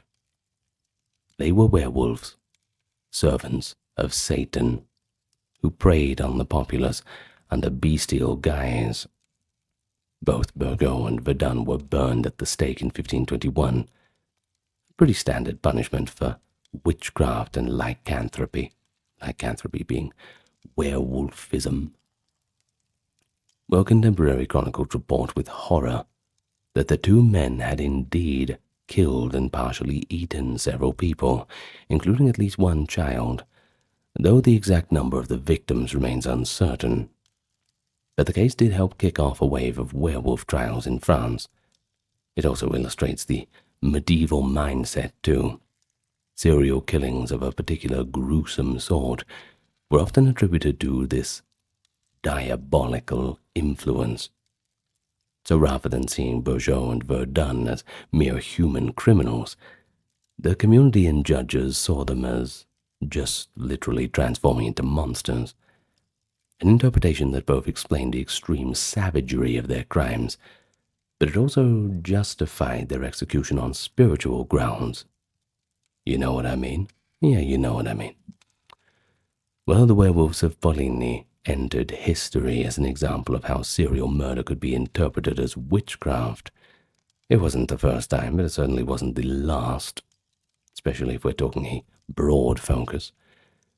And in the annals of crime, they are an early instance of partners in serial killing, bound not just by criminal intent, but by a shared delusion, or perhaps a pretense, kind of perverted justification of being demon-possessed predatory beasts.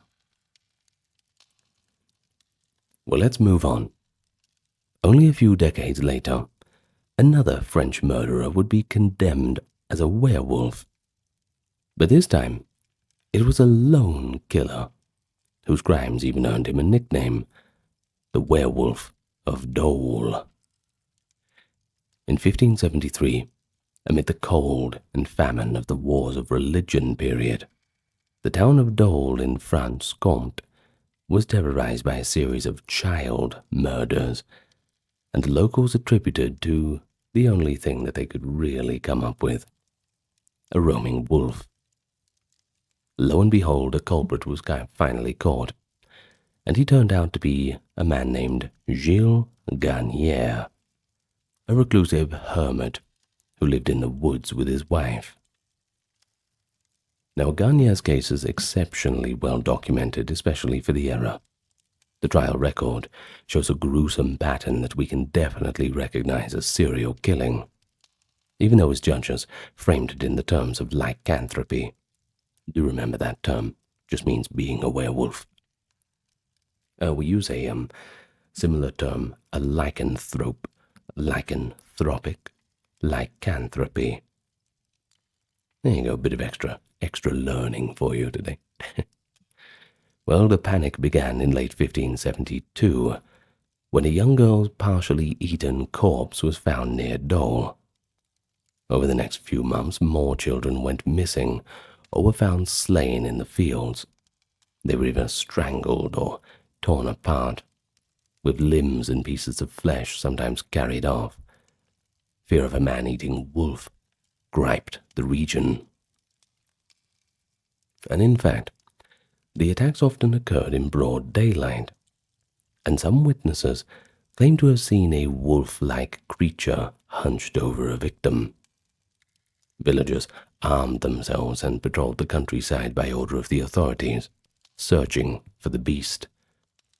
Unbeknownst to them, the real culprit was Garnier, an impoverished and anti-social man whom we might today diagnose as severely disturbed or mentally ill. Well, he was finally caught in January of 1573, reportedly red-handed too, discovered right in the act of attacking a child.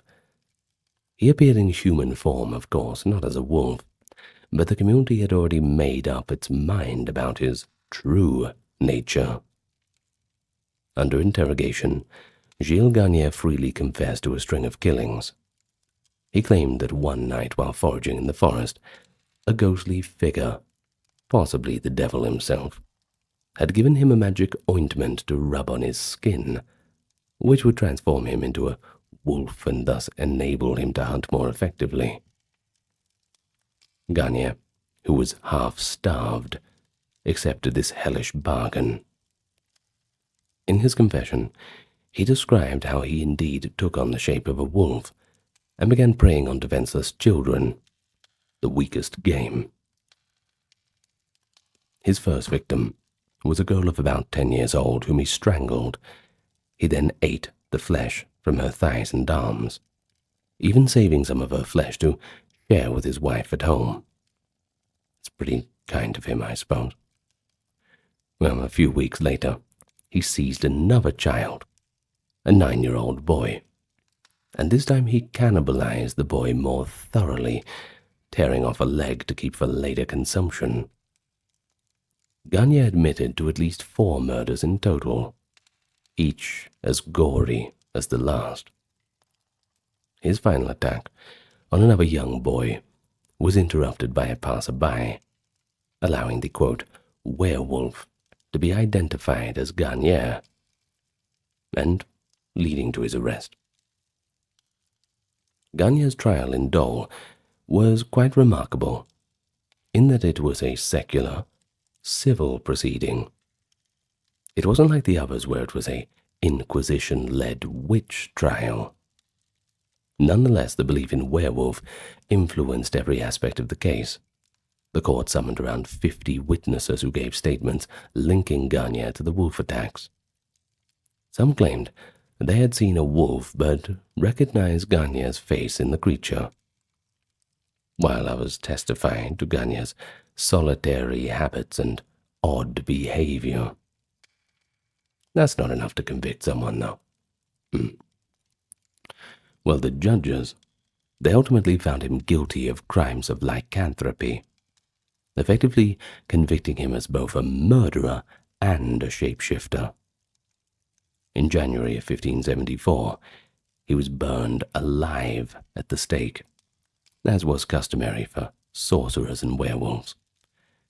Maybe we can bring back that old tradition for child murderers and child abusers of the modern day. Maybe we can start burning them at the stake again. Let me know your thoughts in the comments. Too extreme? I don't know. Well, to his terrified contemporaries, Garnier's case straddled the natural and supernatural. Was he a bloodthirsty madman who merely believed he was a wolf? Or did the devil truly cloud people's eyes to see a wolf when Garnier attacked on all fours? The court had to hedge its bets by eliminating the threat and leaving the metaphysics to God. Well, the modern scholars have their own opinions. They interpret Garnier as a genuine serial killer, perhaps driven by hunger, insanity, a sadistic compulsion, whose atrocities were rationalized by the villagers as the work of a werewolf. Everything has to get put into understandable terms. But in any case, the Werewolf of Dole shows how late medieval and early modern France dealt with a serial killer in their midst. They hunted him down with armed bands as one would hunt a wild animal, talking torches and pitchfork style. And then they executed him with the same fire reserved for devil worshippers. And the story shows a theme that is seen before. In the minds of medieval people, extreme acts of murder could scarcely be credited to ordinary human traits, and thus they had to be explained in otherworldly terms.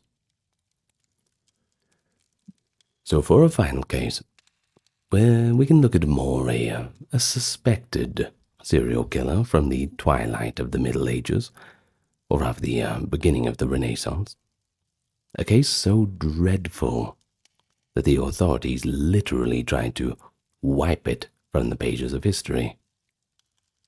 The year is 1598. The place is the town of Chalons, in the Champagne region of France. An unnamed tailor was arrested and charged with a series of child murders of the most appalling nature. His true name is lost to us. In contemporary chronicles, he is only referenced to by epithets: the demon tailor or the werewolf of Chalons.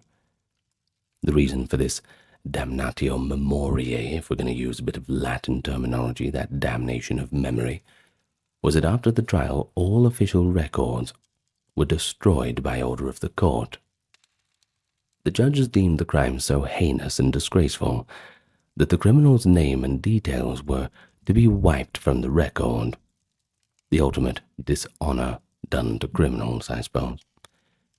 Nevertheless, news of the case spread by word of mouth, and a few unofficial accounts, allowing us to piece together what happened. Reports from 1598 tell us that children had gone missing in Chalons, and, of course, suspicion centered on a local tailor whose shop was close to the town gates. A traveler, or perhaps a neighbor, accidentally discovered barrels filled with bones and half-decayed human remains hidden under the tailor's property. And that's not the usual tailoring supplies. The horrible truth had emerged. This tailor had been luring children into his shop, perhaps on the pretext of offering food or petty work. And once the doors closed, he killed them. Like Gilles Garnier, He was said to cannibalize his victims, eating their flesh like a wolf out in the nearby forest, and then collecting the leftover bones in barrels. The parallel to a werewolf was explicitly made at this time. In fact, local people initially blamed beast men for the disappearances until the tailor's grisly pantry exposed a human culprit. Upon his arrest, the tailor was accused of being a werewolf as well as a murderer, and that line between monster and man once again blurred. So what we do know of the tailor's fate is pretty fragmentary, since, as we said, the official verdict and the sentence have been expunged. However, a contemporary chronicle notes that he was found guilty and burned alive. So that's something. But we want details.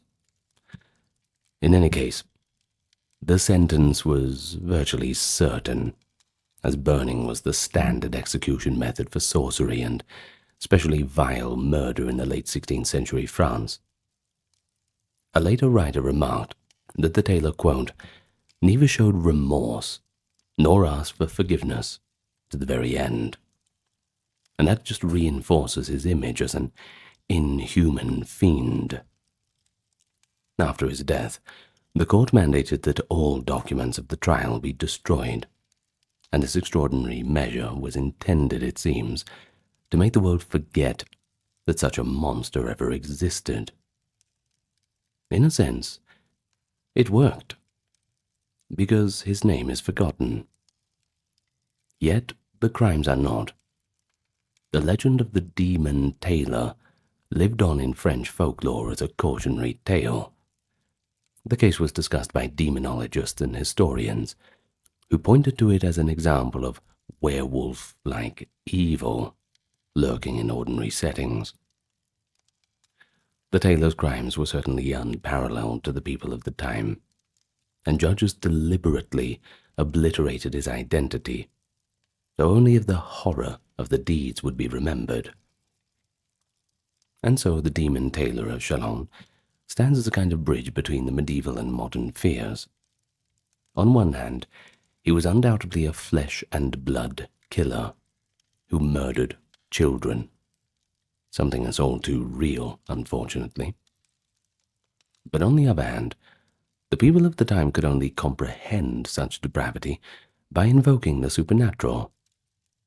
By the late 1590s, the werewolf trials were at their peak, and this tailor was swept up in the same hunt for devils in human shape. In destroying the records, the authorities perhaps hoped to destroy the evil's memory. Yet here we are. Quite ironically, this act only added to the mystery and dark allure of the story.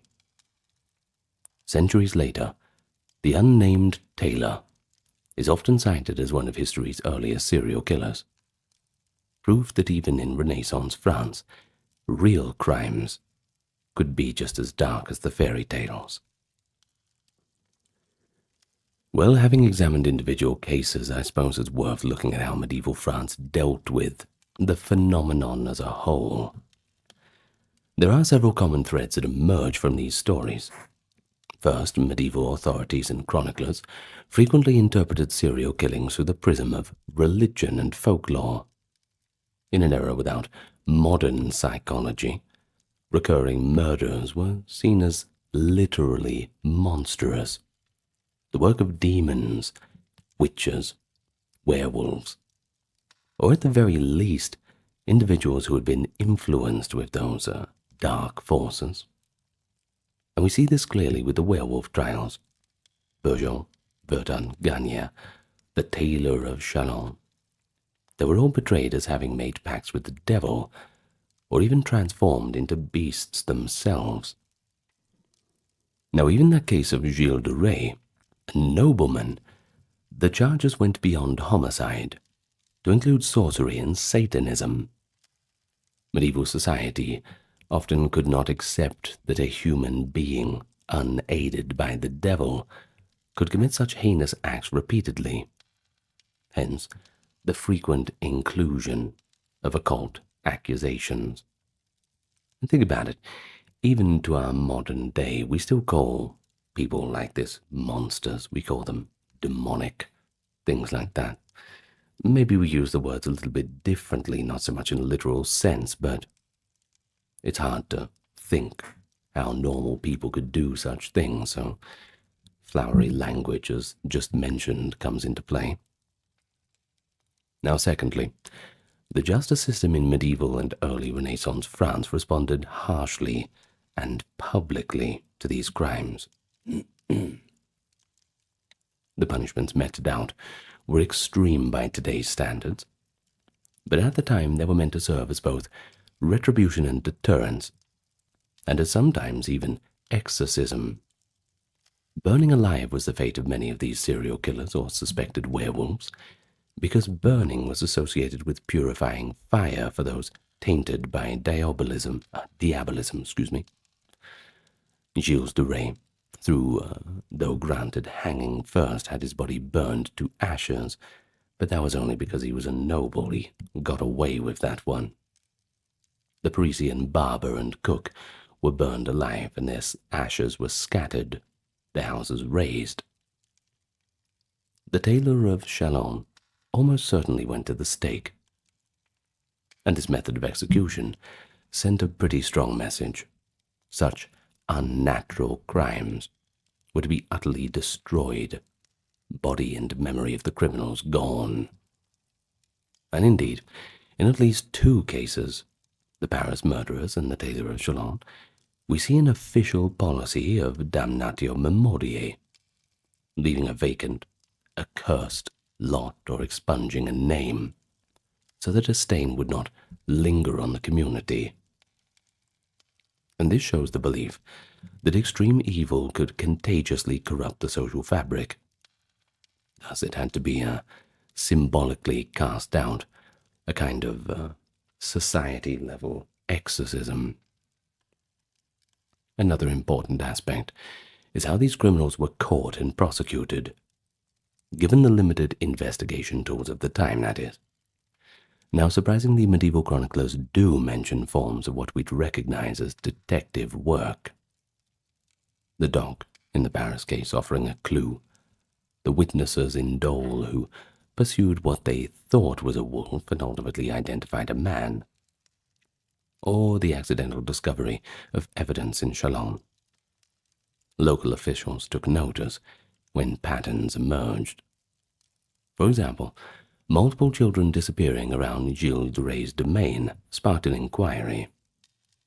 Medieval people were observant of patterns, even if they explained things in different terms. They convened larger juries or inquests for unusual crimes. One English study notes that especially heinous murders would involve many jurors.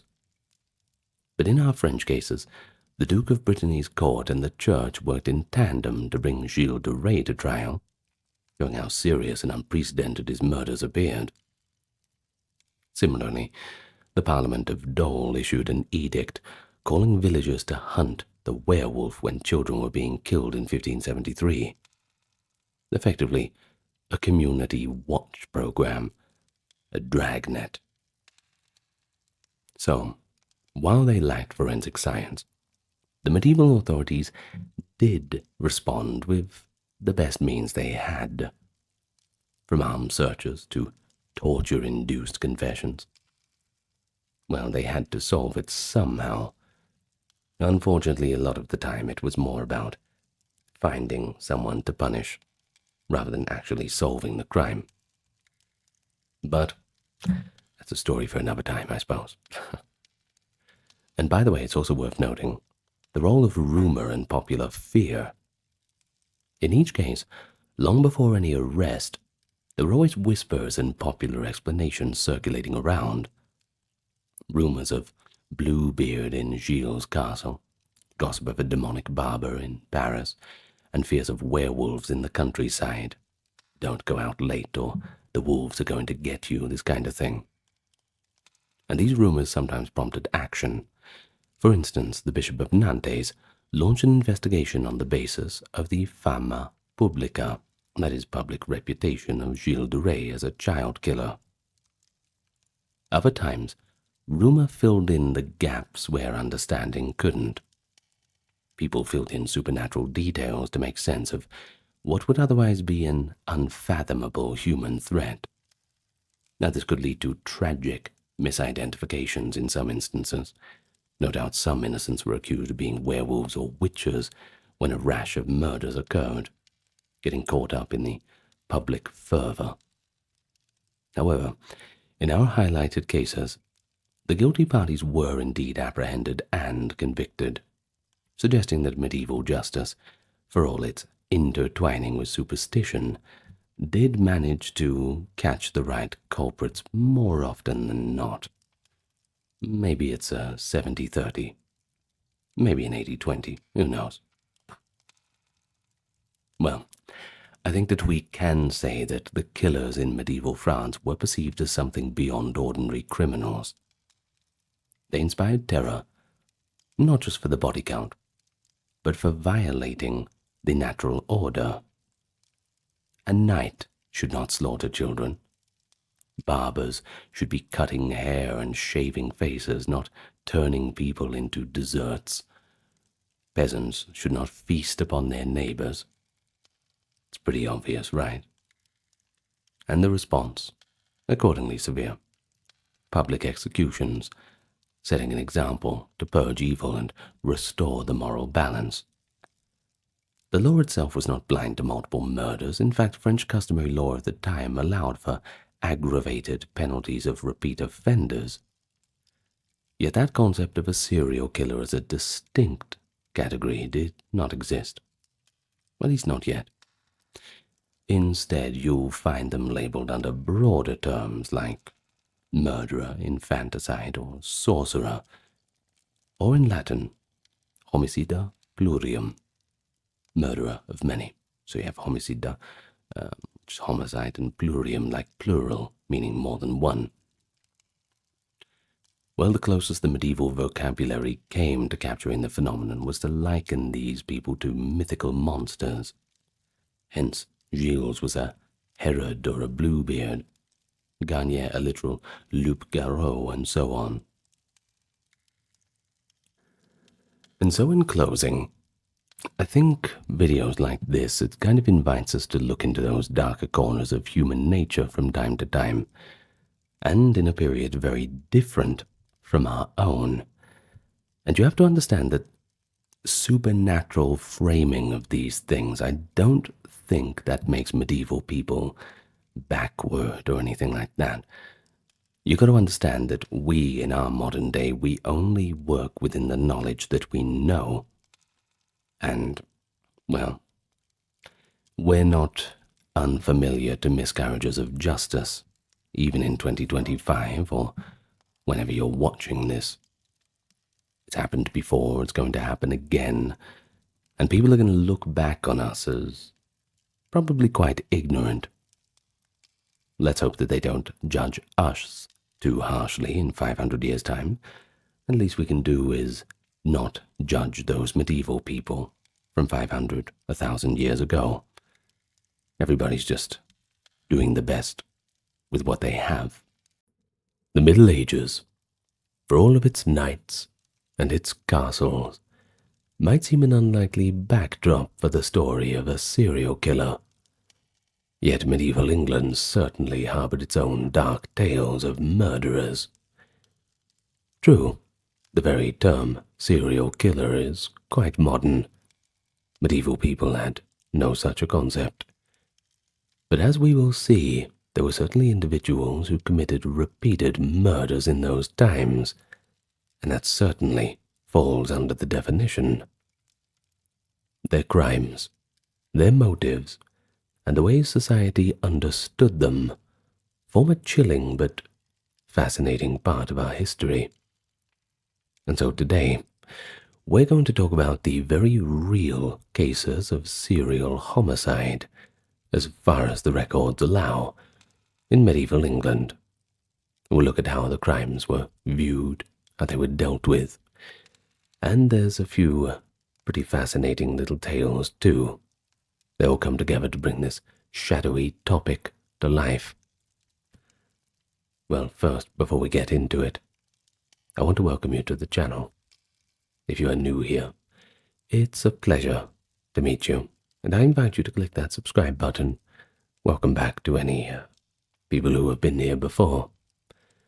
You can enjoy this video 100% ad-free, along with all the other videos on this channel, thanks to the generous donations of those on Patreon, YouTube memberships, and, oh dear, what else? Oh yes, the merch store, the occasional donation on Patreon, these kinds of things. This channel is ad-free forever for your enjoyment. So make sure you check out the playlists too. You might find something you like. Now, with the welcome all done, out of the way, let's begin. Well, of course, we have mentioned in the introduction that medieval people didn't really have a concept of what a serial killer was, so we have to consider these definitions. What exactly is a serial killer? And would the people of the Middle Ages recognize the idea? Well, let's look at it in modern criminology terms. Typically, a serial killer is defined as someone who murders at least 2 or 3 people in separate events over a span of time, driven often by personal compulsion or a psychological motive rather than politics or combat. In medieval England, however, murder was generally understood in simpler terms: the unlawful killing of one person by another, and motives were usually presumed to be pretty tangible. Think of revenge, anger, greed, these kinds of things, rather than the pathological impulses that we associate with later serial killers. Medieval chroniclers and court records do not use a distinct label for someone who kills repeatedly. There was no medieval word that neatly corresponds to our term of serial murderer. And it is important to recognize this difference in mindset, because it's kind of the foundation that we build this off. A person who killed multiple victims in medieval England would not have been seen as a special category of predator. Rather, each killing would be judged as its own crime. Unless, of course, if it was part of a known feud or a career of banditry, something like this. But this does not mean such repeat killers did not exist. Oh, they certainly did. It's just that contemporaries might explain their actions in other terms, such as revenge, villainy, or even supernatural evil, like witchcraft or demonic influence. We'll get to a bit of that later.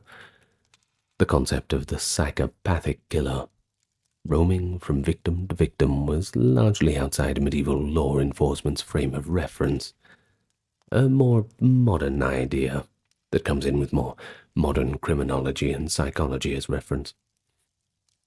When unnatural deaths occurred without an obvious culprit, people might blame robbers on the road, or in extreme cases, witches, werewolves, and other supernatural horrors, rather than suspecting an unidentified human predator with a pattern of psychopathic murder. But in any case, when we look back with a more modern perspective, we can identify a few medieval English figures whose multiple crimes make them candidates for being called serial killers. These were historically verified cases, documented in court rolls, chronicles, or letters at the time. It's all very real, and in exploring them, we have to broaden the usual definition to include not just lust-driven or sadistic killers who are rare or elusive in the records, but also repeat murderers who killed for profit or power. Medieval England's serial murderers were often not mysterious prowlers, lurking in alleyways, so much as they were powerful individuals abusing their authorities, or even clever poisoners preying on those close to them. And another thing, outlaw gang leaders and robbers, well, they sometimes committed serial killings as part of their crimes. And by examining all of these cases, I think we'll gain a pretty good insight into how uncommon yet very real serial-style murders were, and how they were perceived in an age that was, well, very, very different from our own. And to understand any medieval killer, you've got to appreciate the violent backdrop of the Middle Ages. Like we've said, an age very different to our own. The daily life in medieval England was, well, by our standards, exceedingly rough. Feuds, brawls, assaults, they were all pretty common occurrences. Historians estimate that homicide rates in medieval England were dramatically higher than today, and by some analysis, on the order of 10 times higher or more. For example, in 14th century Oxford, the murder rate might have reached an astonishing heights, a figure often cited around 110 homicides per 100,000 people in the 1340s, at a time when modern England's rate is about 1 per 100,000. Well, while exact numbers are pretty debated, as you can imagine, it's still clear that medieval communities were no strangers to a bit of the old bloodshed. Weapons like knives and daggers, of course, you got to carry them around, that's normal. And there were no professional police force to prevent violence.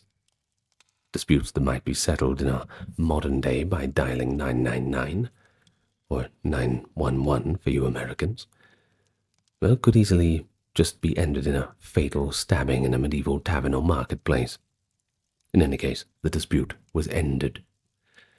And then there was the honor culture. That was quite strong too. An insult could quickly provoke a fight. An intoxication in alehouses often fueled deadly quarrels. If you've watched my video about medieval taverns, you'd know a bit about that. In any case, life was difficult. Medical care was primitive, and even a minor wound could turn lethal by infection. All these factors contributed to the milieu, where homicide was, if not normal, certainly far from rare. But we have to draw a distinction too. Most medieval murders were one-time events, not the work of repeat offenders. A typical homicide case in England's 1200s or 1300s involved a quarrel between neighbours, maybe a drunken argument between apprentices, or even a revenge killing between two families. The royal courts and coroners' rolls, which recorded inquests on sudden deaths, are filled with such stories. For instance, records from London show many incidents like an argument in a bar that ends with one man dead, or a dispute over debt where tempers flare into lethal violence. These were often impulsive acts, though. Medieval observers, like chroniclers, often lamented the hot-blooded nature of their countrymen. One scholar famously argued that the medieval man was prone to violent passions and lacked self-control, implying that killings sprang from spontaneous rage rather than cold calculation. While that may be an exaggeration, it is true that premeditated, repeated murder for its own sake was highly unusual. Most killers of the era did not kill again and again, even if they got away with it the first time.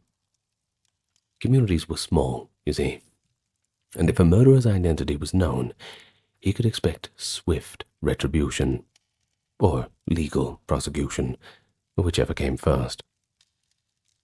Now, importantly, medieval justice often allowed for community involvement in catching offenders.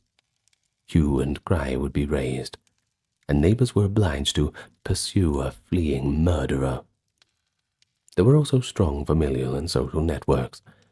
A sudden disappearance or unexplained death was more likely to be noticed when everyone knew everyone else in the village. Small world, hard to get away with anything. Yet it is precisely against this backdrop of everyday violence that serial murders stand out as unique.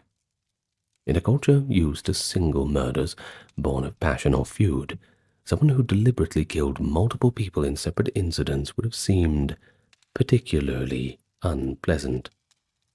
and not to mention strangely motivated. It's worth noting, too, that in the medieval view, serial killing might resemble the work of the devil more than that of the ordinary criminal. The imagination of most Christians of the day that someone would be going around killing just for fun, especially with the threat of eternal damnation over their head, well, it's a little bit beyond the pale. Repeated, senseless murders could be attributed to supernatural evil or monstrousness, since they just didn't fit the pattern of normal human behavior. This notion is reflected in how some medieval writers describe tyrants and outlaws. They use words like demons and beasts, when that cruelty seemed to be beyond human bounds. And we will see that even in our examples, accusations of sorcery and demonism sometimes swirl around the culprits.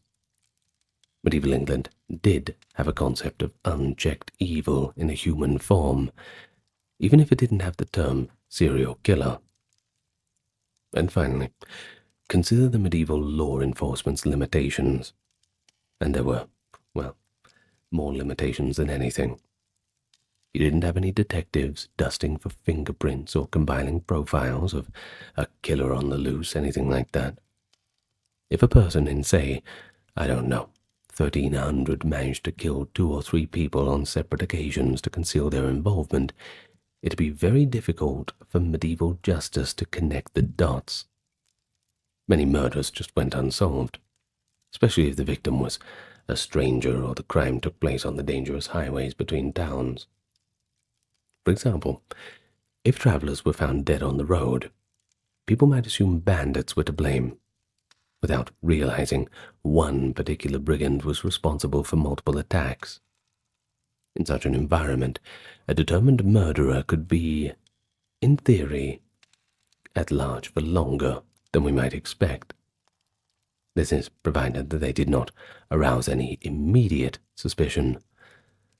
And thus, while serial killers are certainly few and far between, the possibility of their existence lurked in those unsolved crimes and little folk-tale stories of the era. And so with that context in mind, I think we can all better appreciate the known cases of repeat murderers in medieval England. Quite lucky to have that documentation. The cases are rare in the records, and indeed historians have sometimes questioned whether England had any true serial killers in its medieval centuries. So as we proceed, I think it'll become evident that the examples we do have involve either elite perpetrators leveraging their own power, or perhaps cunning methods like poison that allowed a murderer to strike multiple times without immediate detection. So with that in mind, let's turn to the rogues gallery of medieval England's multiple murderers. A pretty grim and intriguing history. Well, let's start with one of the most famous candidates for the medieval serial killer. That is Dame Alice Kettler. Now, although Alice's story unfolds in Kilkenny, Ireland, then under English rule in the early 14th century, is closely tied to England, not least because she was of English-Norman descent and fled to England after her crimes came to light. Alice Kettler's case is extraordinary. She was accused of murdering multiple husbands, one after the other, in order to amass wealth. If the allegations are true, then she would certainly represent the classic Black Widow serial killer long before the term existed. Alice was born around 1280 into a well-to-do merchant family in Kilkenny. Over the years, she married 4 times, each husband wealthier than the last. Sounds like that Addams Family movie, doesn't it? Strangely, or perhaps not so strangely, each of those husbands died relatively young and under suspicious circumstances. Her first husband, a merchant named William Outlaw, died and left her a pretty good fortune. She then married a banker, Adam LeBlund, who, guess what, also died, followed by a prosperous landowner, Richard Duval, and guess what, Seems to be following a trend, doesn't it? Died. She was widowed for the third time and quite wealthy. Now, by the time Alice's fourth husband, Sir John Le Poer, fell gravely ill in 1324, there were more than a few eyebrows raised. The first time is a tragedy, the second time is a pretty terrible tragedy, but the third time, come on. Come on. Anyway, chroniclers note that Sir John, on his deathbed, voiced suspicions that he was being poisoned. So the fact his hair and nails had fallen out, which is not normal, and a detail that suggests some kind of toxin might have been administered. Probably something like arsenic or a similar poison known even then. But it was the stepchildren from Alice's earlier marriages who finally blew the whistle. They accused her of killing their dads through sorcery and poison, essentially claiming that she was indeed a serial husband killer. In that deeply religious age, the accusations took on a sensational twist. Alice Kettler was not charged only with multiple murders by poison, but also with witchcraft and heresy. She became the central figure in the first major witch trial in the British Isles. The Bishop of Ossory, a zealous churchman named Richard de Ledred, pursued her relentlessly. According to the surviving account, penned by the bishop himself, Alice was said to have engaged in diabolical practices, from sacrificing animals to praying to demons, to concocting magical potions, one of which allegedly contained ingredients like worms, spiders, and even the brains of a decapitated thief. Well, these lurid details were probably exaggerated by the prosecution, but they gave a sense of how her contemporaries struggled to explain the unnatural pattern of deaths around her. Rather than see Alice simply as a greedy poisoner or a malicious gold digger, many truly believed that she was a witch, invoking dark powers to kill her husbands off, perhaps sending them into the arms of the Dark Lord. Who knows? You have to think about it from the medieval point of view. Multiple unexplained deaths equaled conspiracy with the devil. What makes Alice Kettler's story especially intriguing is that she managed to escape. Yeah, that's right. In 1324, as the authorities closed in, Alice fled, most likely to England. Some sources suggest she might have gone to Flanders, but the common belief is that she ended her days quietly in England, beyond the reach of the Irish church law. She was never caught. She was never brought to justice, which only added to the legend. In her absence, her less fortunate associates were punished. Her maidservant, Petronilla, was flogged and burned at the stake for witchcraft, effectively becoming Ireland's first witch-burning victim. One can imagine Alice, safely hidden somewhere in England, reading the reports of Petronilla's fate and the outcry in Kilkenny, and feeling both relief, maybe a twinge of guilt. From a more critical perspective, I suppose we have to ask, was Alice truly a serial killer? It is possible that some of her husbands simply died of illness, given the era's mortality rates. But you think if you got a sick husband in the house, you'd get sick too, right? The charges for sorcery were certainly colored by medieval superstition too, and by local family feuds. Her stepchildren were, of course, motivated by inheritance disputes after all, I suppose taking after their mother. Some modern scholars have even portrayed Alice as a shrewd businesswoman who became the victim of a witch hunt rather than a murderer, but I don't know about that. There is a consistent pattern. of her outliving 4 spouses, combined with testimony, coerced as it might have been about potions and poisons, and as strongly suggests that there was a little more than a coincidence at work. So let's strip away the supernatural accusations, because I think we can put them to the side pretty safely. And what we have remaining is a portrait of a calculating killer who knew how to make murder look like a natural death. A very early example of a serial poisoner. And I really think that if she only had have done it once, perhaps twice, we wouldn't have anything to talk about. Well, 4 times is just a little bit of a bridge too far. It's notable that poisoning was a preferred method for female serial killers historically too. We spoke about it a little bit in the Serial Killers of Ancient Rome video. I hope you've watched that one. Perhaps it's next on your list. In Alice's case, the idea of a high-born lady secretly dispatching multiple husbands was both shocking and compelling to contemporaries. You see, it showed that serial murder in the Middle Ages, as now, could certainly hide behind the facade of domestic respectability. Alice Kittler's case also had an impact culturally, you see. Her dramatic trial became a template for the later witch trials to come. She was literally demonized as an explanation for her alleged serial murders, rather. People apparently found it easier to accept that a woman might kill repeatedly if they framed her as a witch in league with the devil himself, rather than just an ordinary, run-of-the-mill flesh and blood human being.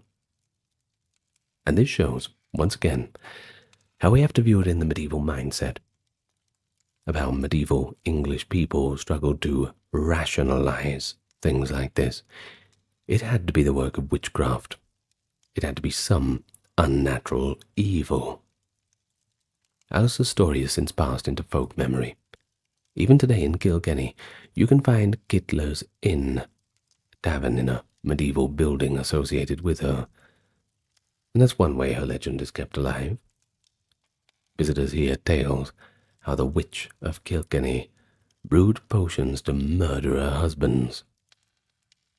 In truth, whether she was a sorceress or simply a cold-blooded poisoner, she stands out as one of the closest things to a serial killer that medieval Britain had recorded.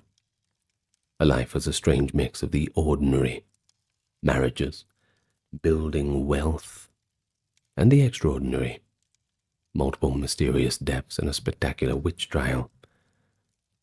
And so as we move on to other examples, just keep in mind how different this scenario is from what we think is a typical serial killer today. Yet how many elements resonate with that modern concept too? Serial spouse murders for gain, evading capture. And ultimately, public fascination. Of course, you wouldn't be watching a video like this if there wasn't any of that involved. Well, if the weapons of Alice Kittler were poisons and subtle means like that, the next figure's tools were a little bit more overt. Daggers, arson, raw intimidation, the old-fashioned way. John of Tintern, he was a medieval English monk, believe it or not, who incredibly turned into a serial murderer. His tale remained hidden in the archival records until very recently, when a historian uncovered the evidence of his misdeeds. Well, what emerged is almost unbelievable. The story of an abbot who ended up behaving like a mafia boss. John of Tintern's life shows that serial killing in medieval England was certainly not confined to shadowy outsiders, but it could also wear the robes of clergymen and operate within the very institutions meant to uphold morality. So let's talk all about him. John of Tintern was a Benedictine monk and eventually became abbot of Malmesbury Abbey in Wiltshire during the 1340s. On the surface, an abbot is a pretty holy man, devoted to prayer and the well-being of his monastery. But Not Brother John. He was anything but that. Contemporary accusations and testimonies paint him as a violent, corrupt schemer who committed multiple murders by proxy. How did this come to light? Well, in 1343, local villagers and families lodged a litany of criminal charges against the abbot, prompting an official investigation. The file, essentially a medieval criminal dossier, details his shocking crimes. He was accused of ordering the murders of at least 4 men over a period of several years. These victims were not random strangers either. They were individuals who had crossed him in disputes over land and money. Once again, always follow the money. Well, in other words, the abbot had rivals or enemies eliminated to protect his interests and those of the abbey. But how did he carry out these killings? Well, he employed a personal henchman, a man named Henry of Badminton, described in records as a kind of enforcer. This hitman did John's dirty work, stalking and dispatching the targets as needed. And if it sounds like organized crime, well, it essentially was. One contemporary complaint described John of Tintern as operating like a gangster in the region, and it certainly sounds like that. His criminal exploits didn't stop at murder, however. He was also accused of theft, embezzlement of large sums of church money. He'd apparently misappropriated about £10,000 of the king's funds, which is roughly equivalent to millions of dollars in today's money, and even of arson and kidnapping. In a particularly brazen episode, Abbot John allegedly had a local gentleman's house burned down and arranged for the man's wife to be abducted, all because the abbey was in a feud with that family. But even more scandalously, John of Tintern took his kidnapped woman as his mistress, openly living with her in defiance of those vows of chastity. It's a pretty lurid list, isn't it? Arson, abductory, adultery, grand theft, and multiple accounts of murder, all perpetuated by a clergyman of high rank. Who would have thought? Well, when word of his crime spree finally reached royal authorities in 1343, you might have expected swift and harsh justice. And sure, initially that seemed to be the case. An arrest warrant was issued for the abbot, and he went on the run with his lover to avoid capture. For some time, he roamed southern England as a fugitive monk, which must have been a remarkable sight in itself. But in the end, his story did not conclude at a gallows or in a dungeon, as one might think. Instead, it actually ended with a pardon, which is a detail that speaks volumes about medieval priorities. But how exactly did this murderous abbot escape real punishment? That's the real question. Quite simply put, and you are not going to like this at all, he bought his way out of it. He paid for his innocence. King Edward III was then on the throne, embroiled in expensive wars. This was the time of the 100 Years' Wars against France, by the way. Royal coffers were perpetually starved, and John of Tintern, once caught, managed to pull together a hefty fine, or rather a bribe, to secure royal pardon. The crown was more interested in money for the war effort than in executing a monk. So this serial murderer, an abbot, walked free after paying his dues quite literally. No justice, right? It is noted in records that his crimes were forgiven, quote, by the grace of the king. And that shows that lawlessness and corruption could certainly reign in rural England. Local chroniclers were probably astounded. Here was a man clearly guilty of ordering multiple killings, yet he just bought his way out of justice. John of Tintern's case shows a different kind of serial killer, one shielded by status, willing to misuse that status to eliminate adversaries. He wasn't sneaking in the shadows. He was commanding murder, rather, from the abbot's chair. In a sense, he could be compared to later serial killers who used positions of authority as cover. Though, in John's case, it was power and greed, not some sort of psychological urge driving him. But it also shows how medieval society sometimes failed to punish even known killers if those killers were powerful or could be useful. The common folk who had raised the alarm about the abbot likely felt a grave injustice at seeing him set free. I don't think we need a historical source to come to that conclusion. And indeed, his story survived in monastic gossip and local lore as an example of extreme clerical corruption. Sure, Martin Luther would have had a field day with that one.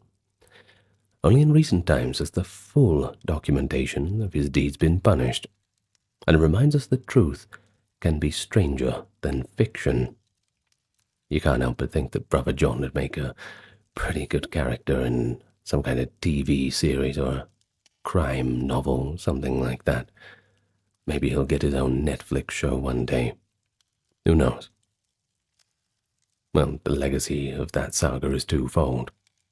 First, it shows that England did experience serial-like killings, often intertwined with broader patterns of lawlessness during troubled times.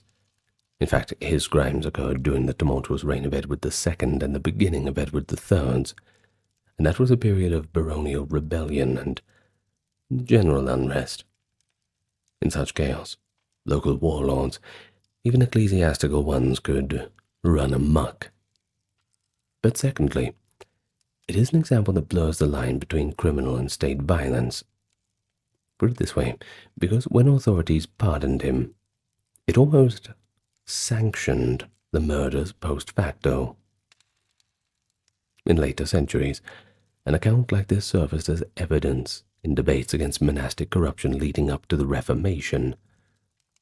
It fed the argument that medieval monasteries had strayed so far from piety that one of their numbers could even be a murderer. And for our purposes, I suppose John of Tintern stands out as England's perhaps most malevolent monk. A man who absolutely meets the criteria of serial killer in action, if not in name. His story might have remained a footnote in an archive. But, lucky for us, it can now be told as one of the broadest illustrations that even in that age of faith, human brutality knew no bounds. Well, so far we've looked at individual cases. We've seen the lone poisoner and the criminal abbot. But you've got to note that some medieval English serial killing took place in the context of outlawry and banditry, rather than at the hands of a single stealthy predator. While the most notorious bandits, like Robin Hood in legend, are often romanticized as righteous thieves, the reality of medieval banditry is, it's quite grim. Bands of desperate robbers roamed forests and highways. Some had no qualms about killing travelers repeatedly as a matter of course, just part of doing business. And though these outlaws might not have been serial killers in a modern sense, they certainly engaged in serial murder. I mean, killing random people over and over again. I mean, it's certainly getting up there, isn't it? Well, understanding this, it helps us broaden that picture of medieval serial violence beyond the rare poison plot or vengeful noble. One such case from English, or rather British, laws deserves a bit of attention is the legend of Sawney Bean. Now we have to take it with a bit of a grain of salt, but we will tell the story as it's been told for a while. The Scottish have their own point of view on it. It is the story of a Scottish serial killer clan that, while probably apocryphal or exaggerated, or at the worst completely made up, certainly reflects the fears of the time. According to later folklore, Alexander Sawney Bean was the patriarch of a cannibalistic family that lived in a cave on the Scottish coast. The tale goes that for over 2 decades, Sawney, his wife, and their incestuous brood ambushed countless travelers by night on lonely roads, murdered them, ate their bodies, and thereby left no evidence. Eventually, the beans were caught by the king's men and executed. While this particular account is almost certainly a product of sensational later storytelling, no medieval record of Sawney Bean exists, it is revealing that people believe such a story could have happened in late medieval Britain. Watch out for the cannibals. Watch out for the bandits.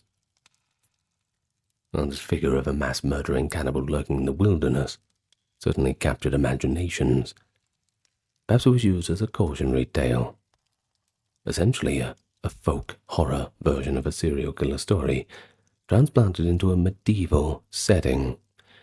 And intriguingly, historians note that the Sawney Bean myth might have been inspired by an earlier, genuine case, that of Christy Cleek, Scottish highway robber during the famine in 1341, who allegedly turned to cannibalism and murder to survive. Christy Cleek, a nickname meaning hook, after the hook he reportedly used to drag victims off their horses, which is pretty ominous, was said to have killed and eaten several people in the company of fellow brigands. He eventually vanished into legend. Some say he returned to a normal life, under his real name after the famine. If even part of that tale is true, then in the year 1341, as the Black Death loomed on the horizon, Britain saw something close to a real serial killer / cannibal in its northern reaches. But back in England itself, documented outlaws like the notorious Foleville gang show a serial violence of a different sort. The Folevilles were a gentry family in Leicestershire, who turned to crime in the early 14th century. Led by Sir Eustace Foleville, they and their retainers committed a string of murders, robberies, kidnappings, and extortions over many years. One of their most famous deeds was an assassination of an unpopular royal judge, Roger de Belair, in 1326. Essentially a hit carried out, according to some chronicles, in revenge for the judge's corruption. But the Folevilles didn't just stop there at killing. They were implicated in other homicides while on the run. Remarkably, much like John of Tintern, they received pardons when they agreed to serve King Edward III's war in France. Desperate times, desperate measures, that's for sure. I wonder if Edward's legacy, Edward III that is letting off murderers and hardened criminals and letting them walk the streets free. Sounds like the modern British government, to be honest. Not to get political on you. Well, anyway, here again we see a scenario where multiple murders were committed by the same actors. A whole gang, in fact. And yet, medieval justice partially turned a blind eye because the killers had political or military usefulness. Well, another aspect is to consider urban violence. In busy medieval cities like London or York, gangs of youth or unruly apprentices sometimes engaged in vicious cycles of violence. There are accounts of gangs who went out expressly to start fights, some of which led to fatalities. For example, one chronicler in London noted with dismay that certain young men took pleasure in randomly attacking passers-by at night, a medieval precursor to something like a thrill killing. I will not advise you look up any cases of that.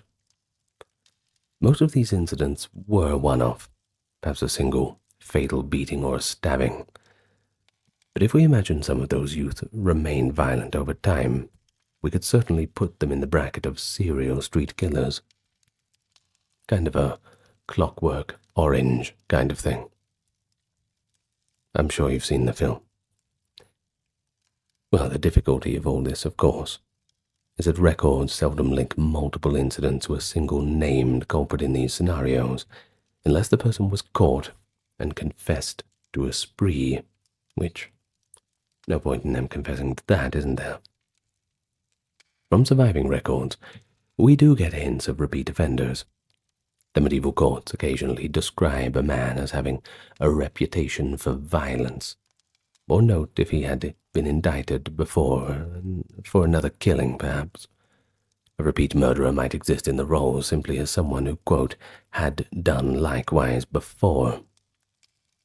And you could argue, I suppose, that medieval England's closest analogy to a roaming serial killer was the professional brigand or soldier, who had effectively made killing a way of life.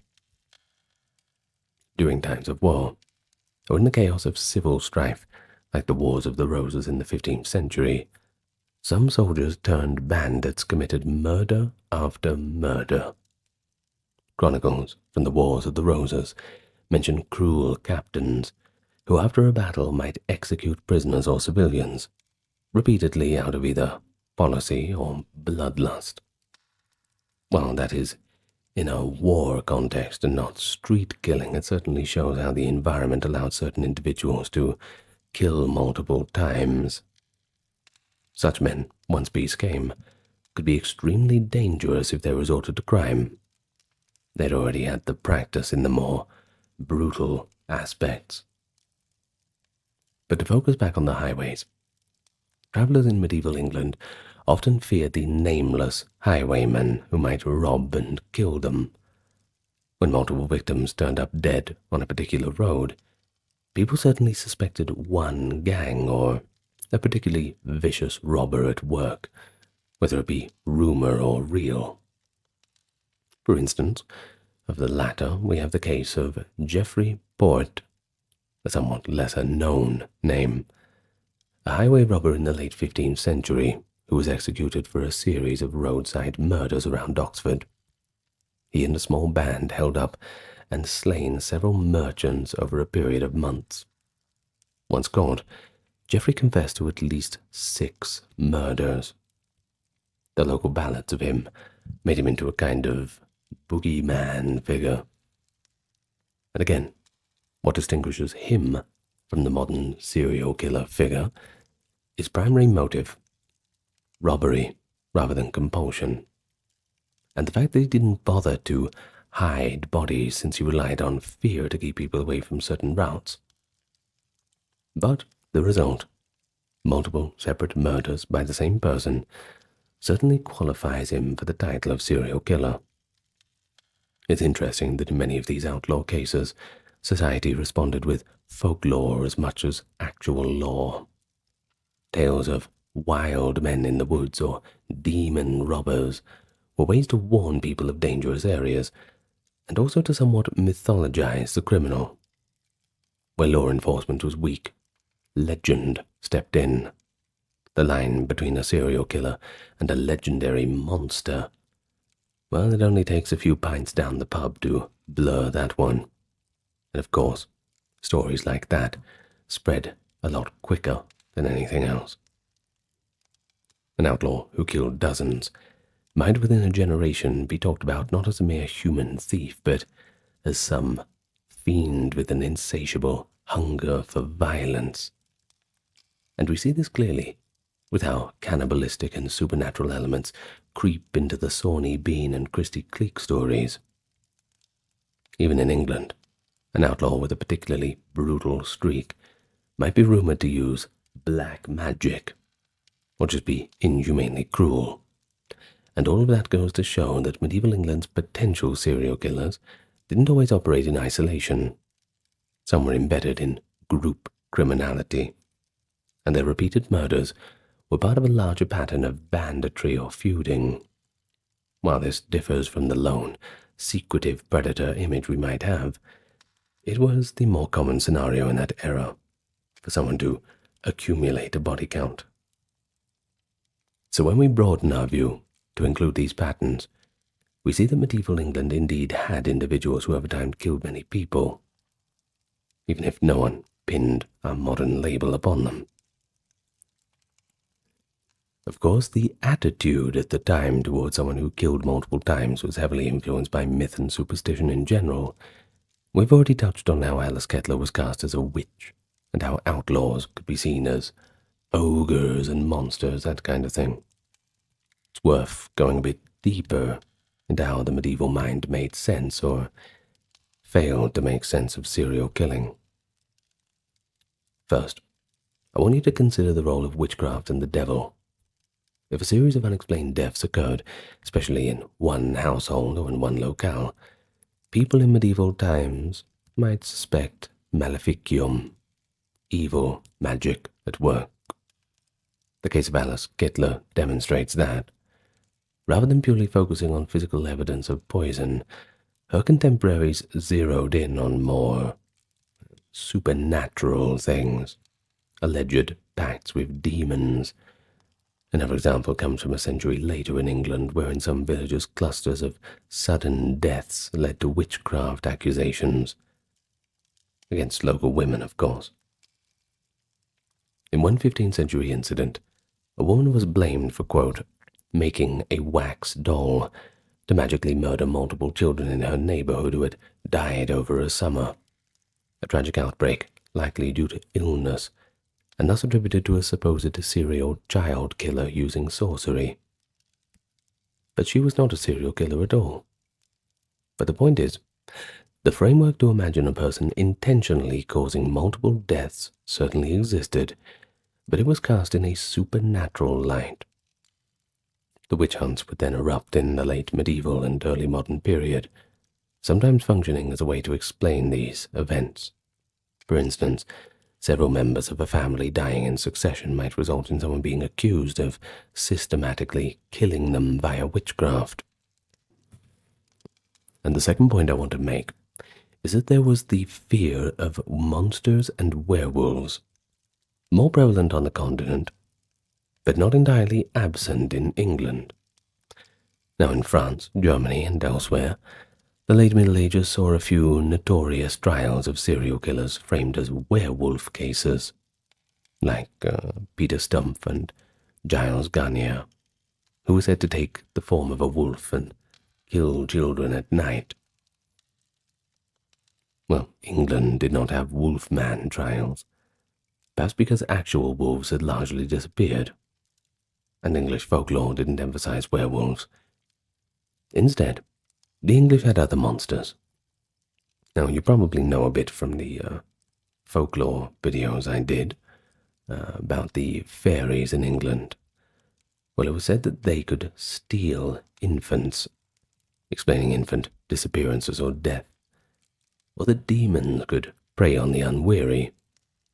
And if ever there were a medieval English equivalent to a ripper, for instance, it could have been chalked up to a demon from hell prowling the streets. Telling that in 1888, when Jack the Ripper terrorized London, some frightened folk initially speculated the killer could be a devil or supernatural being, because the idea of one man doing such deeds was so disturbing. In the 14th century, that instinct to blame a monster would have been even stronger. One evocative English legend is that of Black Annis, a folklore hag said to lurk in Leicestershire, devouring lambs but also children. Black Annis was described as a hideous old woman, sometimes a giantess with big iron claws, who lived in a cave and came out at night to snatch up any unwary little ones whose bones she'd gnaw. Some scholars think that Black Annis might be a mythologized memory of some real person, or simply just a tale to keep the children indoors at night. Sure, it probably worked. But essentially, she is a serial killer of folklore. It's fascinating to consider that this legend filled the conceptual space of a serial killer for that community, a lone entity repeatedly committing murder in a gruesome and ritualistic fashion. Medieval parents would warn their children not to stray at night, or Black Annis will get you. Whether or not any actual historical crimes underlie the story, it shows how the idea of someone or something who kills again and again was often cloaked in mythic terms. And who knows, maybe, like the abbot we had before, We'll dredge up some old historical documents that perhaps give us some hints. But for now, there's nothing. Additionally, medieval chronicles sometimes personified serial killing in the form of tyrants or warlords. For example, English chroniclers writing about King Richard III, though technically post-medieval by a hair, accused him of multiple secret murders, not only of famous princes in the Tower, his two young nephews, but also of other nobles. Sir Thomas More later compiled tales of Richard having a long career of quietly eliminating rivals. While Richard did this for power, not due to compulsion, the way his story is told, it certainly makes it sound very cold-blooded. Another earlier case, King John, late 12th and early 13th century, was said to have killed or ordered the killing of numerous opponents, including potentially his own nephew Arthur. Chroniclers openly called John wicked and spoke of him as if he had a taste for blood. But here's where we have to be careful. Well, these accounts are often moralistic character attacks. So, yes, once again, get the salt shaker out. But they contributed to the mindset that serial killing was associated with tyrannical rulers and evil nobles, almost going as far to say that it's a character trait. So a medieval peasant might hear that some duke had secretly put to death a whole bunch of men in the dungeon, essentially a serial killer scenario wrapped in the trappings of authority. Whether that's true or not, well, it didn't matter if it was part of the cultural imagination. It was only as true as somebody believed it to be true. But finally, let's not forget how religion itself addressed repeated murder. In medieval Christian belief, each murder was a mortal sin that put one's soul in peril. To kill repeatedly, well, that was to pile sin upon sin, virtually signing a pact with damnation. The figure of Cain from the Bible, the first murderer, was a cautionary example often cited. Cain slew his brother and was cursed. A person who kept on killing would be seen as utterly lost to sin, possibly even possessed. Medieval sermons occasionally mentioned those brigands who kill without remorse, saying that their souls were bound for hell. And this religious lens meant that if someone in reality did commit serial murders, some clergy or devout folk might interpret it not in psychological terms, but as evidence of satanic influence, or just divine punishment waiting to happen. A chronicler might write that a multiple murderer, was seized by an evil spirit or had become like Cain. And such descriptions, while not analytic, they do give us a bit of a flavor of how abominable serial killing was considered. They put one outside the community of man and God, and in medieval times, that is not where you want to be. Well, having talked about all this, the known and suspected serial murderers of medieval England, I'm sure you have the question, why weren't there more of them? Why do they appear to be so rare, compared to modern times or even compared to some other regions in medieval Europe? England's catalogue of serial murders seems to be a little bit scant. Well, it's due to several reasons. Or at least it could be due to them. We'll list a few of them off. Understanding them doesn't only satisfy our curiosity, but I think it shows the differences in social structure and record keeping. The first, we have a case of limited anonymity and mobility. You see, medieval England was a world of close-knit communities. Most people lived and died within the same few square miles. As for strangers, they were noticed pretty quickly and often viewed with suspicion. A person today can move from city to city and remain fairly anonymous, but if you were back in the 1300s, you couldn't so easily do that without attracting attention. whether that be from the townspeople or robbers or worse. For a would-be serial killer, this lack of anonymity was a major hindrance. If someone started killing in their own village, the pool of suspects would be pretty small. Pretty hard to hide when everyone knows everyone. If they tried to roam to another town, they risked standing out as a newcomer. This doesn't mean it was impossible, but it does mean the practical opportunities to quietly murder someone were quite a bit fewer. Those who did manage it often had some way to deflect the attention. Alice Kettler had the veil of apparent respectability and wealth, and John of Tinton had legal immunity for a while. As for outlaws, well, they were outside of normal society altogether, so they're kind of different. Now, the second is the pretty swift and very brutal justice for those who were caught. The consequences of getting caught for a single murder in medieval England were quite dire. Usually execution, or at least maiming or long-term imprisonment. There was also the possibility of summary revenge by the victim's family, if the law didn't act quickly. Thus any killer risked a lot by repeating crimes. In modern times, serial killers get away with multiple murders due to procedural limits or investigative challenges. Medieval killers had to worry less about detectives and more about an angry mob or a lord's armed men. It took a truly brash or well-insulated person to kill repeatedly. Right, so the third reason we have is different outlets for violence. And this is perhaps an important one. It has been suggested that people who might in another era have become lone serial killers had different ways of satisfying the bloodlust. For example, a sadistically inclined individual in the Middle Ages might channel that into warfare, becoming a particularly brutal knight or soldier. The frequent wars of the era, the feuds, the acceptability of violence in certain contexts, provided a vent for this aggression. Now that's not to romanticize it, it's just to say a potential serial killer type might instead be known as that knight who kills people with his bare hands on the battlefield, or some baron who tortures poachers on his land, that kind of thing. Society might even reward such behavior in certain confines. Therefore, fewer people felt the need to kill illicitly for a thrill. They could just sign up to be a man-at-arms for that.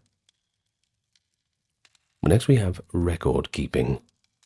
It's possible that serial killers did exist, but were not recognized as such in records. So we just don't know about them.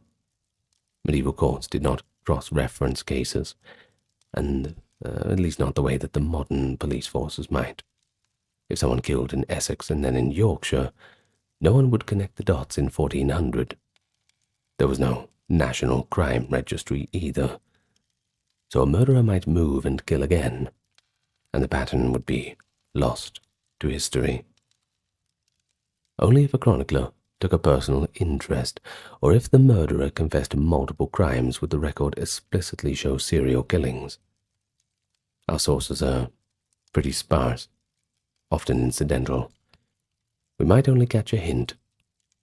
This man was known to have killed before in another shire, something like that. Thus part of this rarity could just be the illusion of sources. Next we have cultural and religious inhibitions, and that's a more psychological note.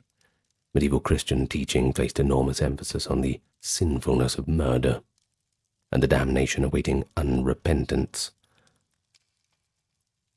Well, while religion didn't prevent the many homicides that did occur, one wonders if it deterred the kind of psychological gratification killings we had seen in later serial killers.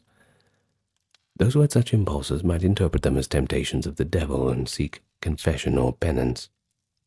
Medieval people also feared ghosts of the murdered. It was thought that restless spirits of victims could haunt or harm the killers, and superstitions like that are certainly another way to discourage people. And finally, we have the sheer survival difficulty.